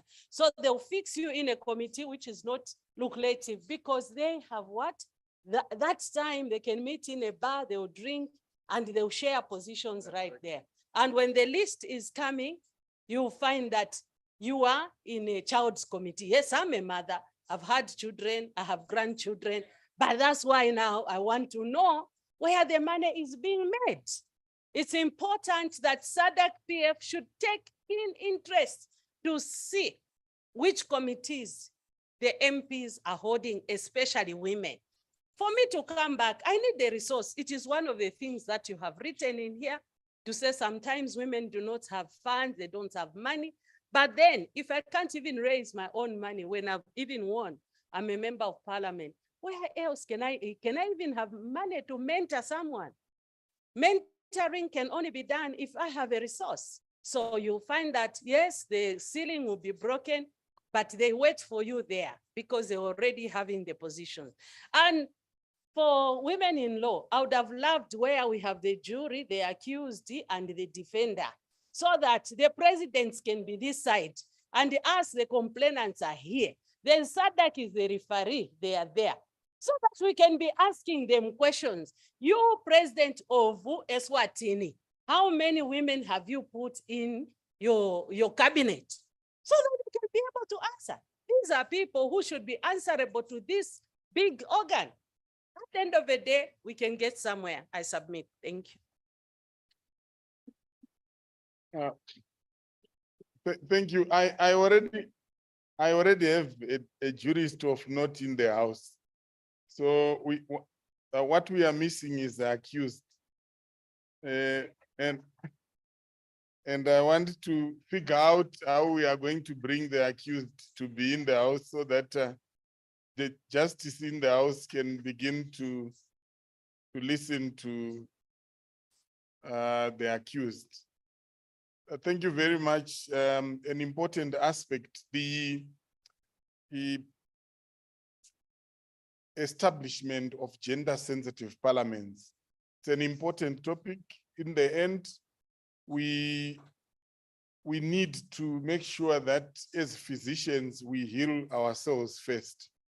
Institutions of parliament must lead by example in terms of the question of gender equality. So you raise a very pertinent issue. It's not a coincidence. The chairing of committees does not happen anyhow.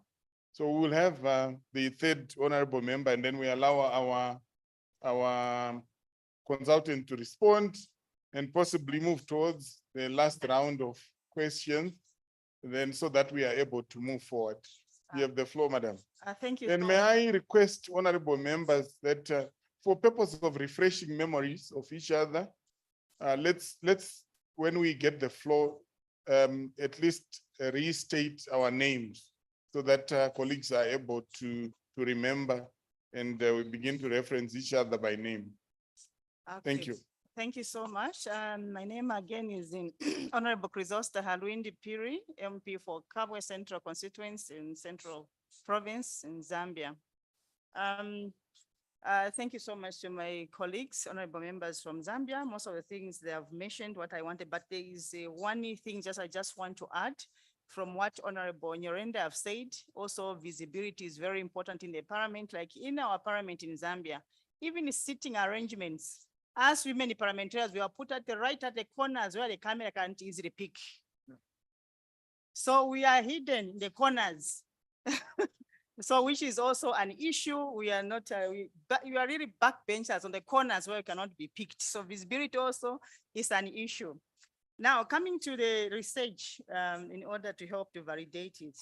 I feel also that there was too much of desk research because of course from page, this is page 9 where there's a table for the percentages. I'll speak on introduce Zambia. Of course, the source is from Interparliamentary Union, where the percentage in Zambia is 15.1. I feel this is wrong. If you are to do the computation proper of how many women are in parliament, if we are talking of the voted women, it's 12.82%. If you add the nominated, that's when you come to 13.41%.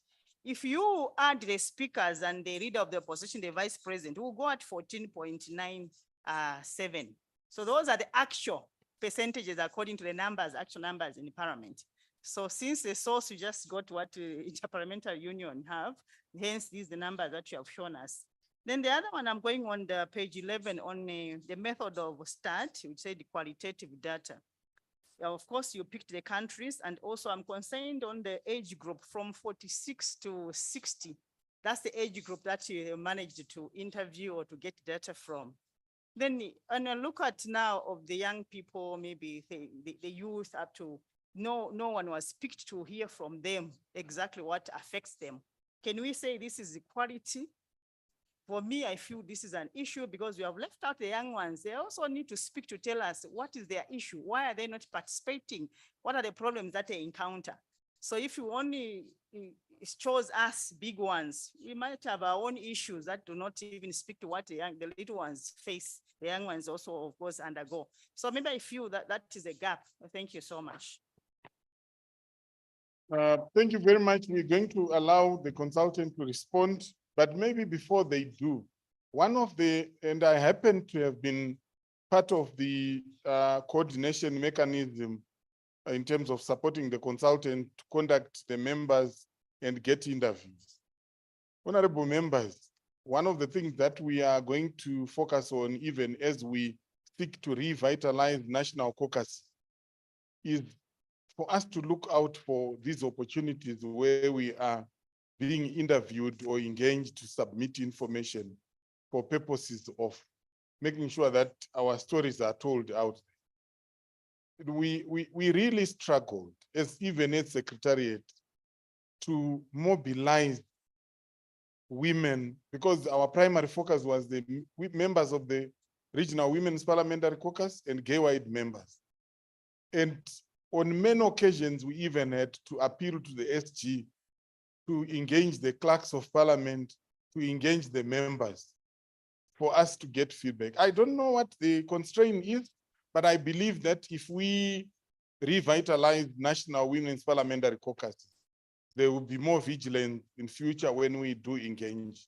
I'm just making that as a passing comment so that we have a collective approach in finding solution to that slight gap. Dr. Shale, you have the floor. Kurasha. Thank you very much. And before I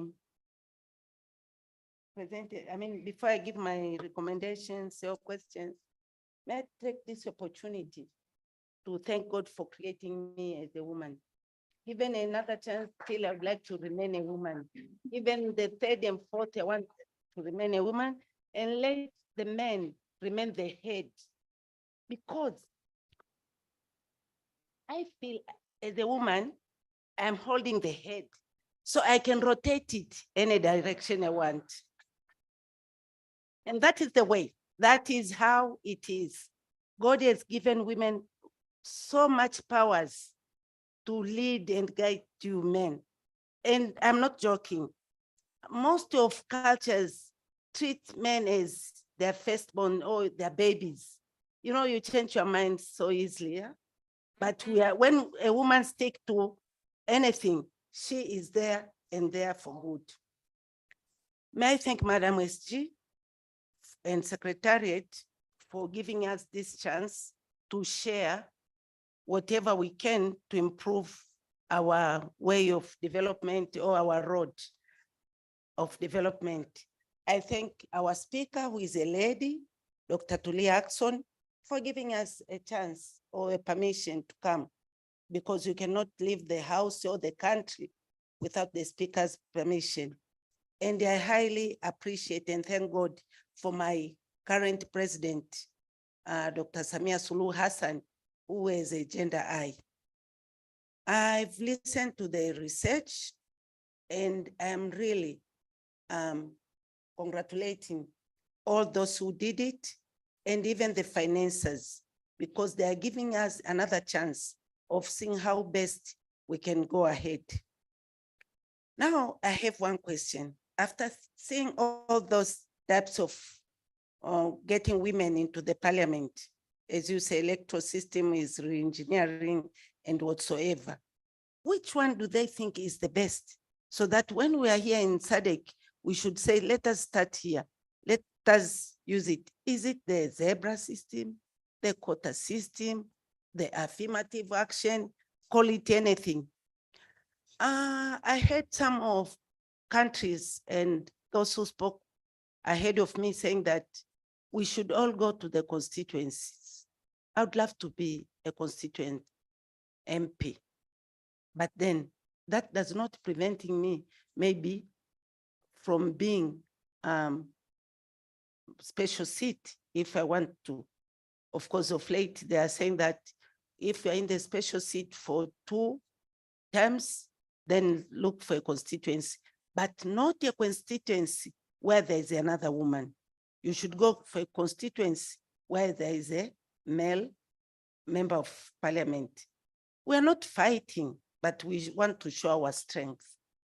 Well, I don't know how it is going to work out, but as I'm speaking here, let me go back to the research and give my observation on the recommendations. So what on the research findings. When I go to that one, which is in the barriers to women, political, parliamentarians, whatever, you find that there's that one of psychological, emotional, and motivational barriers. And then it ended there. I want to request them, when they come to the motivational barriers, they should also look at the attitudes of the candidate. If she is a female candidate, how is she seeing the people who are going to vote for her before voting and after voting. Or else, well, I mean, after elections. Why do I say it so? Because sometimes after elections, all those who are elected change and there. And when you give women power, you know yourself. The other thing I want also to request them is to look at the campaign period. See, here there's Dr. Kurasha and here is Shirley. But Kurash, during campaigns, the male gender is busy with the campaigns only, while the female candidate is busy with all her duties and responsibilities as usual. She's a mother, she's a wife, she's whatever, doing all that, and maybe she might be on leave, but the house has to remain that there is a mother. And even if she's not married, still there are things which she should also deliver. Isn't that a big difference? It's different when it is a male candidate and a female candidate. When you talk of economy, money around the electoral cycle, well, maybe SADC PF should also look for how to assist us in lobbying for funds and whatever, because I cannot say that anyone can assist anyone to do that. That is another cause already. Another thing is how we are going to support the youth. In my country, the youth have their own quota from the youth wing. All parties, the opposition and the ruling party, because other graduates are so smart and they do a lot of things which people want them to be there. They are born leaders and they are champions, and we want them there. Because when we look at the past, when our former presidents, father of nations like Mwalimu Nyerere, Col Kaunda, Mugabe, when they got in, they were even younger than the youth we are having in this house. But they managed to liberate us, and we were all, we got freedom. So it's okay with us. We want them, but how are we going to assist them? As a matter of fact, it's written in the Bible. If you live for 70 years, for more than 70 years is a bonus. So I want to ask all, I say you are gifted, no, you are privileged.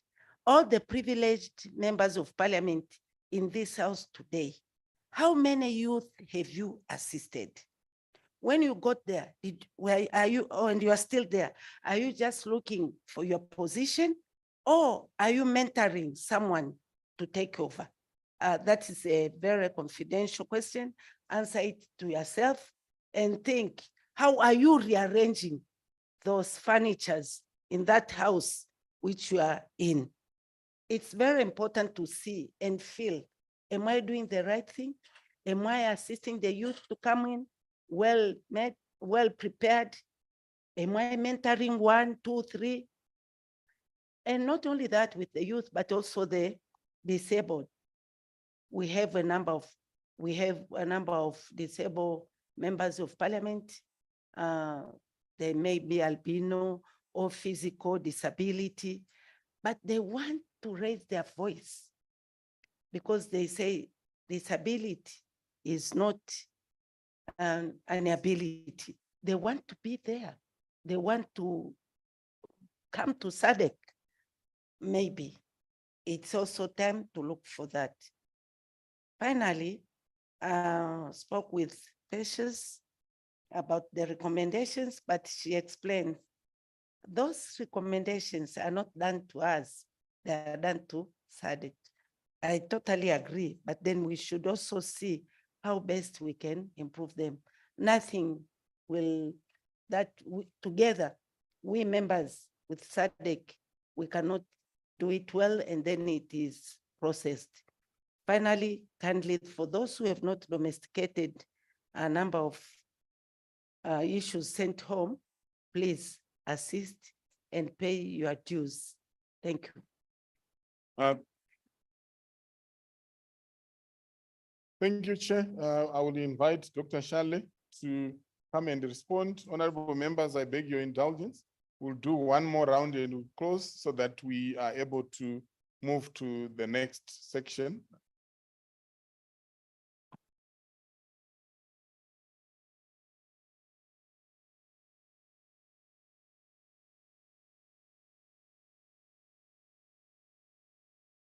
In the army, when a serviceman gets hit by a bullet from one of their own, we call it a friendly fire. So I consider that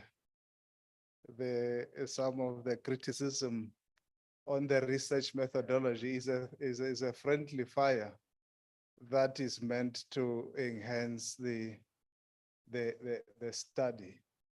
Chairperson, we are grateful for the inputs. We are grateful for the inputs, beginning with the inputs from the honorable members from Zambia. Some of them were comments, as Honorable had indicated, that comments be allowed. So we'll also reflect on some of these comments and the recommendation around the inclusion of, or rather the legislation for women inclusion, which is something that we are hoping that this study is a preparation towards that, so that SADC Parliamentary Forum can come up with a strategy that is responsive to this need. So desk research was part of the methodology for undertaking the study, and we did put it up front that this was part of the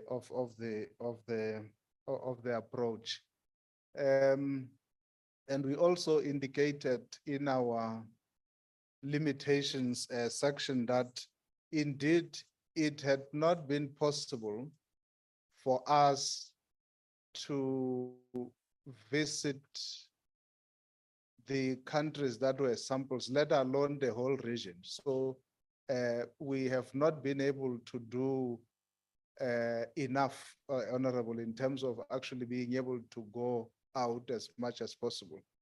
But this was mitigated by the forum arranging that policy dialogue, where we then were able to interface face to face with some members of that we're reporting on. So yes, we will certainly update stats. For instance, there is a concern around statistics from Zambia. We will look into that and correct accordingly.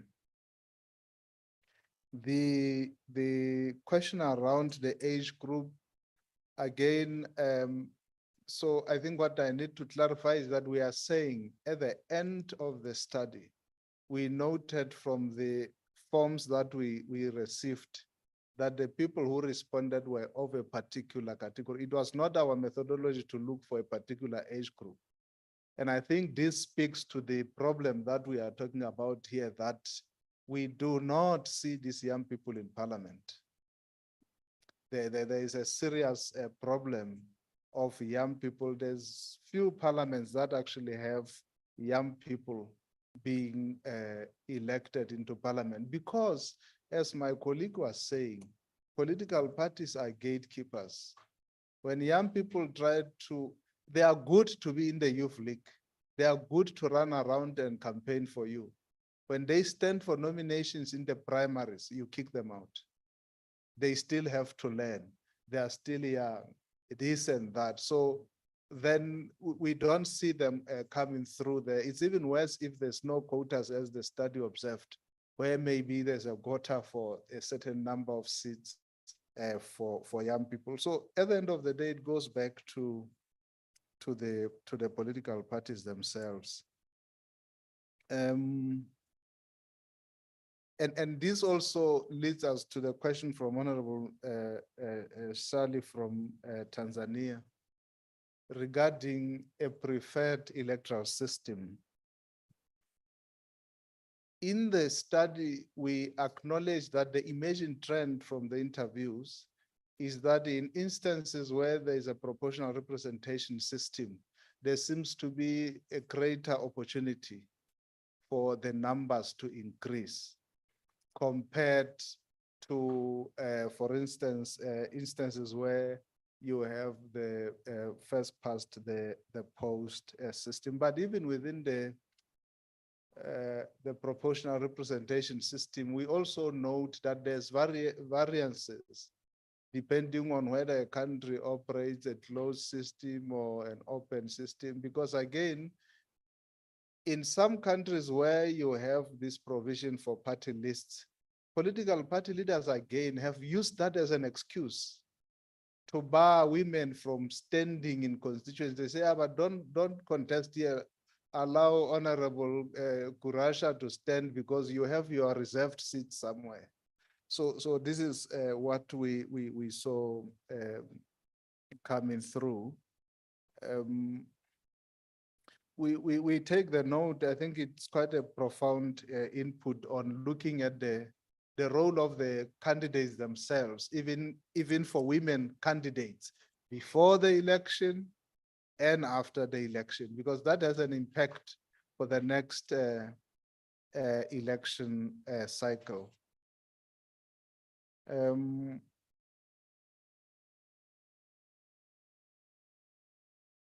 Yeah, I think we've addressed most of those, but I would also like to check if my colleagues have any inputs. But one point maybe while they check in their notes. No, this legacy question you are raising, Honorable Shali, whether we go into politics for our sake, or we go into politics to contribute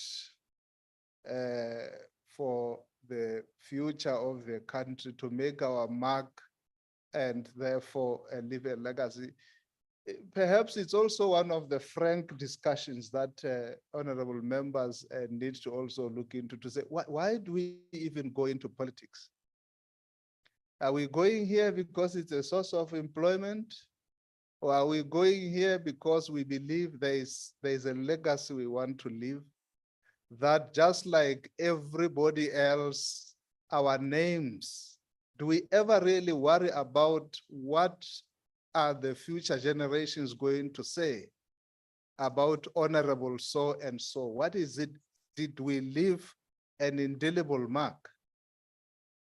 And this brings me to an interesting conversation we had with Honorable Dow during one of the tea breaks. I won't go into detail of that, but it was about comparing. Of course, it's an unfair comparison, comparing Africa and some European countries because they have had a head start.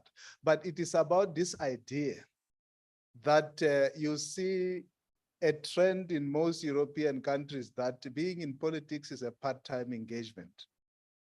That people should go to school, people should go to learn about farming and whatever, and produce for themselves. And then at an appropriate time, if you look at in terms of the days or months or weeks that members of parliament actually spend productively in parliament, and then you look at the parliament term, you actually find that there's very little. Before you know it, you are told parliament is in recess in a year, or no, they have gone for winter and what have you. But so we were saying that in European countries, if you are a nurse, but then you get elected as an MP. When parliament sits, you are excused from the Department of Health. You go into parliament to legislate, say it's 3 weeks' time. You do that, you get remunerated for that, and you go back to your job. So here, it is literally a throat-cutting contest. And we want to be elected now. If I don't get elected now, somebody must die for it. We have a serious problem, at least I don't know about other countries, but here we have our people being killed all the time, because especially at local level, because this is about a livelihood. So you then wonder, are these people killing each other because they are fighting to have their legacy inscripted in the history, in the annals of history of this country?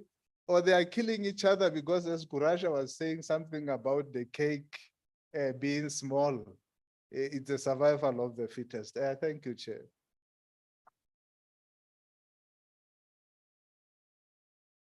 I just wanted to, I think there's one question, Victor, that you didn't respond to, but from Zambia, from the honorable in Zambia about parliament, what happens in parliament. I've been elected and first past the post, I've won. And then getting into the parliamentary portfolios, the ones I'm allocated to. Unfortunately, our research didn't go further into that, but I can already see that it could be something we could follow up on in terms of our interviews to actually see the whole circle, the whole circle of life of a woman parliamentarian or a woman politician. I think that is something we can take note of and yeah, delve into Zambia. Our apologies, we didn't sample you. We actually looked for people from Zambia to respond. I think we only got a response from civil society. So that's why you see we didn't capture issues of Zambia very well in there. But I suppose, I don't know if you can allow us to interview them. They are here and we are here, so that we also add their case, into the report, since we are still at validation stage. And then the issue of the youth. All the countries that we sampled, we did not get any members that were youth. If we take the 18 to what? 35. 18 to 35. I don't know how many of your parliamentary caucuses have women, members that are in that age category. But yeah, but they were not presented to us. Where they were, you would see one or two that then were part of the interviews. But as Victor said, then we averaged the people who actually responded the most were in this age group. But we looked at their history, we asked them to give us their case. So they started off, most of them, as youth. So you look at the opposition parliamentarian, not even opposition in Zimbabwe, they talked about when they were actually quite young when they started with the opposition. Even the ruling party members, they tell you, when we started, I was 18 when I joined the Liberation, and these were the dynamics, So in terms of experiences, one can say that also captured that experience. But of course, would have loved to hear more youthful voices of the ones that are actually, in. So I hope if it's possible, they are here. We can also maybe get a sense of that fact. Sure. To answer that last and pointed question, it's precisely part of why we bringing them together with you, so that it's a point I raised earlier. We really want, when there is a request for women to mobilize around national caucuses, so that we don't have to be struggling. It really was a struggle. The last two surveys we did, the one on assessing mechanisms and practices around separation of powers, and this one on challenges on women political participation. You will recall that when we met in November, I think it was 5 and 6 or 4 and 5 November last year, we actually were pleading, say our consultants are experiencing challenges, can we be mobilized? So I believe it's progression. Now that we're here and they have offered to extend that, we are at validation, so we have not lost the opportunity. Let's make sure that those countries where we're seeing gaps is precisely the part of the reason for validation is for us to see how we relate with the findings. So thank you very much for that. I wanted to find out at this juncture if my colleagues, particularly ECF SADC and International IDEA, you want to make quick interventions before we have the last round of questions and then we close Hilda, do you want to speak? Yes, sir. Thank you very much. Two observations. Since the study makes reference to electoral laws, and perhaps we could have a recommendation on election management bodies and the advocacy role that they play in terms of women political participation.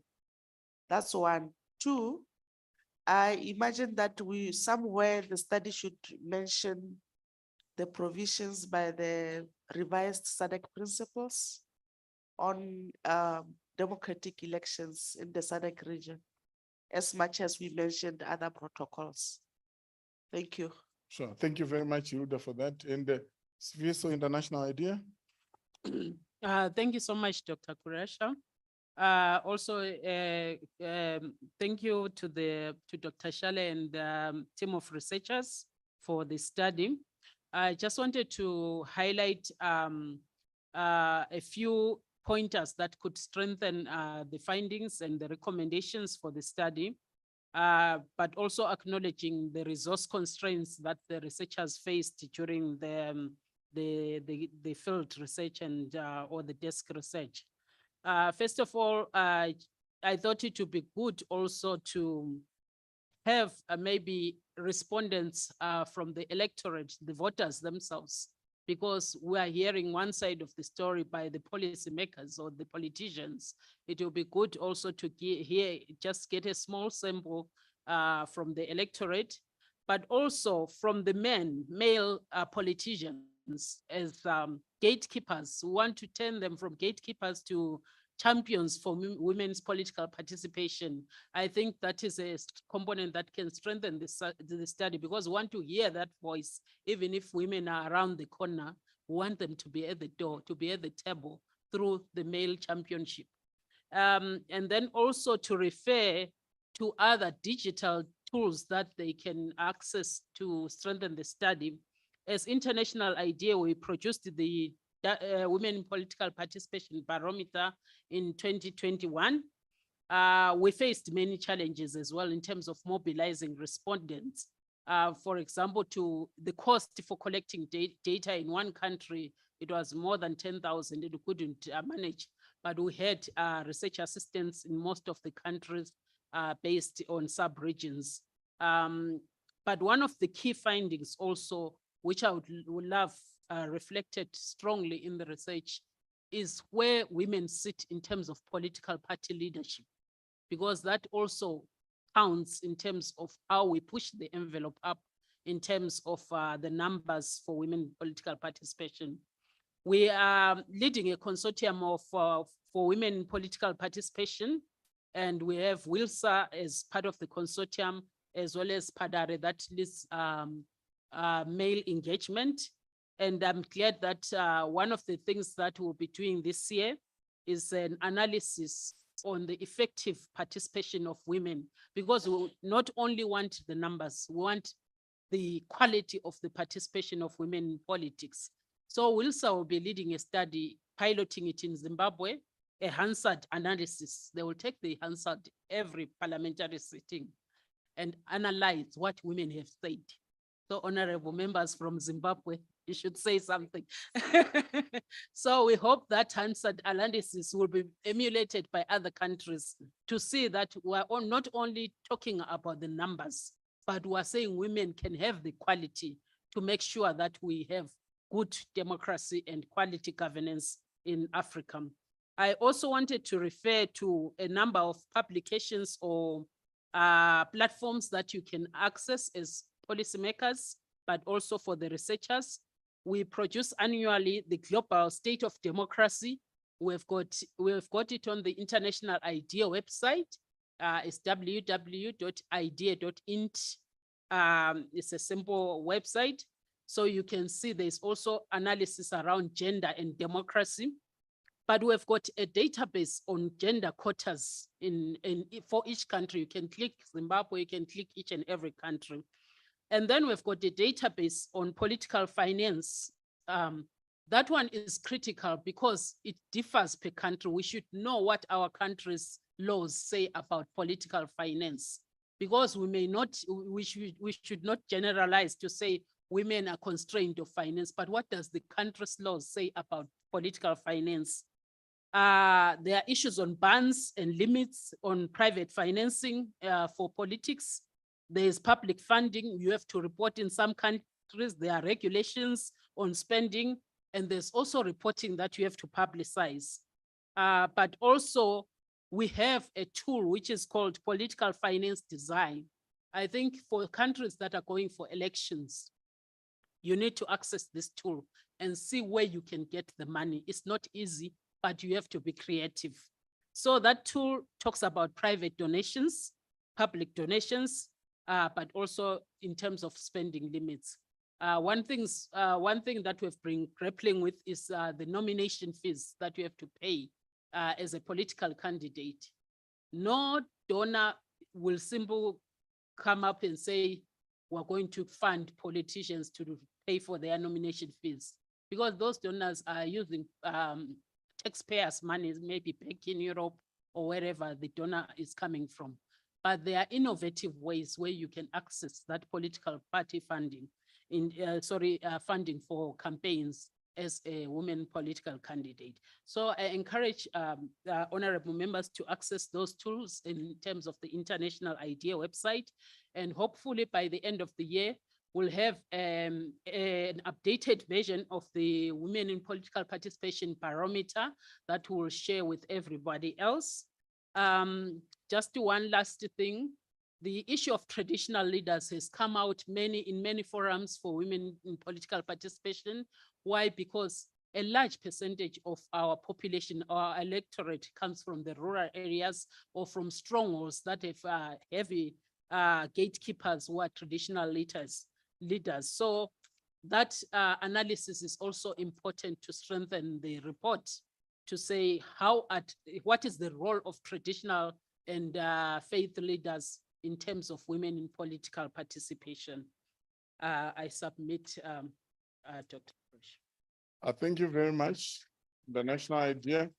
And Wills, I want to challenge you in the presence of the women of the region as you seek to pilot the analysis of the answered in Zimbabwe. We wish and desire that it be region-wide, so that because what we're doing, we want to strengthen caucuses. I think one of the things that will make us effective is if all national caucuses became our launchpad for our gender equality fight.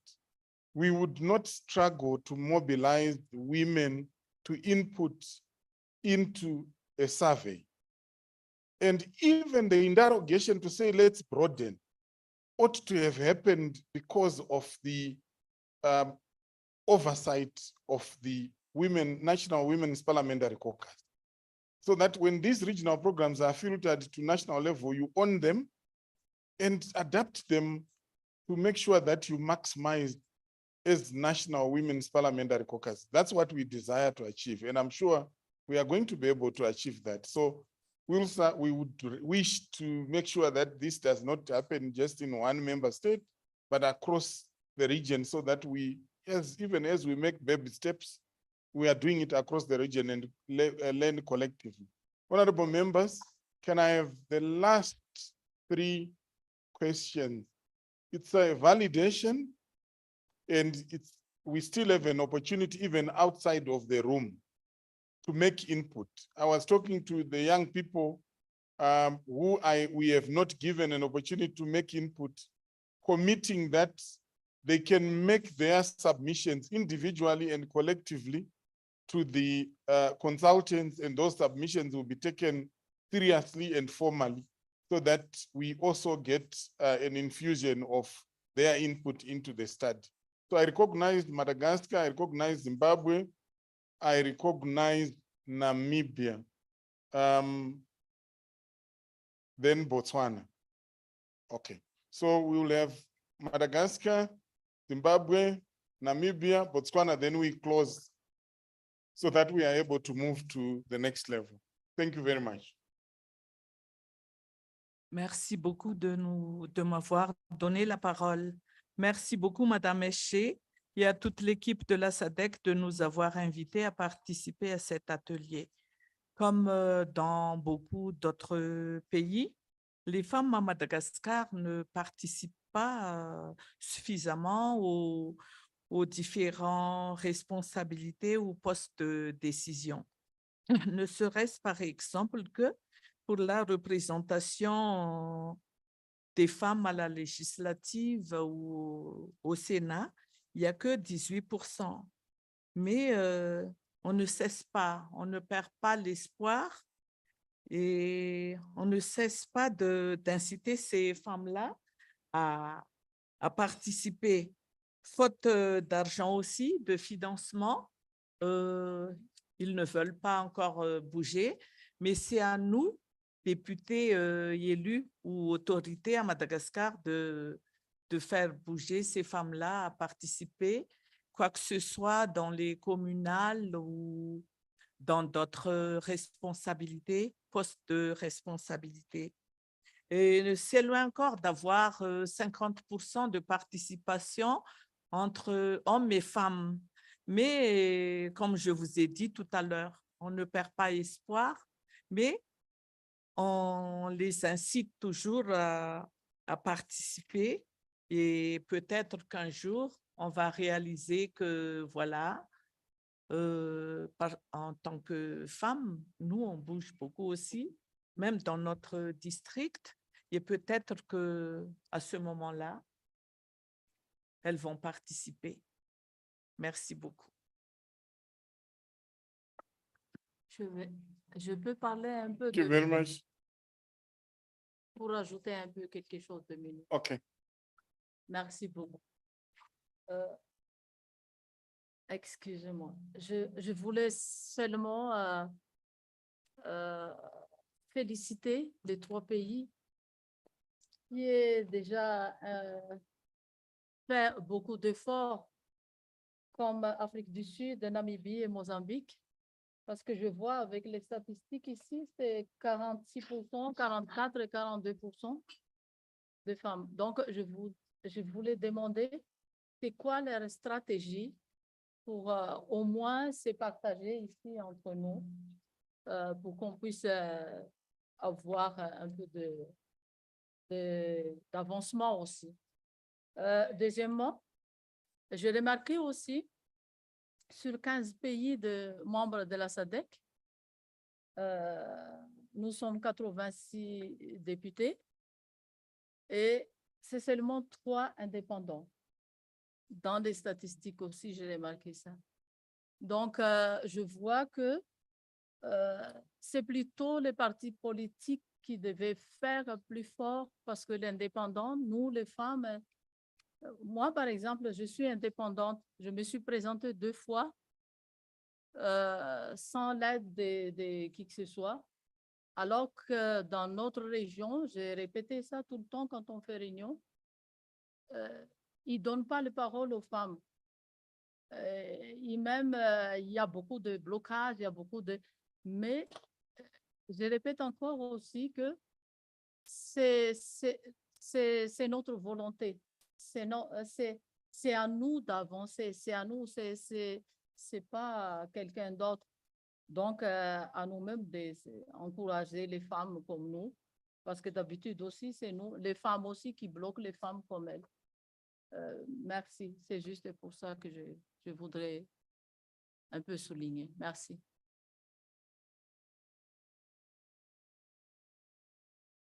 Thank you very much, Zimbabwe. Thank you, Dr. Kurasha. Let me join my colleagues in thanking the SG and their team for actually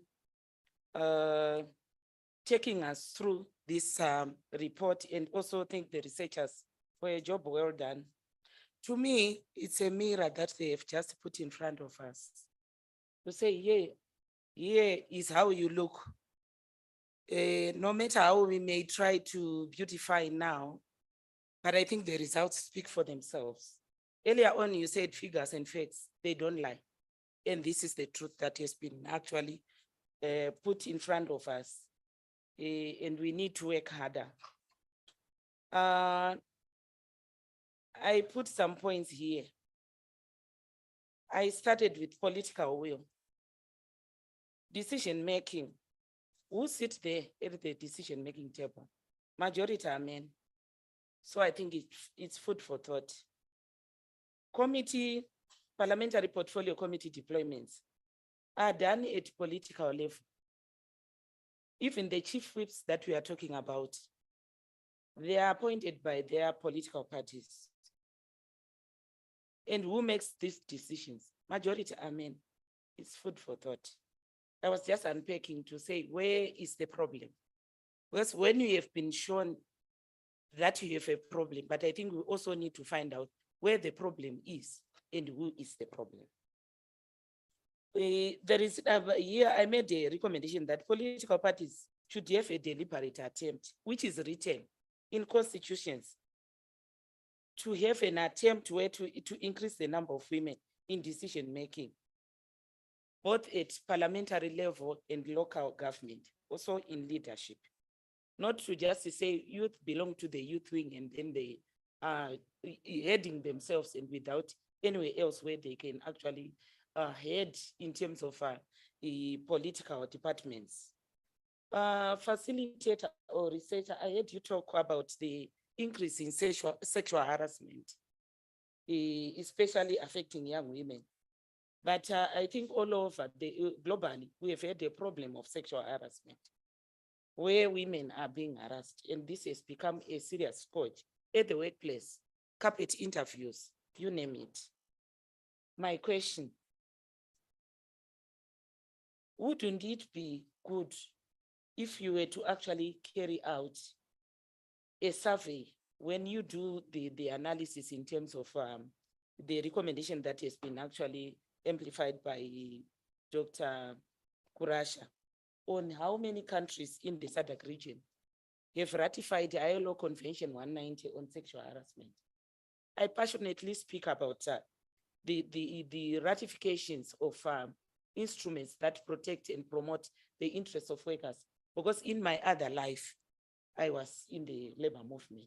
So I wanted maybe to persuade you to also actually carry with you, because even in political parties, when selection processes come, men harass women and young girls for actually taking seats or safe seats, you may say. So I think there is need for us to actually recommend that you also carry out a survey as you carry out a survey on the Hansard, because it also affects the women in parliament. I thank you. Thank you very much. Namibia. Thank you, Mr. Kurasha. Yeah. First of all, allow me to appreciate the work you do, SADC tirelessly for the advancement of women and gender representation. Patriarchy will never end, but as patriarchy will never end. I do not know whether it's a cultural thing, but also from country to country, it also depends from mentalities of men. And therefore, as women, we must step up for our own rights. We must reach out as women, walk side by side, shoulder by shoulder with each other. It was a good gesture last week from the Malawian caucus. I was in Zimbabwe doing something else there, and they went to their counterparts, lobbying. They had a lot of meetings. I just did not get feedback on what the responses was, but it was a good gesture where we see that they cannot make it alone. We must also not just keep quiet and think that the others that we will probably progress, but we must seek for assistance from the others to step up and step with us together. So that was a good gesture from the Malawian parliament. As I have said previously, that they are on for elections, July, August, June, July, August. Before that, let's assist each other.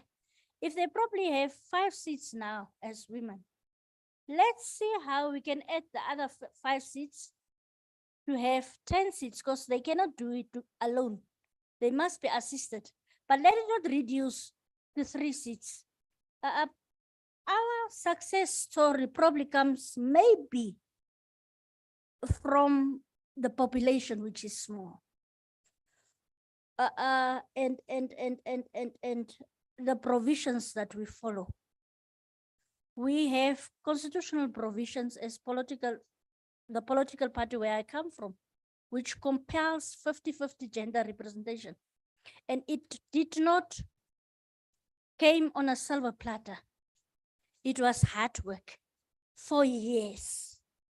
And in whatever elections takes place, whether it's at the party, whether it's at parliament, 50-50 gender representation. At the National Assembly, we have 2 houses of parliament. At the National Assembly, we are succeeding. And that's where we probably need assistance at the regional council, because that is not difficult as first past the post. And it happens at the primaries where you do not have control over. At the local authority, it's party list. It's party list, so it's easier. And where there is a man as a chairperson of a committee, there is a woman as a deputy chairperson. And it's not only at gender that you will find women as chairperson. In fact, our gender committee is chaired by a man. And the female is a deputy chairperson. So we also occupy senior positions. I already said that.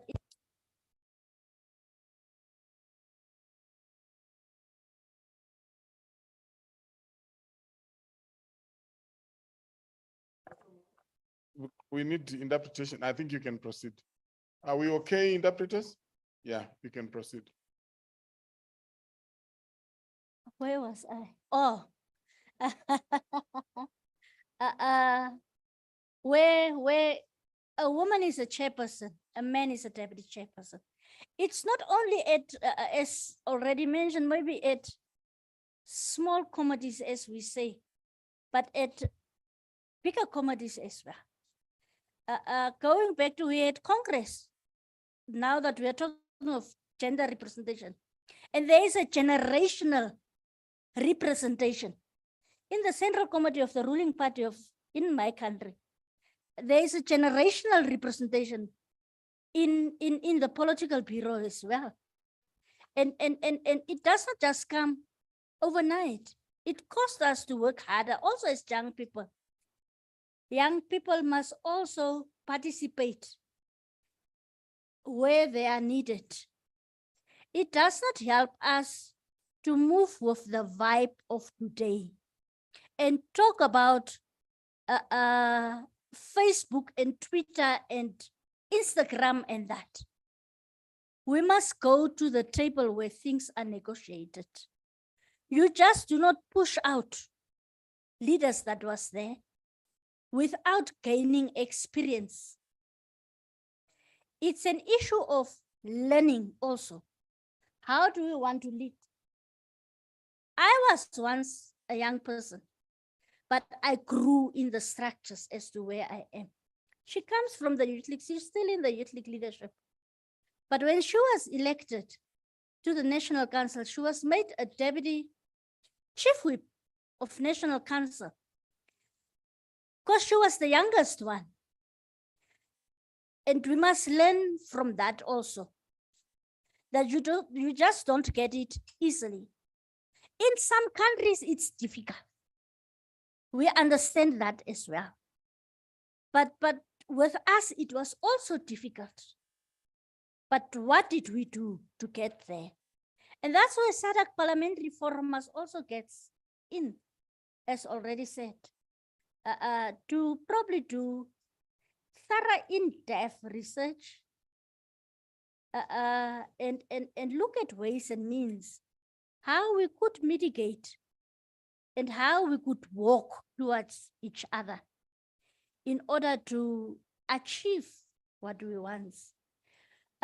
Your efforts will not be in waste. You are trying very hard, but it depends from country to country, culture to culture, human being to human being. And this patriarchy, our fathers have taken it very wrongly of we have allowed them to take us for granted as well. And we do not want to push them away, but we also do not want them to push us down. We want to walk with them. And they must also accept our capabilities that we have. And time has come that they must know that we are capable of what they can do as well. We have now started to campaign and started to sell the idea of a woman presidency in Namibia.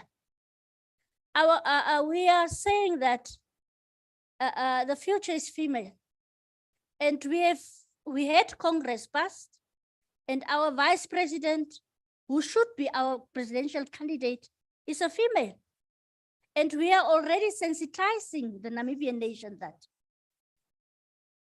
that come next year elections, already have in your mind that our candidate is a female.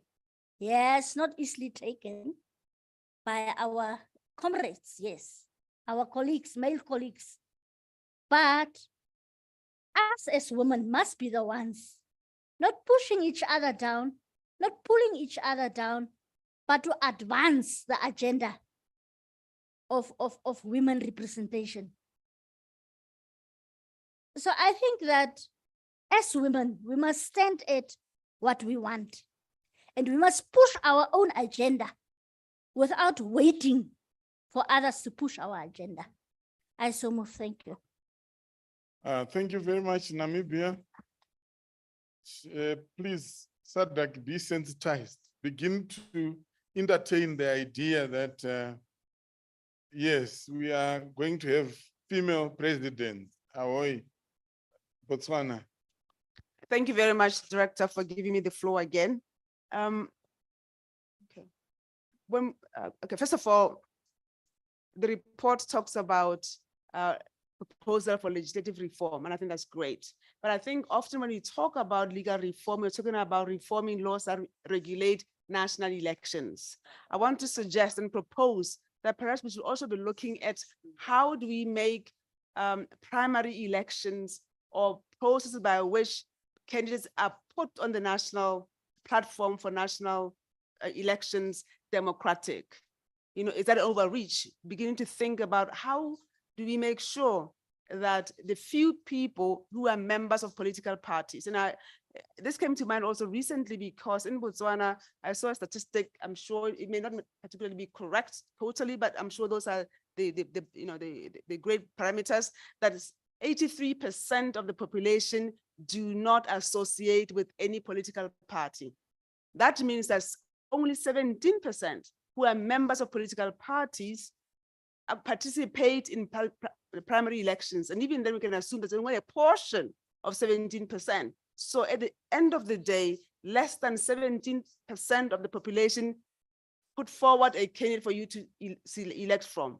If we look at other countries, how are primary elections made democratic so that we can show that at the end of the day, there's a broad-based participation in putting forward candidates for national elections. Thank you, Director. Very fundamental point, Honorable. I remember we were discussing with a colleague from one of the countries after the primaries of the ruling party ahead of the elections. It was clear that whatever outcome of the primaries obviously was going to be the candidate, that would be a candidate for president. And when you are looking at the figures, fine, it's done within the political parties, and they are well within it, they are right. But we look at the figures in terms of the electoral college, vis-a-vis the population, it can be quite scary if you really want to look at the linkages. So you raise a very fundamental question, and this actually must take us to the next level in terms of the role of political parties. As facilitators, they were previously called midwifery, and whether they are still playing that role of facilitating women representation of delivering democracy, or they've become an albatross on women's necks or on the necks of the electorate and the citizenry. There is serious conversations we need. When you talk about state capture, it turns out that the state actually is captured through other parties or agencies, and political parties are the biggest culprits. So we need serious conversations in terms of accountability within our parties, and that ends the question of intra-party democracy. I'm not attempt to answer the questions because I'm not the consultant. So I want to invite Dr. Shale to come and respond to the questions. And then we are going to move to the next section of the program. Dr. Shale, I will come to that point in a moment.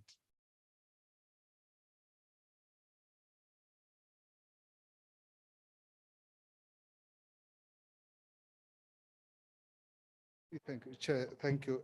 I think in all fairness, during this last round, there weren't many questions per se, but inputs on some of the things that we need to consider, i.e. the ECF saying that we omitted the SADC principles. We take note of that, sincere apologies, and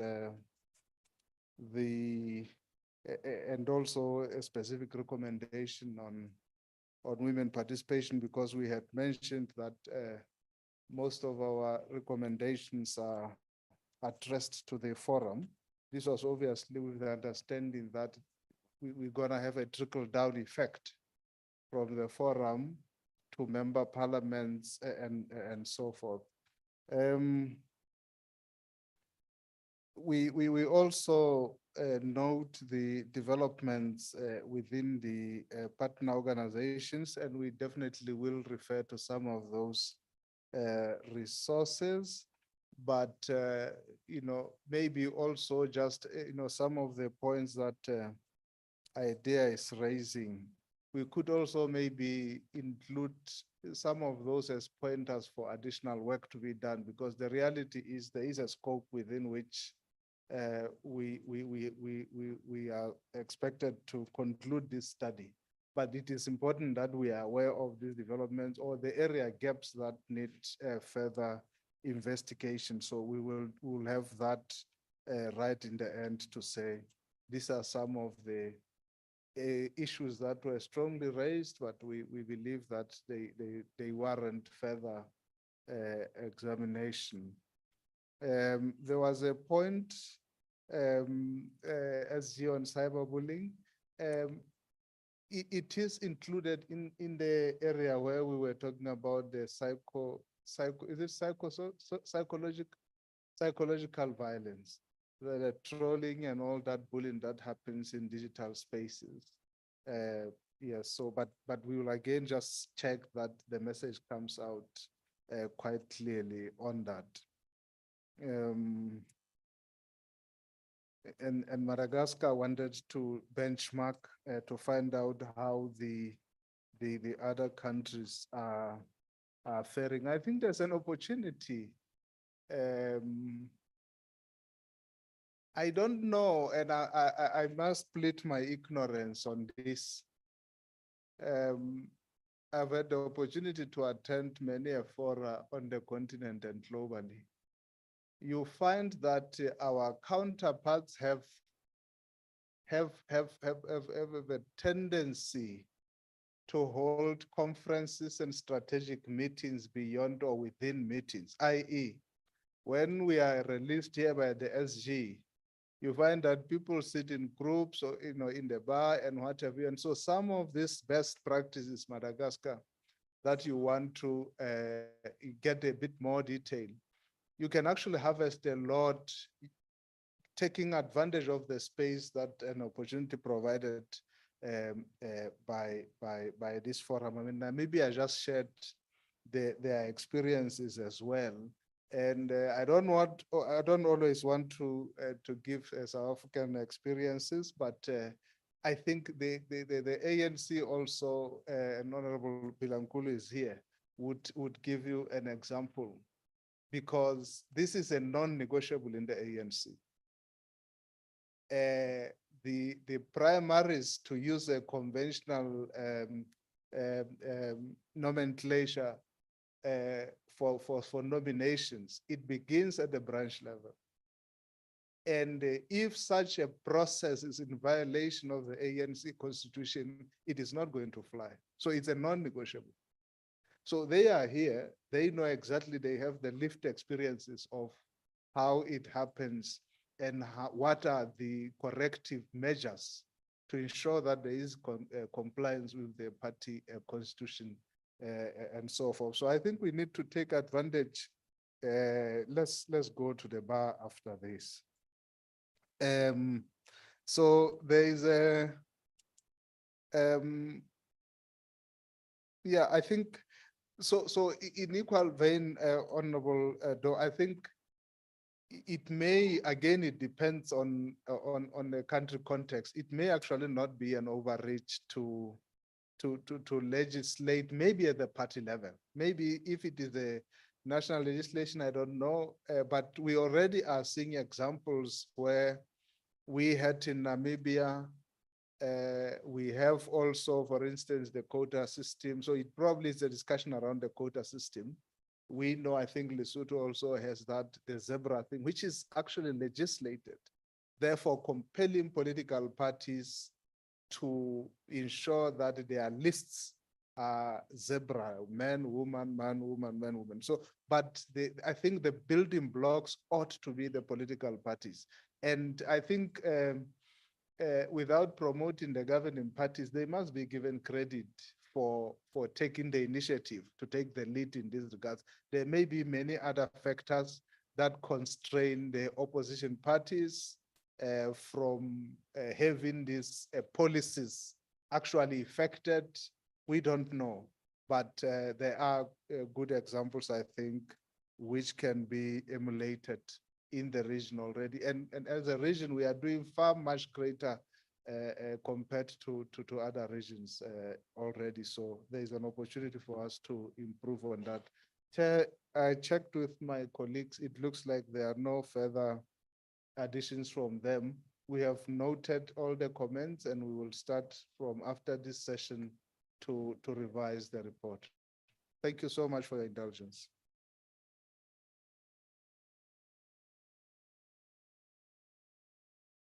Thank you very much, Dr. Shale and your team. I think we can give them a round of applause once more. We appreciate the work they've done. More importantly, we also appreciate their patience when we could not deliver on our end. Because when we engaged them, we told them our constituency is very organized. In a few weeks, we must be able to conclude these consultants. And when we could not, sometimes it was not always easy to face them. I don't know how they did it, but we still remain cordial. And for that, we appreciate. What we want to do, honorable members, in future is to avoid those situations by simply being mobilized through the national caucuses. We want to move to the next section. But before we do that, may I allow SG to make any observations briefly? No, thank you. I will not make any observations, just to congratulate the Shelley Stone for putting this together. And I would like to find out, given the partners who are in the room, IDEA and the others, how possible is it to have a few case studies of women members of parliament who have demonstrated bravery? I mean, we talk of attributes, we talk about the fact that women in politics, if they ascribe to these principles, this is where the success lies.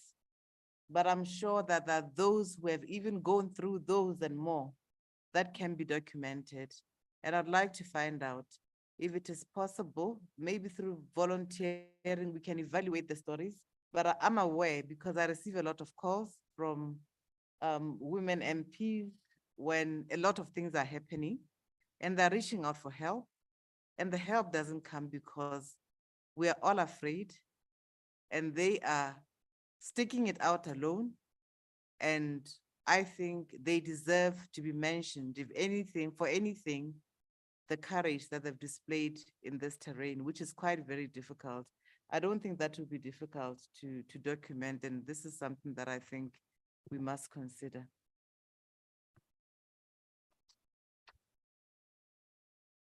Yes, our partners, WILSA, International IDEA, ECF, SADC.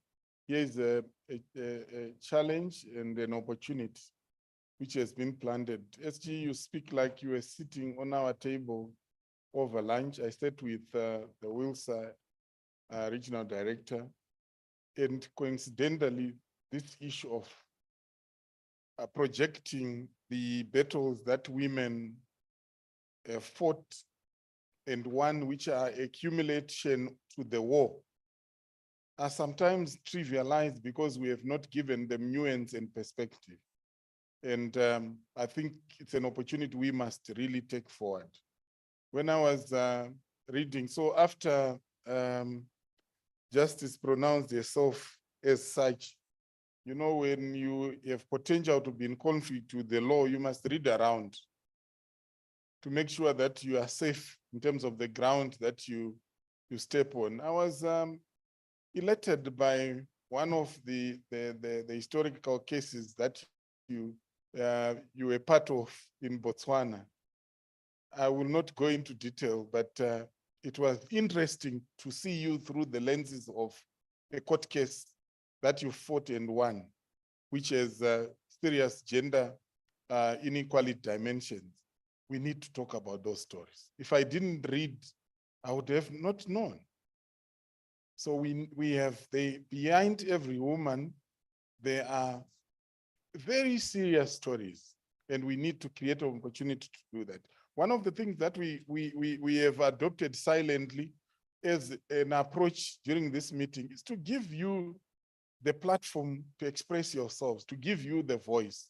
That's why you saw, even when we are lagging behind with time, we are lenient in allowing you to project your voices because it's your space.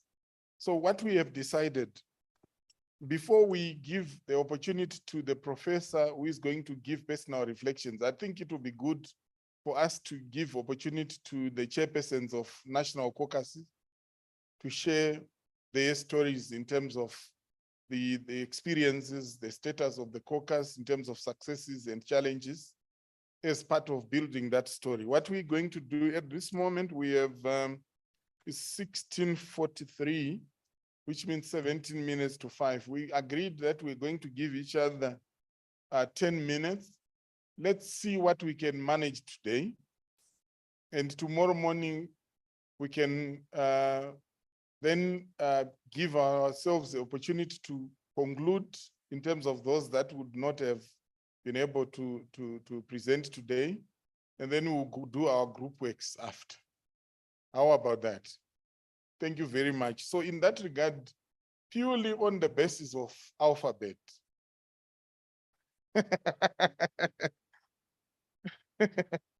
there is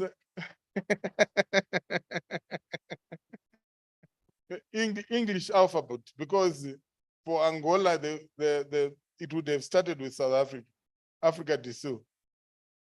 So we're going to start, yes. So we want to start with Angola, if you're ready to share your story, and then we request Botswana to be ready.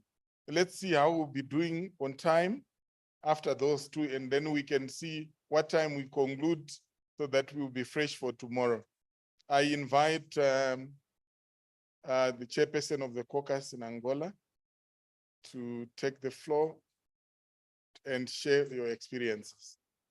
You want to speak from there, or you want to come here? Yeah, it would be better if you presented from here, Honorable.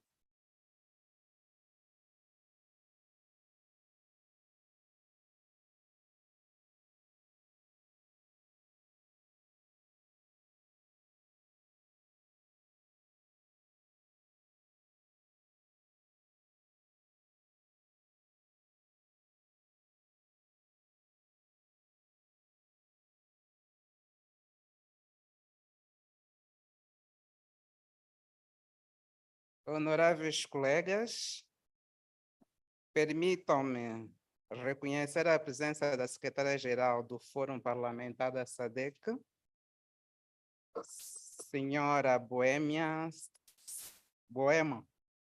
Peço desculpa se pronunciei mal o nome.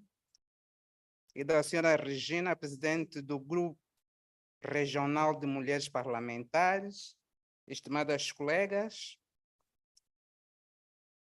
falar de igualdade de gênero significa, antes de mais, falar da Carta das Nações Unidas sobre Direitos Humanos, da Agenda da Agenda de 2063 da União Africana, e significa também falar do Objetivo 5º da Agenda 2030 de Desenvolvimento Sustentável e de outros vários instrumentos internacionais, dos quais muitos dos nossos países ratificaram.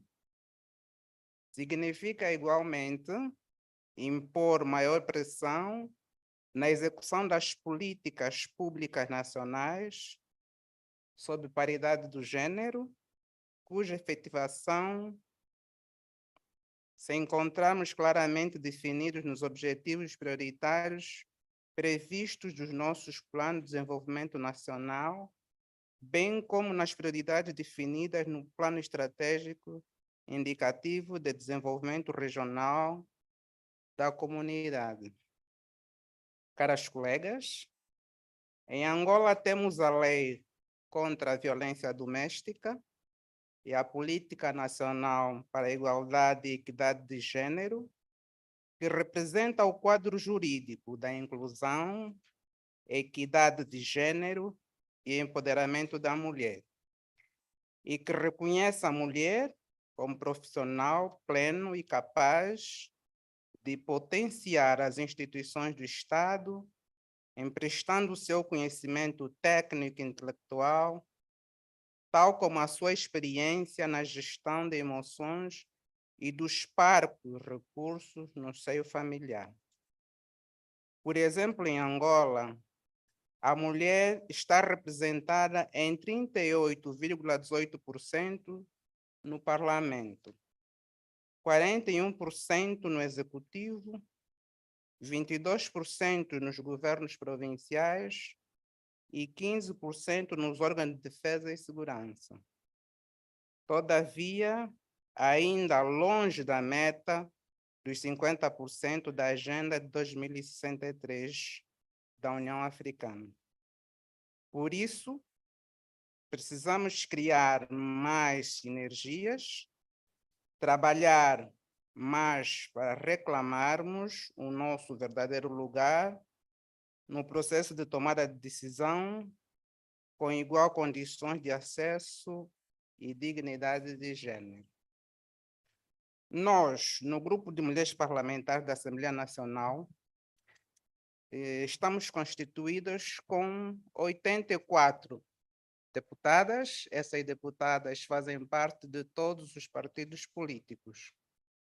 Um dos nossos objetivos é garantir a promoção da mulher. No número de deputadas, somos 67 mulheres do partido que governa, 67 mulheres do partido que governa, 16 mulheres do grupo da maior oposição, e temos uma mulher apenas de um dos partidos onde esta mulher é a presidente do partido. Do nosso grupo de mulheres parlamentares, nós trabalhamos com grupos de trabalho. Nós temos 6 grupos de trabalho, temos um plano de atividade anual que temos desenvolvido. O nosso foco está voltado à mulher e às raparigas. As atividades que nós desenvolvemos são atividades ligadas à saúde da mulher, prevenção da gravidez precoce, analfabetismo e a questão da violência doméstica. Nós temos também no grupo de mulheres parlamentares parceiros sociais, que que são associações constituídas por associações ligadas a mulheres da carreira jurídica. Temos associações de pessoas em situação de vulnerabilidade. Temos associações das pessoas com albinismo. Aqui gostaria de frisar que as pessoas com albinismo, para nós, na nossa ótica, não são pessoas deficientes. Elas próprias não aceitam ser chamadas como deficientes. Elas dizem que são pessoas apenas com albinismo. Também nós trabalhamos com a questão do empoderamento da mulher. O nosso grupo de mulheres parlamentares em Angola é bastante versátil. Digo versátil porque ela congrega mulheres de todos os estados sociais. Nós temos mulher general do Exército, temos mulheres médicas, professoras, reitoras, jornalistas, temos mulheres que foram secretárias de Estado, vice-governadoras, administradoras provinciais, temos mulheres também na área rural, portanto, por isso é que eu digo que temos mulheres versáteis. Também gostava de frisar que o nosso grupo de mulheres parlamentares tem mulheres jovens, portanto, é um grupo que tem mulheres jovens. A deputada ou o deputado mais jovem a nível do nosso parlamento é uma mulher. Temos também várias mulheres, não é? Gostaríamos de frisar aqui que a nossa presidente da Assembleia Nacional em Angola é uma mulher. Foi pela primeira vez que Angola elegeu uma mulher que é a presidente da Assembleia Nacional. Nos cargos de decisão temos ainda a nossa presidente do Tribunal Constitucional, que também é uma mulher, a vice-presidente da República de Angola também é uma mulher, e temos também, como a vice-presidente do nosso partido, também uma mulher. Quanto às questões de sucesso, não é? Que o grupo de mulheres parlamentares pode aqui, portanto, frisar. Um deles é esse, que temos a primeira mulher, a presidente da Assembleia Nacional, achamos que esse é um grande sucesso. Dizer também que nessa quinta legislatura o número de jovens, também mulheres, aumentou. Também colocamos isso como sucesso. Quanto à questão dos desafios, o nosso grande desafio é de aumentarmos mais o número de mulheres. Aqui, há pouco tempo, já foi frisado que o partido que está no poder é o partido que mais se preocupa com a questão da paridade. Por isso é que nós temos tido problema na questão de conseguirmos atingir os 50%. O partido que está no poder esforça-se, mas se a oposição não fizer, então acabamos tendo insucesso nessa parte da paridade do gênero. Um outro desafio que achamos que conseguimos também consolidar, não é? Ou eu até diria que seria sucesso, é que nós temos também parcerias com, temos protocolos de cooperação com instituições internacionais. Temos, por exemplo, parceria com a ONU, não é? Que temos trabalhado de forma direta, e também temos protocolo de cooperação com o PNUD.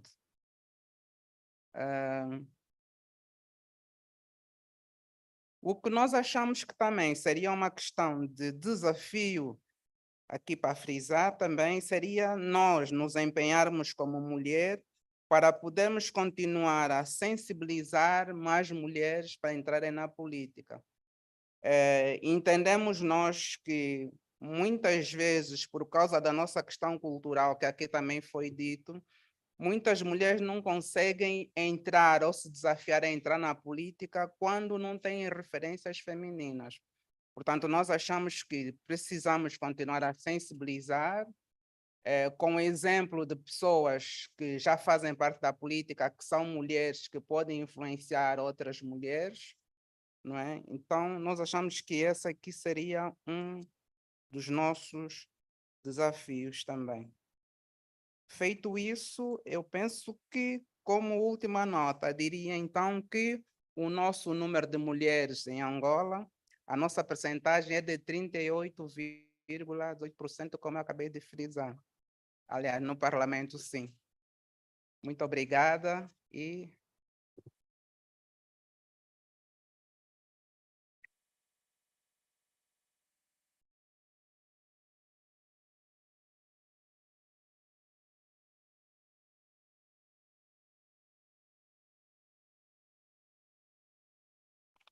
Thank you very much, Honorable, for sharing the experience from Angola.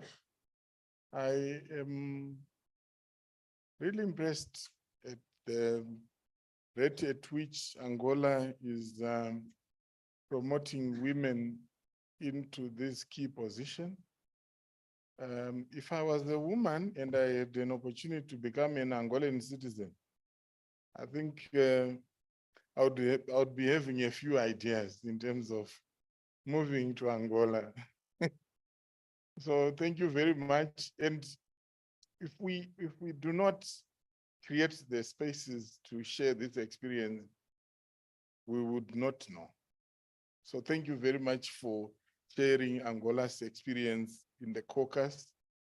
At this juncture, I wish to recognize in our midst the presence of Excellence Philomena Delgado, the Angola's ambassador to South Africa. Thank you very much for honoring us with your presence. And she's a woman. So Angola, please prepare for my citizenship. I'm coming. Yes, Honorable, I see your presence. We did not give you an opportunity to introduce. You must have joined after we started the meeting. Madam Honorable? Yes, please introduce yourself.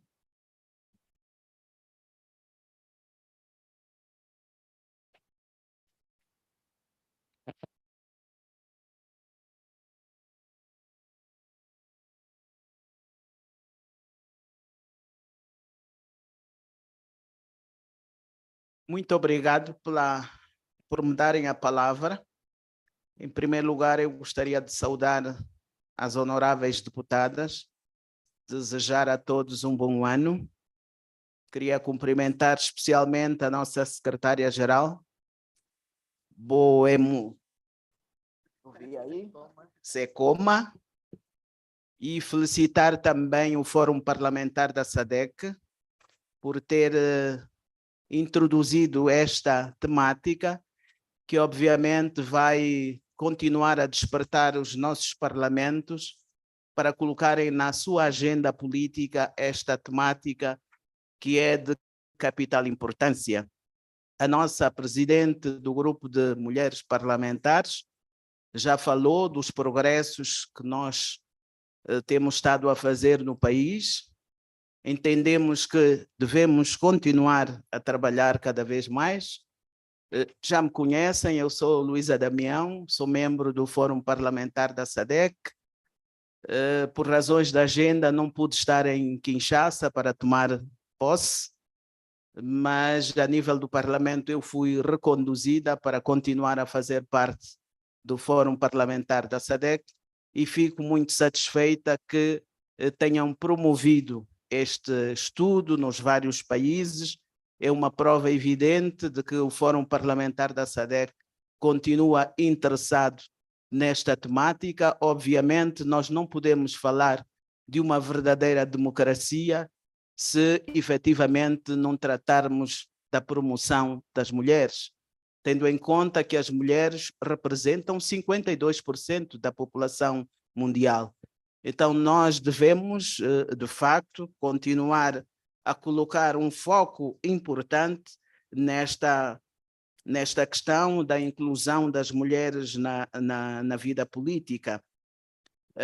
Como dizia a minha colega, nós temos pela primeira vez em Angola uma vice-presidente da República, uma presidente do Parlamento, temos também mulheres a dirigirem o Tribunal de Contas, o Tribunal Constitucional, as vice-presidentes são também mulheres, portanto são progressos que Angola tem estado a fazer e a nossa presidente do nosso Parlamento tem estado a incentivar-nos a que todos juntos devemos erguer um mundo mais inclusivo, em que o coração da mãe que toda mulher aporta seja capaz de embalar o mundo numa melodia de paz, de concórdia, para nós podermos levar a esperança aí onde há desespero e levarmos a fé onde persiste o medo. Portanto, mais uma vez eu quero felicitar o Fórum Parlamentar da SADC por introduzir essa temática que vai levar também nós, os parlamentares, a inspirar-nos a continuarmos a trabalhar nesta temática. Muito obrigado. Thank you very much, Honorable. We must be the ones to congratulate you for making it back into Parliament.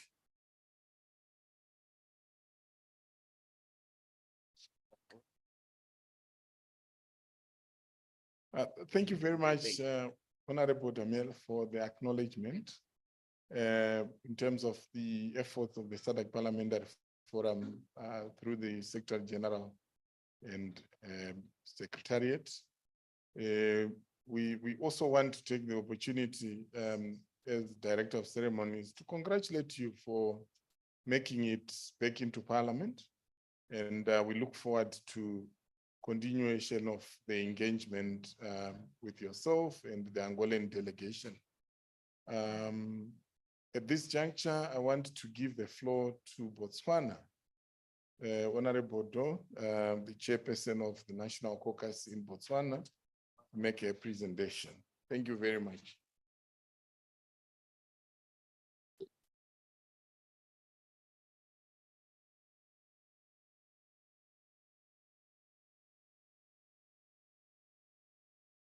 Thank you very much, Director, and acknowledge the Secretary General of SADC Parliamentary Forum, and I stand by the protocol already pronounced so far. In my country, and I'm sure in every country in this room, not necessarily in every country, but in most countries in this room, you become a leader by three ways. You may be born to a leader, you're born to a chief, and if you are the male son, you become a leader. Okay, it's very easy, but only very few people can aspire to do that, And generally, all those leaders will be women, will be men. Occasionally, the rightful heir is not available, and a female may be catapulted to the top. That's very rare. You may be, maybe on merit, maybe a public servant, you work hard, you become a PS, you become a PSP, you become the head of the army. Not yet, but maybe the head of the police. It's on merit. Everybody knows that. But then, of course, for people in this room, primarily you stand up and say, I want to lead, I want to lead, I want to lead. And yeah, I want to lead. You know, it's a personal journey. You decide that I think I'm a great leader, you raise your hand. You have enough resources to convince people. You gather people around you, and they think, there grows a great person, and they elect you.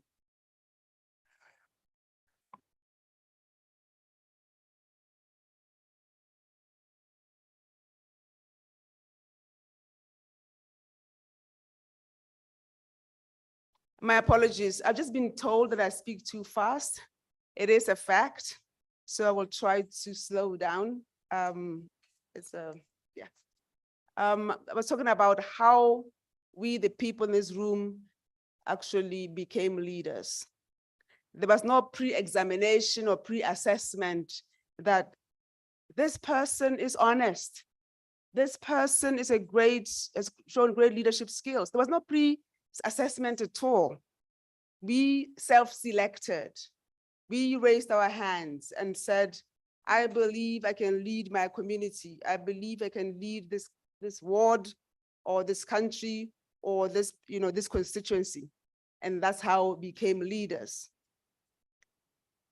I'll get back to that in a minute. So basically we're talking about that kind of leadership, those self-selected leaders who then persuaded other people that they can actually lead, and actually were able to successfully persuade them.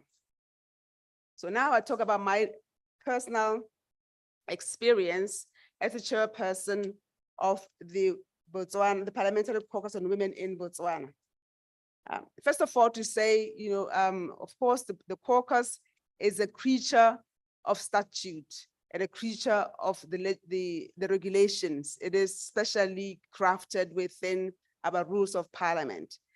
The mandate is very, very broad, so there's no quarrel with that. It talks about, that our mandate is to promote legal reform, policy reform, to do lobbying and to do advocacy. So there's no quarrel with actually our mandate. And in terms of the stats and some of the finer aspects or the finer information about the Botswana situation, I want to associate myself with Botswana as described in the report that we have in front of us, so that I will not have to repeat, but it's already there. In terms of our electoral system, in terms of our deficiencies, I think we can all accept that. And also on the positive to say, Botswana is very good at policies. We write beautiful policies on everything. I mean, if you were to gauge us and decide that we are successful on the basis of policies, we have great gender policies, policies on violence against women, even law on violence against women. So that's not our problem. So the question is, what then is the problem? And I think, I just want to say that maybe one of the things I always say is that nobody solves a problem that they don't have. No one solves a problem that they don't have. So until we think we have a problem, and that we have deficiency in our democratic system, we won't solve it. So I think first of all, we have to be persuaded by reports like this and studies like this that we have a problem. That's why we are number at the bottom of the list when you talk about our successes. In terms of the challenges, first of all, let me talk a little bit about the membership, of the Parliamentary Caucus on Women. There are 7 members because there are 7 women. The regulations that all members of parliament there are 7 members because there are 7 women in parliament, and all of them are part of the Parliamentary Caucus on Women.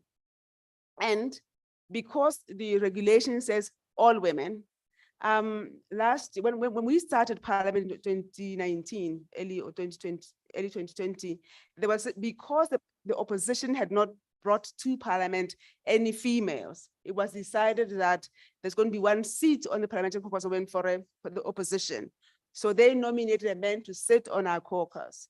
This man has since actually resigned from the caucus because of bullying, because of harassment, and because of teasing. Yeah. So he's no longer a member. He decided he couldn't, because in Parliament he teased that you are a woman, you are the, so there's so much bullying that he actually left the caucus. Even though the Parliament had decided that they're going to make a special dispensation to allow him to sit on that caucus. And we laugh.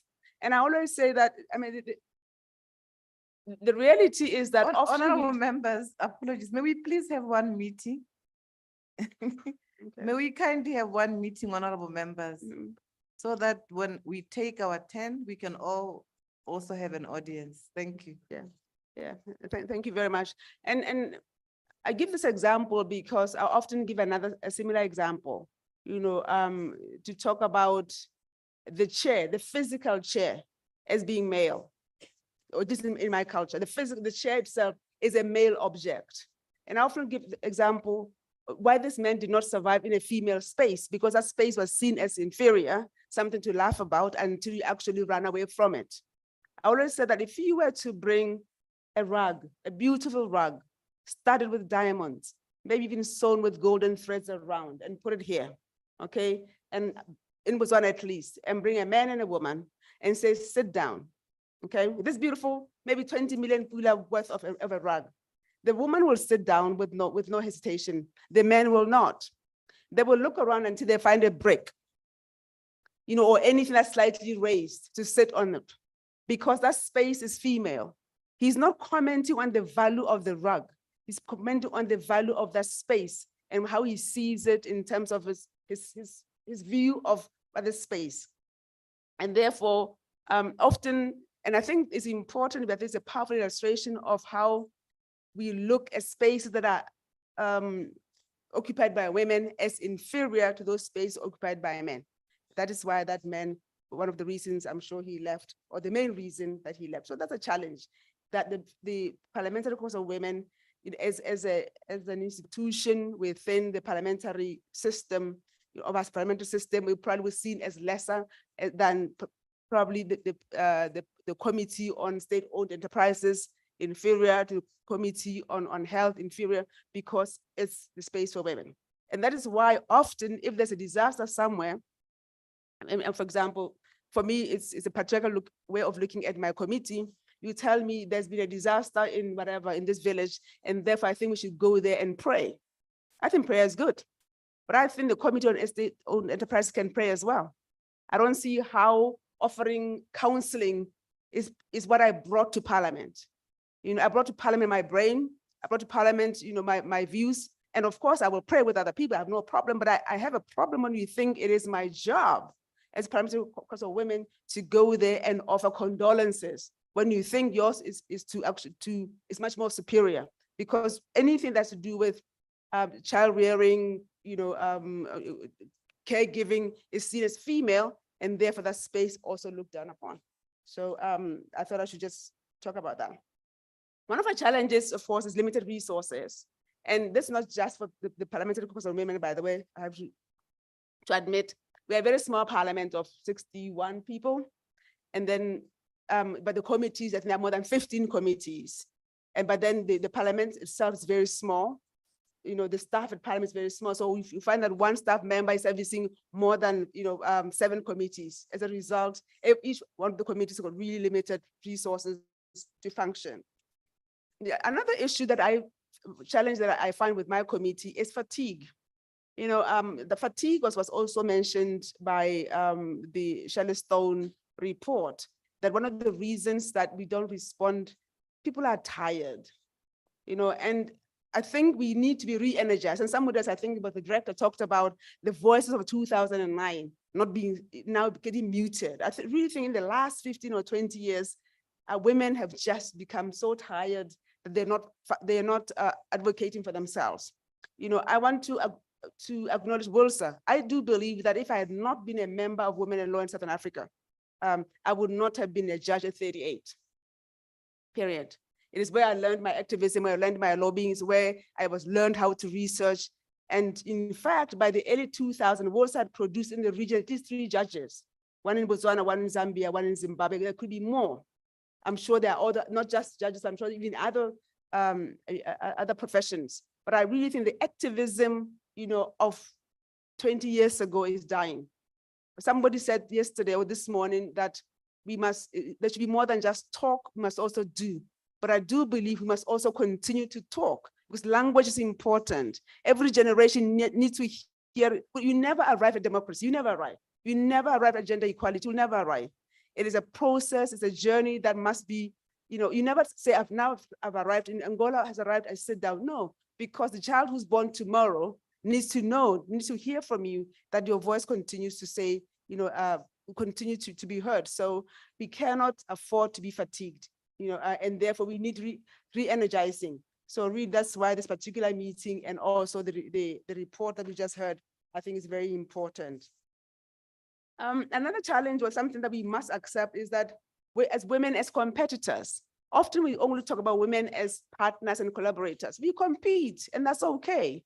We compete, that's okay. And that is why it's important to acknowledge that change will not come from a few good women, or the work of a few good women, a few good men, or a few good people. It has to be anchored on policies, on laws, on structures, and not assume that I'm going to be so good that I'm not going to challenge her. Of course I'm going to challenge her. And politics can be very adversarial, very, I'm just giving an example. She's another, I'm not even standing 10 people. I didn't say that. Okay, I'm going to slow down again. I know I'm speaking too fast. So often we talk about, we only talk about, we assume that all women are good and all women want to partner, all women want to collaborate. That's not true. We are human. Just as men fight, we fight. That's not the question. That's not the issue. And often we say, oh, women don't support other women. That's not the issue. All this must be anchored in good laws and good policies and good structures that make it possible for us to fight on a fair platform, as opposed to be, an all out and totally ungovernable war. And also to acknowledge that a political journey is a personal journey, it's a family journey, it's also a party journey. And often there's conflicts in here.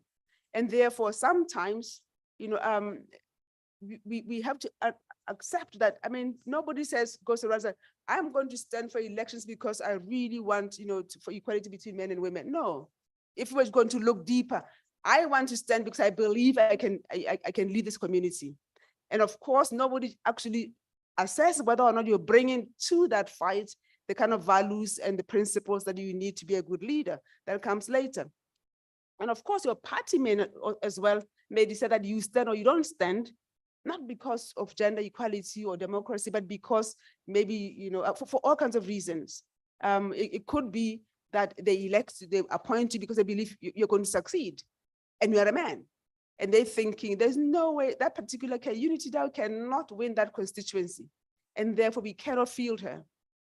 And then it's framed as being against men or women. So we must understand these dynamics, that they make decisions because they want to win. You make decisions because you want to win.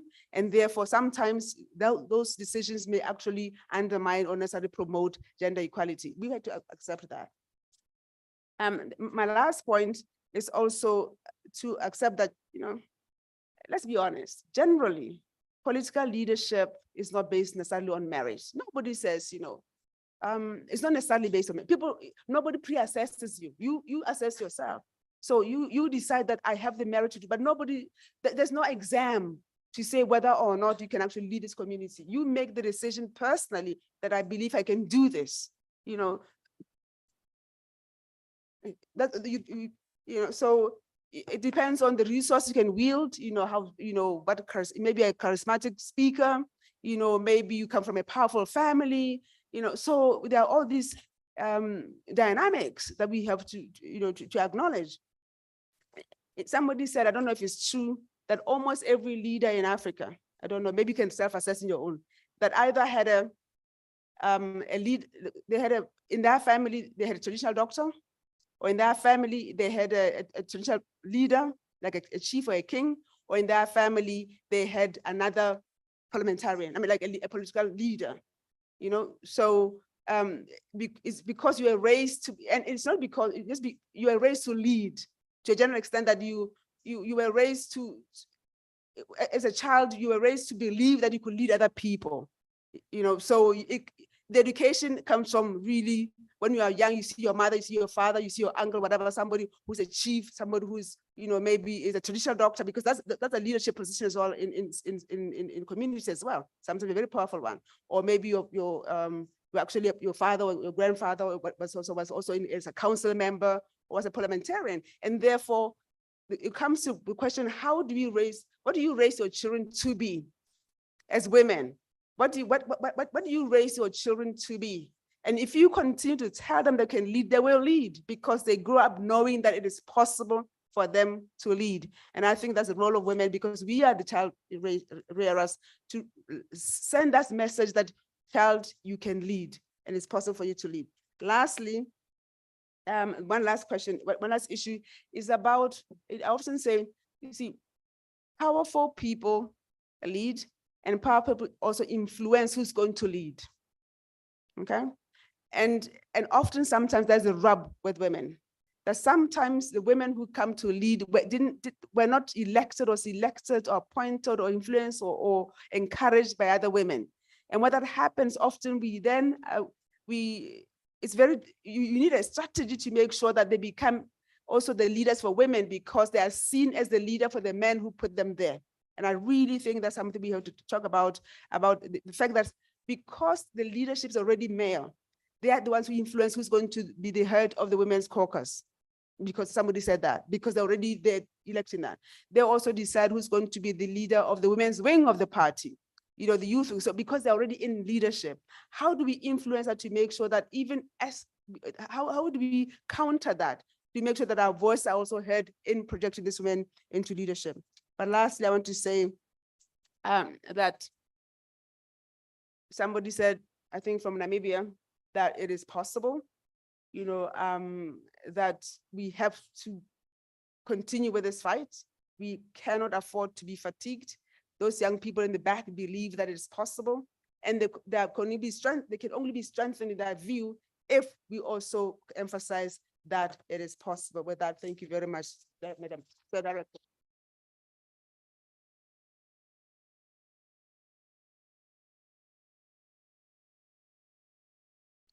My take home, fatigue is a luxury that we cannot afford as women.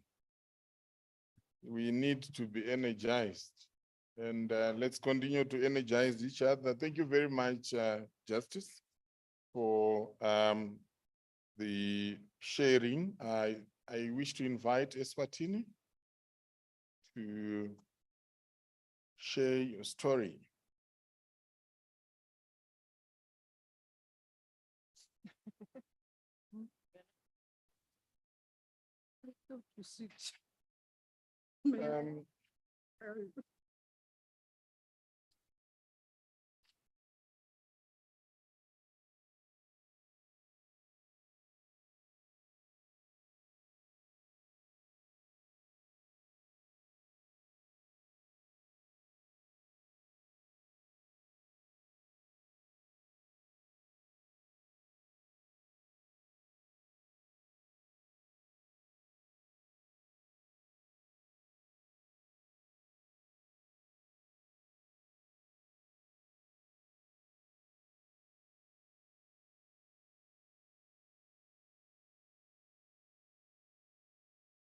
Thanks, everybody.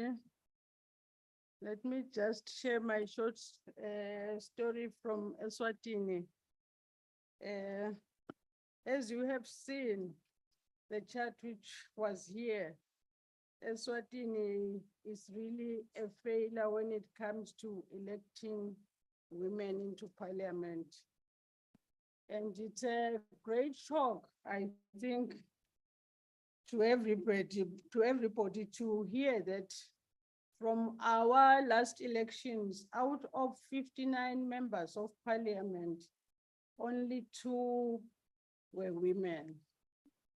And we have tried as a country, out of 59 members of parliament, we only got 2 women who were elected into parliament. But everything was tried. Everything that could be done was done, but we only came out with 2.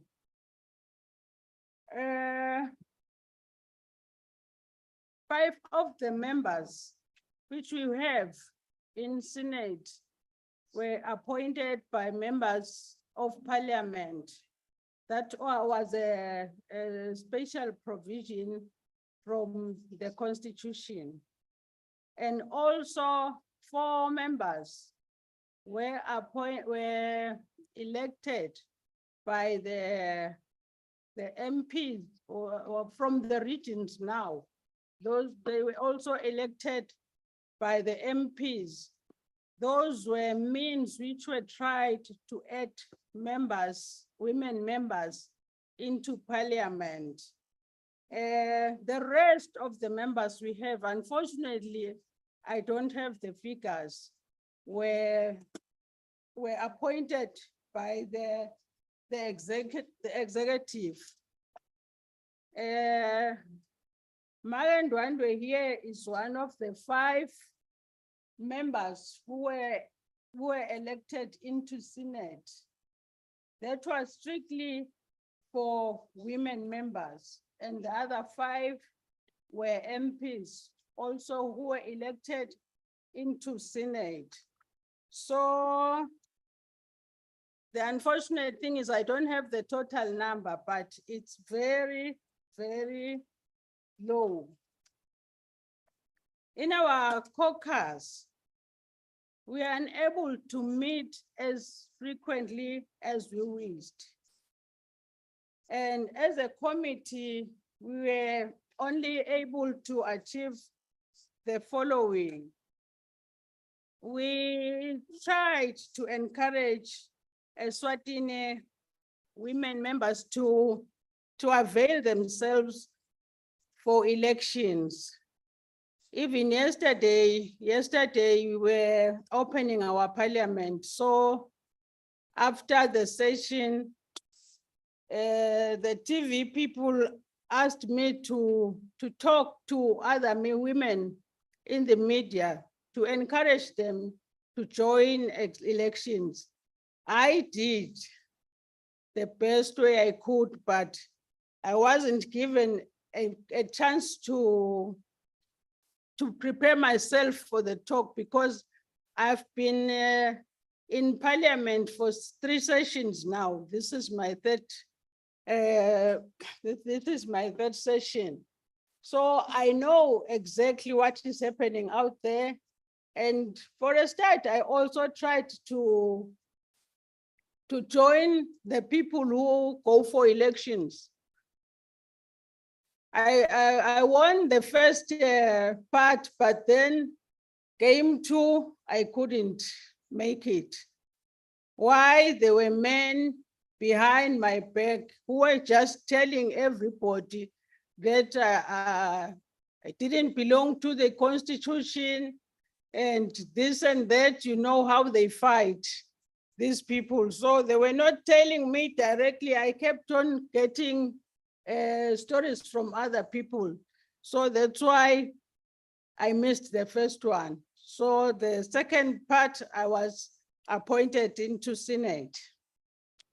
So as a committee, where we tried to assist a few women also to do some income generating projects so as to get money to be able to finance themselves when doing their canvassing.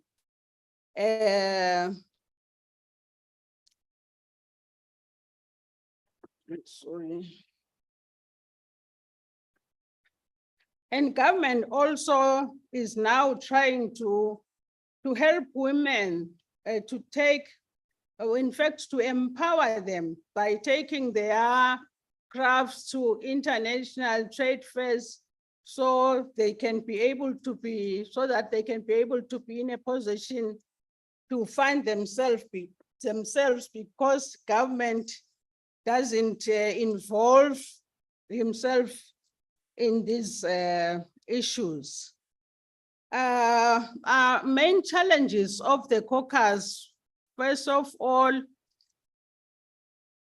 is that we found that some men do not allow their wives to partake in elections. So obviously some women, even if they wish to be part of parliament members, then they can't join the elections. Another barrier was COVID. We were unable to meet, even though we were still trying to find some people to fund us. We were unable to meet as we wished because there were COVID restrictions and the funders were not really able to give us money to attend these meetings, which we had intended to do. I think I'm done, honorable members, because it's mainly challenges more than the good things which we expected to do. Thank you very much.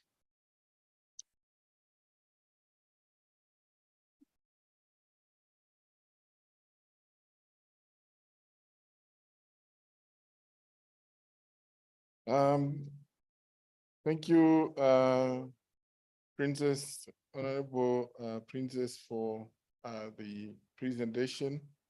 That's Eswatini. Can we move on to Madagascar? Chairperson of the caucus in Madagascar, can you take the floor?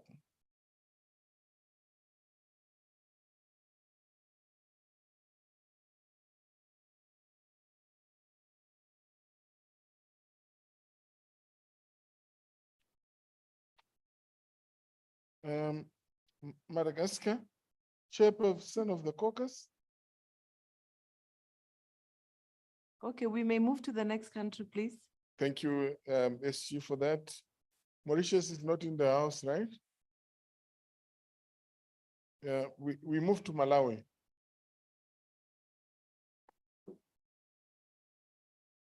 Around the corner, around the corner, around the corner, women are coming around the corner, women.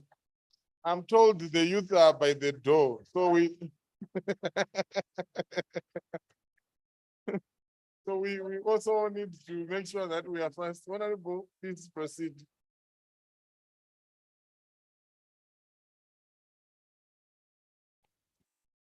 Thank you very much, the Director of Ceremonies.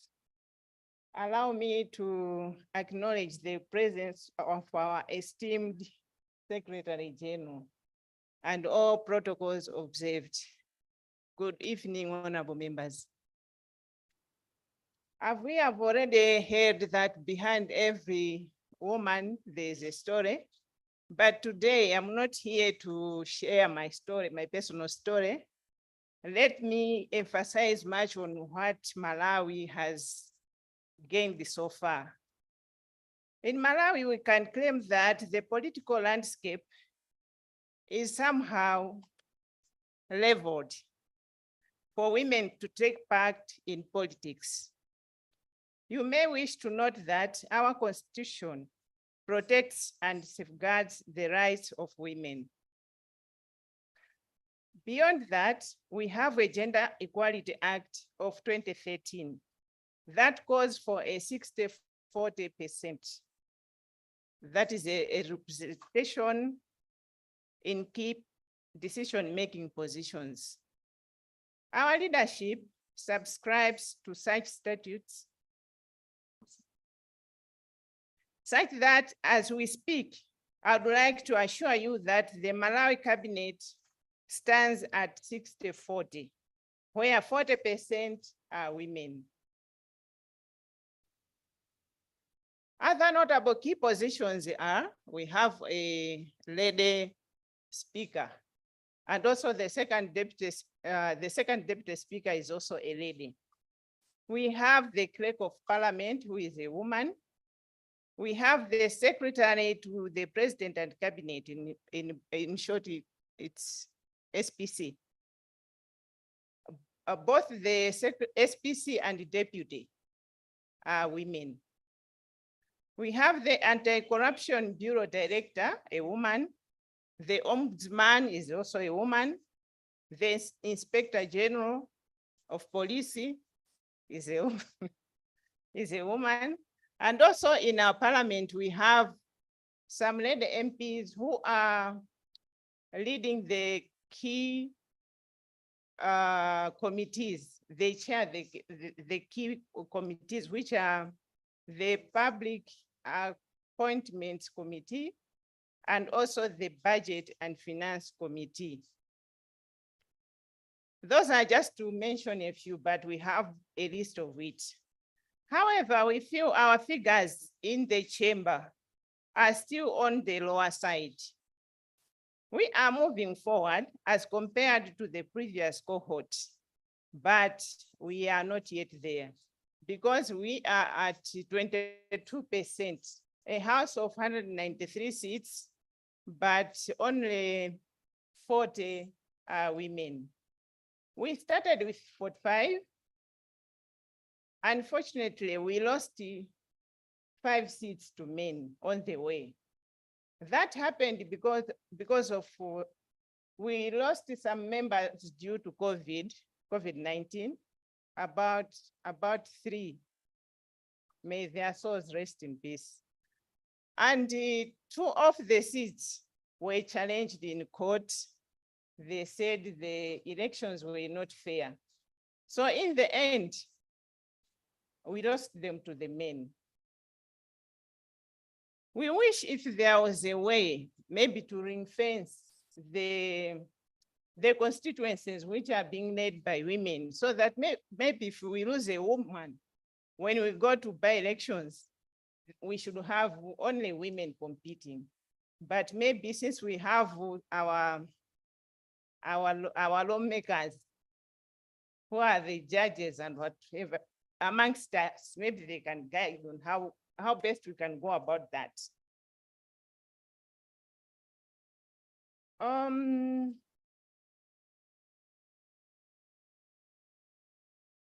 Sometimes I feel like when we say the pulling down of women is not there, to me, that's my feeling. I feel it's there, but like in Malawi, it happens due to poverty. What I'm trying to say is that, like what I've said, that we lost about 5 seats to men.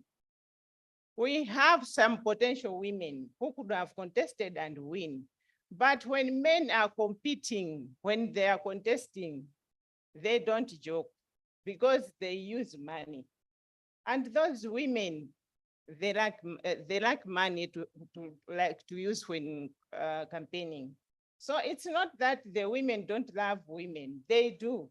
But due to poverty, when those men come with money, you know what money can do.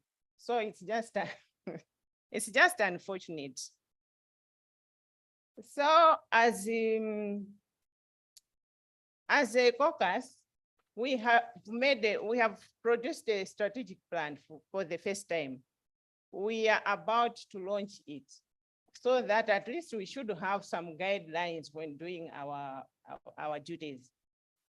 Let me just share with you some of the activities which the caucus is doing in Malawi. As a caucus, we work together despite our political affiliations, but we are women with one agenda. So we go to constituencies visiting one another. The whole of us, we go to a constituency of a woman and campaign for her, although it's not yet time for campaigns.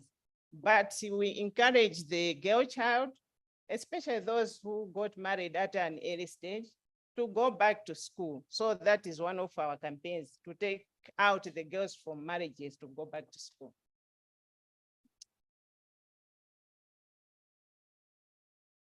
And another thing which we are proud of, we work with NGOs in Malawi, although not all of them, but some of them, we work together with them and they assist us.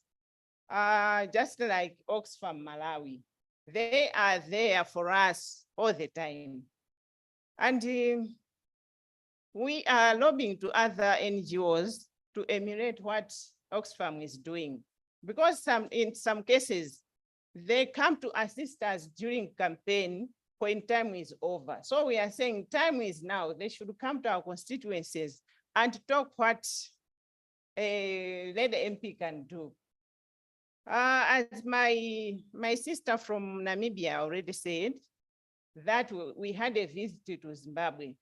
It is true, because last year in, was it September, if not October, the delegation from Zimbabwe, especially the Women Caucus, came to Malawi to borrow a leaf on what we do. And while there, they discovered that as a caucus, we work together with the First Lady of Malawi, though not directly, but the First Lady works with us through the NGO. She has her own NGO. So she works with us through that NGO. So to our fellow sisters from Zimbabwe, it is something they admired most. So we also took them to some of the rural constituencies to appreciate how we worked together with the women on the ground. And last week, we happened to go to Zimbabwe to also appreciate what they do there. Our trip was sponsored by Oxfam Malawi together with Oxfam Zimbabwe. It was a delegation of 15, which included 7 MPs. And amongst us, we also had 2 deputy ministers. And we also have the CSOs, we had the NGOs, together we went to Zimbabwe. We also appreciated some of the best practices which they do. One of them is they have a gender commission, of which we don't have in Malawi. We also discovered that they have a gender focal person, almost in all ministries, which is easier to deal with the female issues.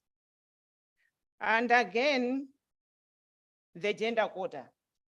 We don't practice it in Malawi, so it's something we went there to learn, to borrow a leaf from them. And while there, since the first lady of Zimbabwe heard that in Malawi we work together with the first lady, she appreciated that and gave us a platform to chat with her. So it was one way of campaigning for our Zimbabwe sisters. And the good thing is that the first lady of Zimbabwe, Madam Auxilia Mnangagwa, has promised to support the women who are contesting. But she asked them that it should start with them, the candidates, to work hard on the ground, to be participative in the chamber. When she says that the MPs are really dedicated to contest, she will be there for them. So to us, it was a plus because we felt that our visit has yielded some fruits, although the campaigns have not yet started. I think I should stop from there. Thank you for listening.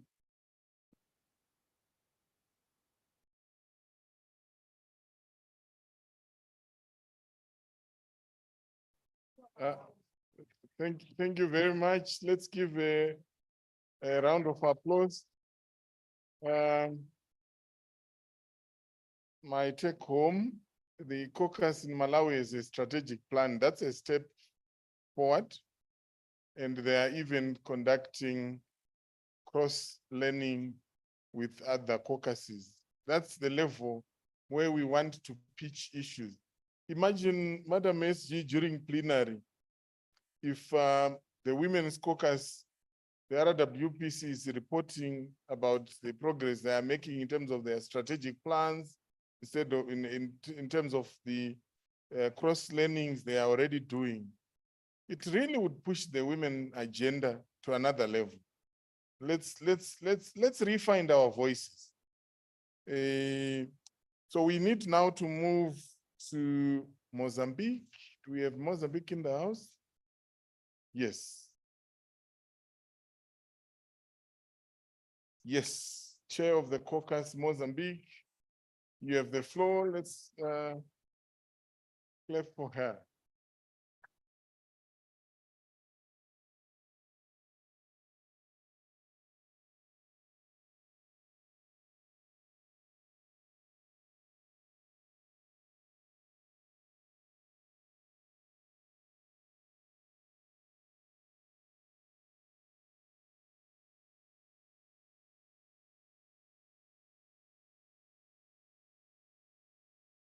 Com a vossa permissão,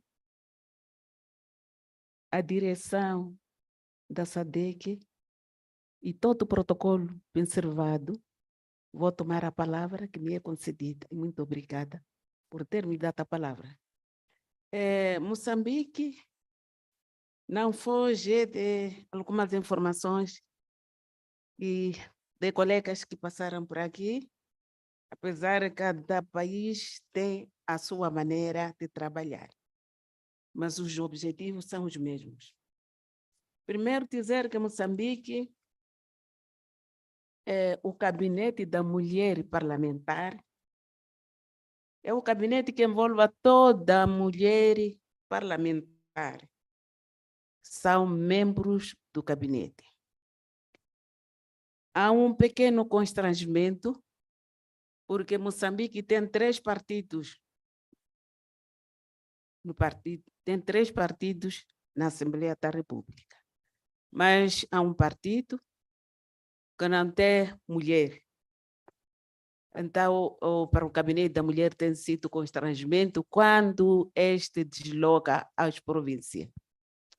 O nosso trabalho como gabinete, para além de fórum que temos realizado 2 vezes por ano, o princípio do ano e o último, temos feito jornada, trabalho às províncias.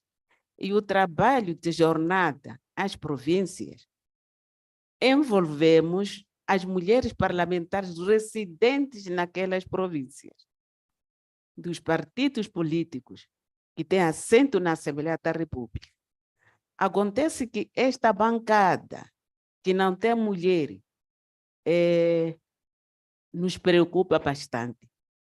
Eles justificam que são pouco e para nós dizemos que não.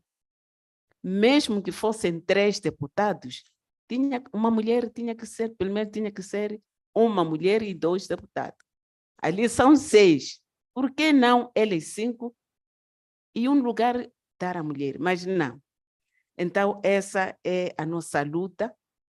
Todo este mandato que está para terminar, que vai terminar em 2024, então temos esse constrangimento.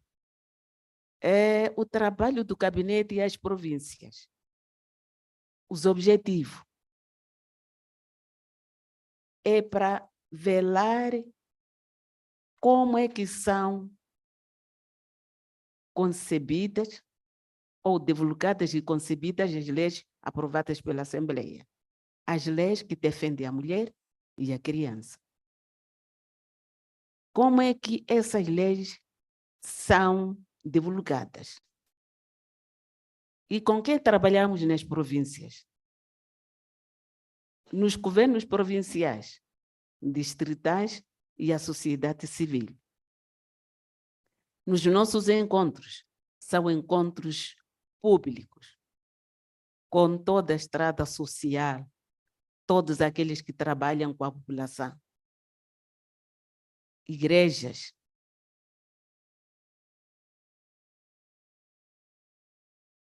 a saúde, a educação, a polícia. A polícia porque tem lá o gabinete de atendimento da mulher. Igreja porque eles têm massa popular nas igrejas e é lá onde está a mulher. A educação porque é lá onde está a nossa rapariga e é a educação que preocupa quando a menina interrompe os estudos. A saúde também é um dos elementos que trabalham conosco, por causa das grávidas precoces. Então, essa tem sido o nosso trabalho nas províncias. E não só envolvemos a sociedade. A nossa província tem 3 grupos, sul, centro e norte. E esse grupo tem suas culturas. Então, envolvemos o trabalho do Gabinete da Mulher, aqueles líderes que trabalham lá na povoação, os réculos, os cabos, os secretários, envolvemos por causa de casamentos de menores. E é um ato, não só o gabinete, mas também aqueles que são nossos parceiros, aqueles que são nossos colaboradores, a polícia, também atuam nesse caso, em caso de casamentos de menores. E até o gabinete diz, o casamento de menores, a partir do chefe religioso que está a celebrar o casamento, a família da menina e o rapaz, até aquele que emprestou até panelas para se cozinhar. Esses respondem porque estão a aceitar casamento que já está aprovado na Assembleia da República para não acontecer casamentos de prematuro, casamentos de menor. Então, envolvemos nós toda essa camada social para trabalharmos juntos na divulgação dessas leis. Lei de sucessões. Eu dizia que o nosso país tem três culturas fortes. Há províncias que a lei de sucessões, até hoje, o gabinete está a trabalhar de forma a combater aquela mulher que perdeu o marido, ficou com crianças. Há culturas que, a partir dali, é escorçada a mulher sair dali e a casa, os pés, é tomado pela família do marido. Então, esse é o trabalho que o gabinete tem para as pessoas saberem, conhecerem que há lei que lhes protege. Aquilo que ela fez na sua juventude junto com seu marido, se é o marido ou a esposa que faleceu, fica aquele que está vivo, que é marido ou a mulher, os filhos. Nada de interferir a família. Mas há regiões que são rígidas nessa situação. Mas nós estamos a trabalhar, também o gabinete de atendimento da mulher está a trabalhar, a saúde está a trabalhar, a educação está a trabalhar. E não só essas áreas. O gabinete da mulher, lá na província, também trabalha no caso de violência doméstica contra a mulher e criança. No caso das crianças, mulheres que são traficados. A nossa província, como dizia, que é vasto.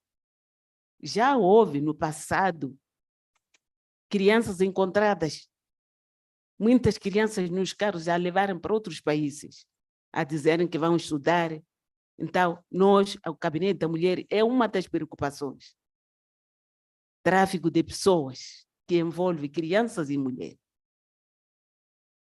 Então, nós, em relação àquelas que são leis que protegem mulher e criança, trabalhamos nesse sentido para a divulgação dessas leis, para que toda a população conheça e saiba, e aquele que transcrever essa lei saiba que receberão sanção a nível da justiça.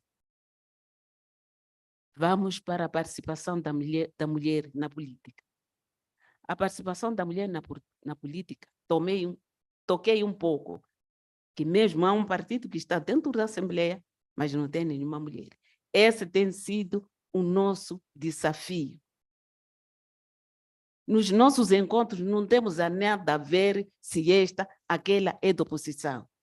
Mesmo nos trabalhos que a gente faz, nas províncias, nos distritos, trabalhamos, saímos para outra zona sem conhecer quem é que. Nós não trabalhamos, o gabinete não trabalha com cor partidária, mas a situação da mulher. Entramos, saímos sem se conhecer quem é de qual partido. Esse é o nosso desafio. Trabalharmos unidas. Nos momentos de eleições, nós apelamos colegas, não brinquem com coisas sérias aí no vosso partido. Lutem. Porque o partido no poder, em algum momento, pensamos nós que estamos um pouco aliviados. Porque ali são listas separadas, no partido no poder. Lista de mulheres que estão a entrar, que vão entrar pela primeira vez, e diz, esta lista queremos tantos por cento. Lista das mulheres que já estão lá, que querem repetir, esta lista queremos tantos por cento.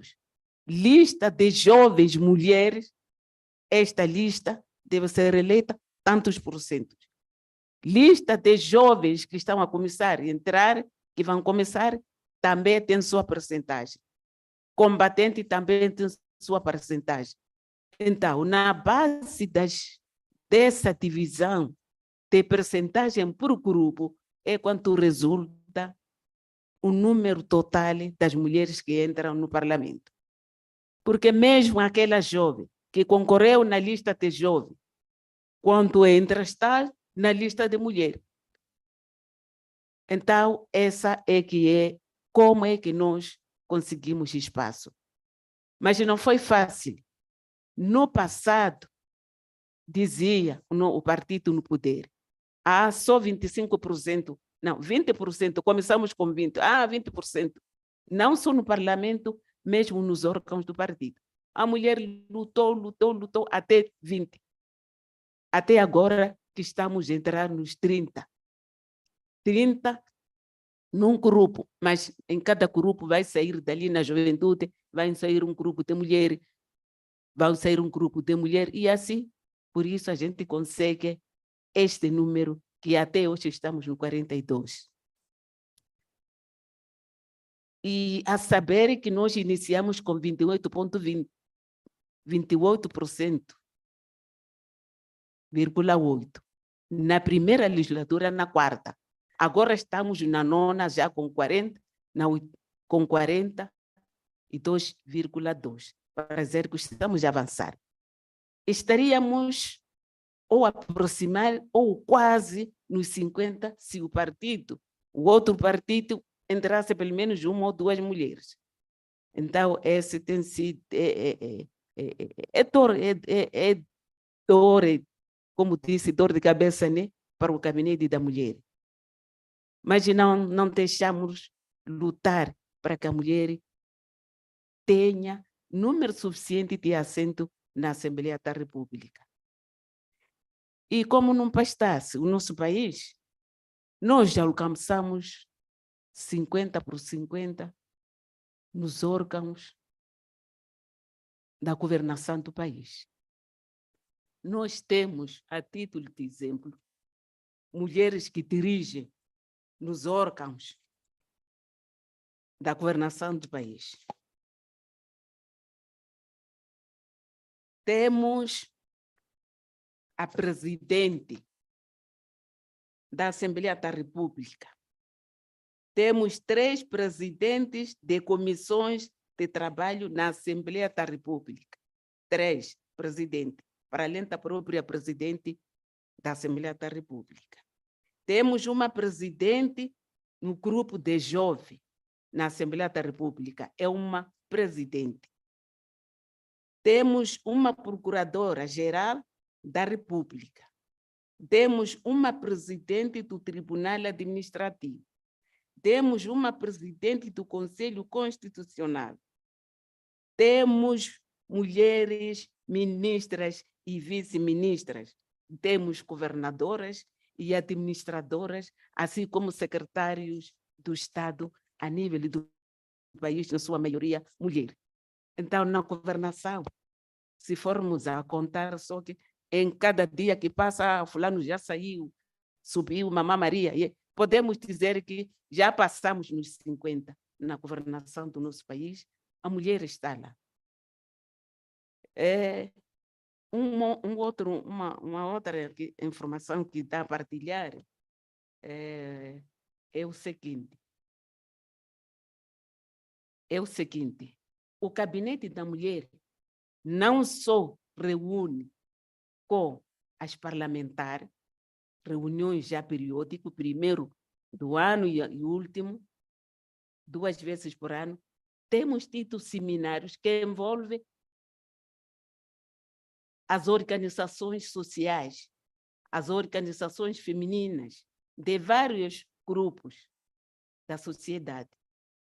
Seminários que apenas só para defender a mulher ou debater questões da mulher, e elas aproveitam até nos dar recomendações.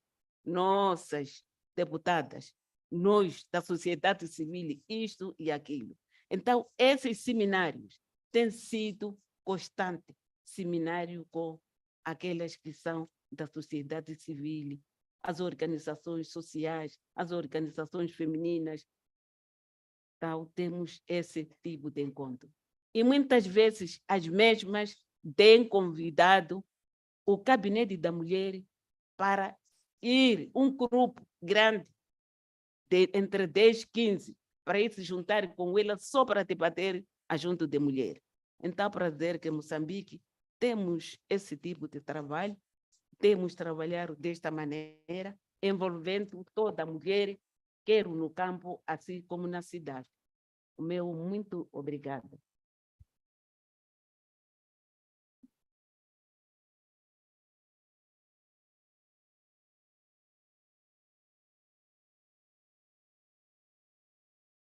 Thank you very much, Honorable Salima, for sharing Mozambique experience. We appreciate. We need to move to the next country, which is Namibia.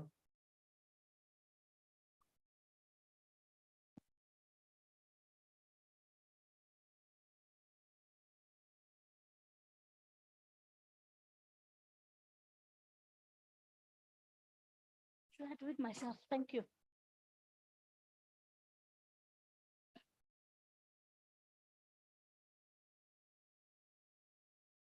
Thank you. Thank you very much.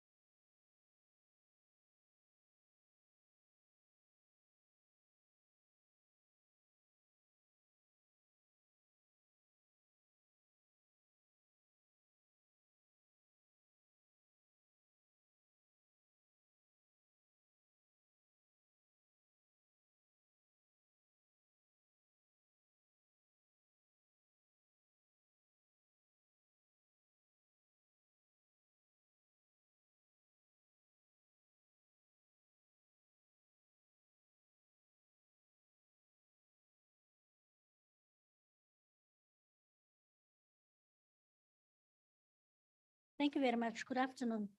I think I've spoke much of Namibia in whatever I was speaking of today. But let me give you a few highlights. I'm Paula Cooper, but I'm not the chairperson of the Women's Parliamentary Caucus. I'm together with Honorable Emma Muteka. She's a member of Parliament of the National Council. I'm from the National Assembly. We have two houses of Parliament. We have not yet come at establishing a Women's Parliamentary Caucus, but I will come to why. I want to give you a preview of the setup of the Namibian Parliament. We have 104 members of Parliament in the National Assembly, of which 48 is women. In the National Council, where I was speaking of the assistance from SADC Parliamentary Forum, we have 42 seats in the National Council, of which only 5 are female. Now, let me look at the youth representation in the National Assembly. There are 7, of which 5 are young women. And in the National Council, only 1 is young, which is the Deputy Chief Whip. If we look at the cabinet, we have 9 women as ministers out of 22. If we look at the deputy ministers, we have 15 deputy ministers out of 22, of which 1 is a young woman, and she is the Deputy Minister of Information and of the country, MICT. If we look at the High Court, the judges, out of 12, it's only 3 female. And the Supreme Court judges, all 4 are men. We could not get the statistics of the lower courts. Now, why can we not establish a women's parliamentary caucus? Previously, each house had its own way of doing things at the National Assembly and at the National Council. But then after the elections this term, we have agreed on just having one female or women's parliamentary caucus. But then there are modalities that we have to do. Because the rules of parliament does not allow for a joint parliamentary caucus. We have to amend the rules. That's one. There's a lot of noise outside. And that's a challenge for us. Now, previously, the National Council moved away from a women's parliamentary caucus, and they established a committee, a caucus as a committee to get the funds, because that is a struggle as well. Because a women's parliamentary caucus is not in the rules and orders of both houses. So if we do something or activities as a National Assembly, we have to take funds from the gender committee, because there is no provision for the women's parliamentary caucus in the rules also. Now, we had a meeting whereby the SG of SADC Parliamentary Forum was there, and we have established a committee of which Honorable Emma Mutega is also part of. So it's a joint committee of National Assembly and National Council. Now, if we put it as a committee, we will deprive the ministers and deputy ministers to be part of the Women's Parliamentary Caucus. So that also is a challenge on its own. That's why it is taking so long for us to establish a Women's Parliamentary Caucus. Now, last year, end of year, the ad hoc committee that was established to deal with the rules and the procedures that deals with the funding did a benchmarking in Zambia to see how it works and how they've arrived at establishing their Women's Parliamentary Caucus. As we are speaking, the chairperson of that committee is not here, and she have delegated Honorable Muteka to be here. They are in Kenya as we are speaking, benchmarking. But very soon we will get to the point of establishing our Women's Parliamentary Caucus. Of course, there is a lot to be done, a lot of lobbying to be done by the Women's Parliamentary Caucus, of which you cannot do with a gender committee, which is a committee of only parliament. And we will reach there. But in all, Namibia, without even the establishment of the region of the Women's Parliamentary Caucus, have achieved so much. But we need them. We need the Women's Parliamentary Caucus to push and advocate for all women's rights and whatever is to be done for the ladies. I thank you. Yeah, that is basically all.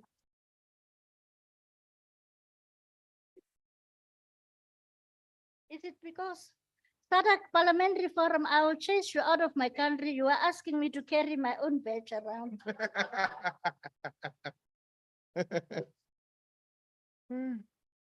Thank you very much, Honorable Cook, for it's enlightening. I mean, it's heartening to learn that Namibia has made significant progress towards establishing the caucus.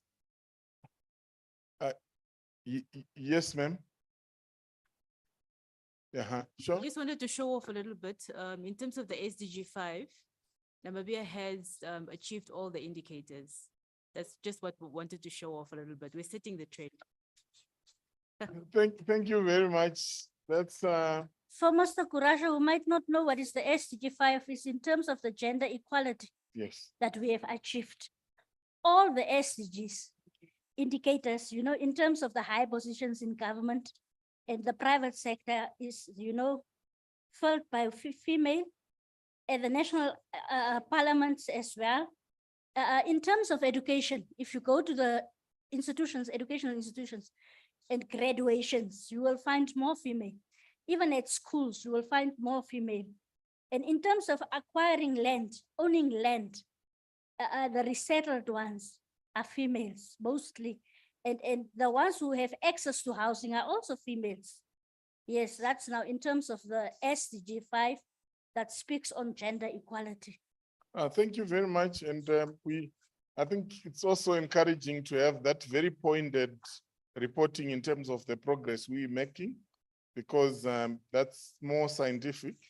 So we look forward to having a caucus in Namibia, because it really will be an important vehicle in institutionalizing a lot of the progresses that Namibia have recorded on many fronts in terms of gender equality. I wish to invite the chairperson from Seychelles, who wears two hats. She's the chairperson of the caucuses at regional level and the chairperson of the national caucus in Seychelles.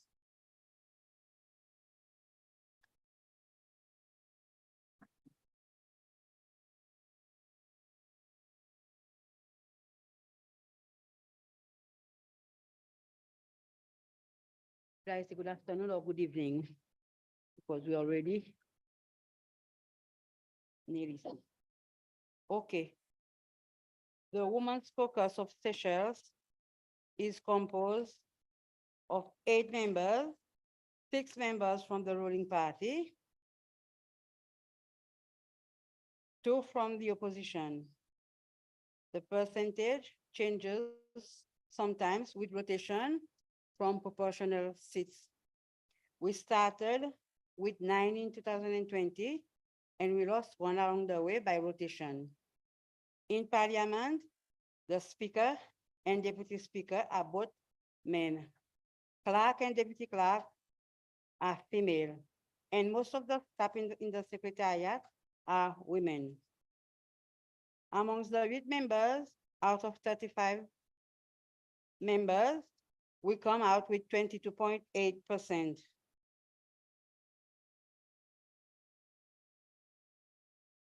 We have five were elected.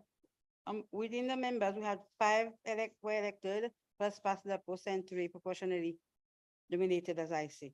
The Women Parliamentary Caucus is a standing committee of all women parliamentarians of the National Assembly, and it was set up under Article 104 of the Constitution.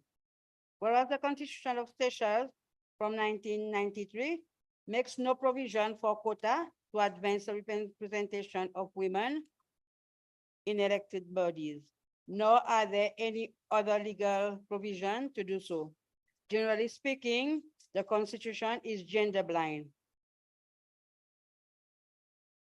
The Equality Clause of the Constitution, 1993, Article 27(1), guarantees formal equality of all people before the law and prohibits discrimination, but qualifies this in Article 27(2) so as to ensure that it does not hamper attempt to attain substantive equality. And the electoral law and also the political party registration and regulation are also silent when it comes to women participation in election. There is no quota system, but sometimes our leaders are gender sensitive when nominating members for committee. Activities of the Women Caucus varies from time to time. We have like activity like we have our main activity sometimes on International Women's Day, where last time we received the First Lady who paid a courtesy call to the speaker, and then had a dialogue, open dialogue with member of parliament. Usually on International Women's Day, I as chairman make a statement in parliament on the occasion. And we had an activity where we honored all past members of parliament on one International Women's Day by giving them a small token and a card as recognition. We participated in 2 radio talks on one on national radio and one on a private station to commemorate International Women's Day. And 2 members from the ruling party and 1 from the opposition participated. And the topics in relation to the chosen topics, to the chosen theme, which was Women in Leadership Achieving an Equal Future in COVID-19 World. And topics like poverty alleviation, battle women, domestic violence, challenges faced by women and children in institutions, women in business, single parent, unemployment, women affected by drugs and alcohol abuse, maternal health vis-a-vis COVID-19. were topics that were addressed, and all interviewed was posted on social media and the National Assembly website. We also met with Ms. Seychelles to support her in project that aim at helping women. One was to increase the amount of semi-orphan benefit, was one of the project. Another project was manpower and financial resources, and the structure of how Ms. Seychelles' pageant can support and reach out to young women. Members of parliament usually are given the chance to participate in and be affiliated to international organizations like SADC, IPU, Commonwealth Women Parliament, and the Pan-African Parliament. And topics like harassment of women MP in Parliament, women economic empowerment, challenges faced by member of Parliament and COVID, and its impact on women economic empowerment are topics that were addressed. Tackling advocacy and communication effort in SRHR, use of evidence in policy making, and the regional sectoral policy advocacy dialogue with Parliament on prevention of unsafe abortion and early unintended pregnancy in the SADC region are topics that was addressed by Women Caucus that Women Caucus participated in virtually. We also participated in white paper discussion with civil status on the Civil Status Amendment Bill 2021 on inquest into death bill, and Civil Status Amendment Bill 2021 in relation to the registration of birth in collaboration with legal advisor from the AG's office. In 2021, the Women's Caucus had 12 ordinary meetings and a series of meetings with stakeholders to discuss various topics of concern like gender-based violence. And we even had a meeting with the former Chief Justice regarding child sexual abuse and child exploitation and child protection, where she was working on sexual offense model law, especially sexual abuse on children, both boys and girls. And she did this in her capacity as chairperson of the Child Reform Committee. We had 2 meetings with minister accompanied by the PS, namely Minister for Family Affairs and the Minister for Social and Employment to update on gender-based violence law. We also met with the CEO of National Council for Children and the Chief Counselor of Student Support Services of the Ministry of Education, again, 2 other members of the Child Reform Committee, with the objective of understanding the work and procedure of these institutions towards dealing with child abuse cases in school and at home. This is with the aim of helping the caucus better exercise its oversight role as well as its legislative role. We had joint meeting with Commissioner of Police and chairperson of an NGO called Civil Crime Watch regarding a network where schoolgirls go missing from home, especially during the weekend, and are hibernated by public.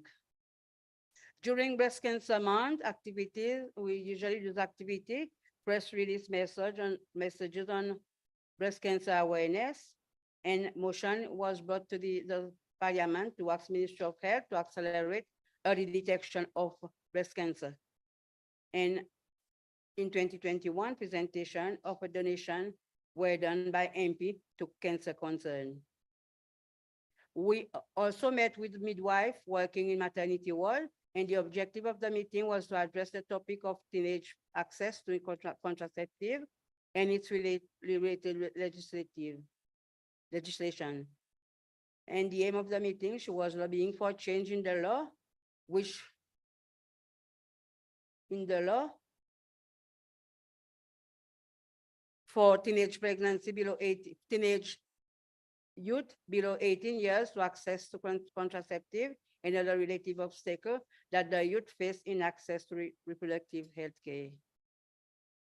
In 2022, we had 8 ordinary meetings, and we had 2 meetings with stakeholders, mainly an NGO that is working to end rape in Seychelles, and Virtuous Women Seychelles, another NGO, which is a group of women in the religious domain. And on International Women's Day in 2022, we met with French ambassador to discuss on gender GBV law, which the parliament has passed and the president has assent to, but was not yet put into application due to the fact that not all structures needed had been put in place and lack of qualified human capacity with training on how to handle cases of GBV, where now the need, where now the need for manpower being trained to assist in this domain.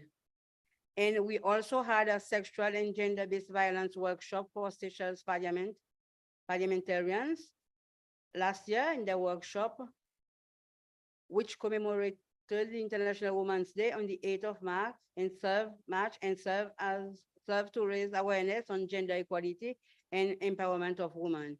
And this workshop was facilitated by SADC and in partnership with the European Union. And the objective of this workshop was to update members of parliament on the situation of gender-based violence in the country and discuss the national legislative and policy framework, which enable or create barriers for fulfillment of human rights of persons experiencing gender-based violence, especially women, and familiarize member of parliament with regional legislative framework and tools, and discuss possible legislative action and motion to address and identify gaps in reducing or eliminated gender-based violence in Seychelles. We also visited School of the Exceptional and School of Deaf in July. And the aim of our visit was mainly to engage with the members there and to strengthen the collaboration with the two institutions and gain information about the facility and the work undertaken by the teachers and to address the challenges that they are facing. Lately, last year, we visited an orphan on the main island in the capital. And the aim of the visit was to identify the difficulties that the institution was facing, especially regarding a daycare that was accommodating a lot of helping a lot of mothers who came down to town to work during the day, and that facility was helping them, but with some problem that they were encountering, it had to be closed down or reduce the number of children that they could take, and the nuns they were overwhelmed with work, so we had to come in to see how to help them. We even had a youth empowerment event, and this was done on the occasion of International Day for Democracy, which was in September, and we engaged with young girls from all the secondary school and a group that formed the National Youth Council. And on the International Day, on the Orange Day, we had a message that was passed in Parliament to sensitize the public on gender-based violence. Okay.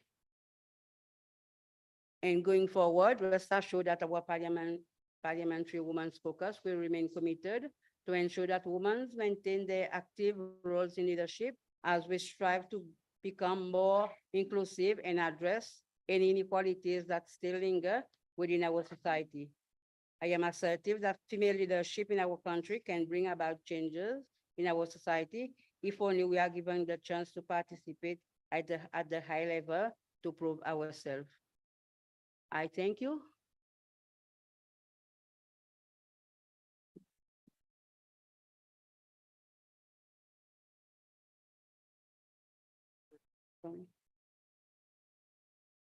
Thank you very much, Chair. And for a lot of work that Seychelles is doing, the caucus in Seychelles is doing.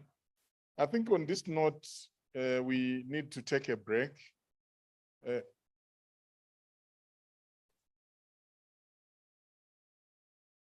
Did I offend you, my leader?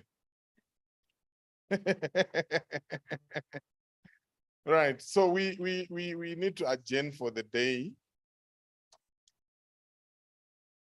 Oh, so I had been misunderstood. Oh my God.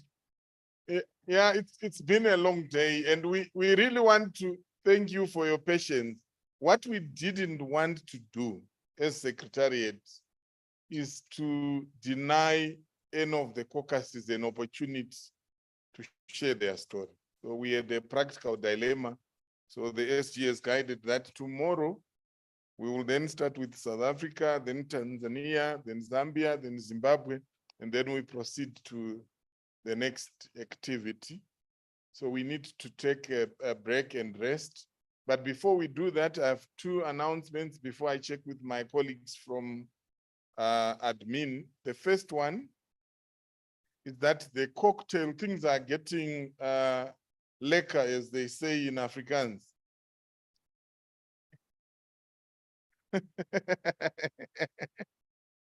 So the cocktail is going to take place not at this hotel, but at Nelson Mandela Square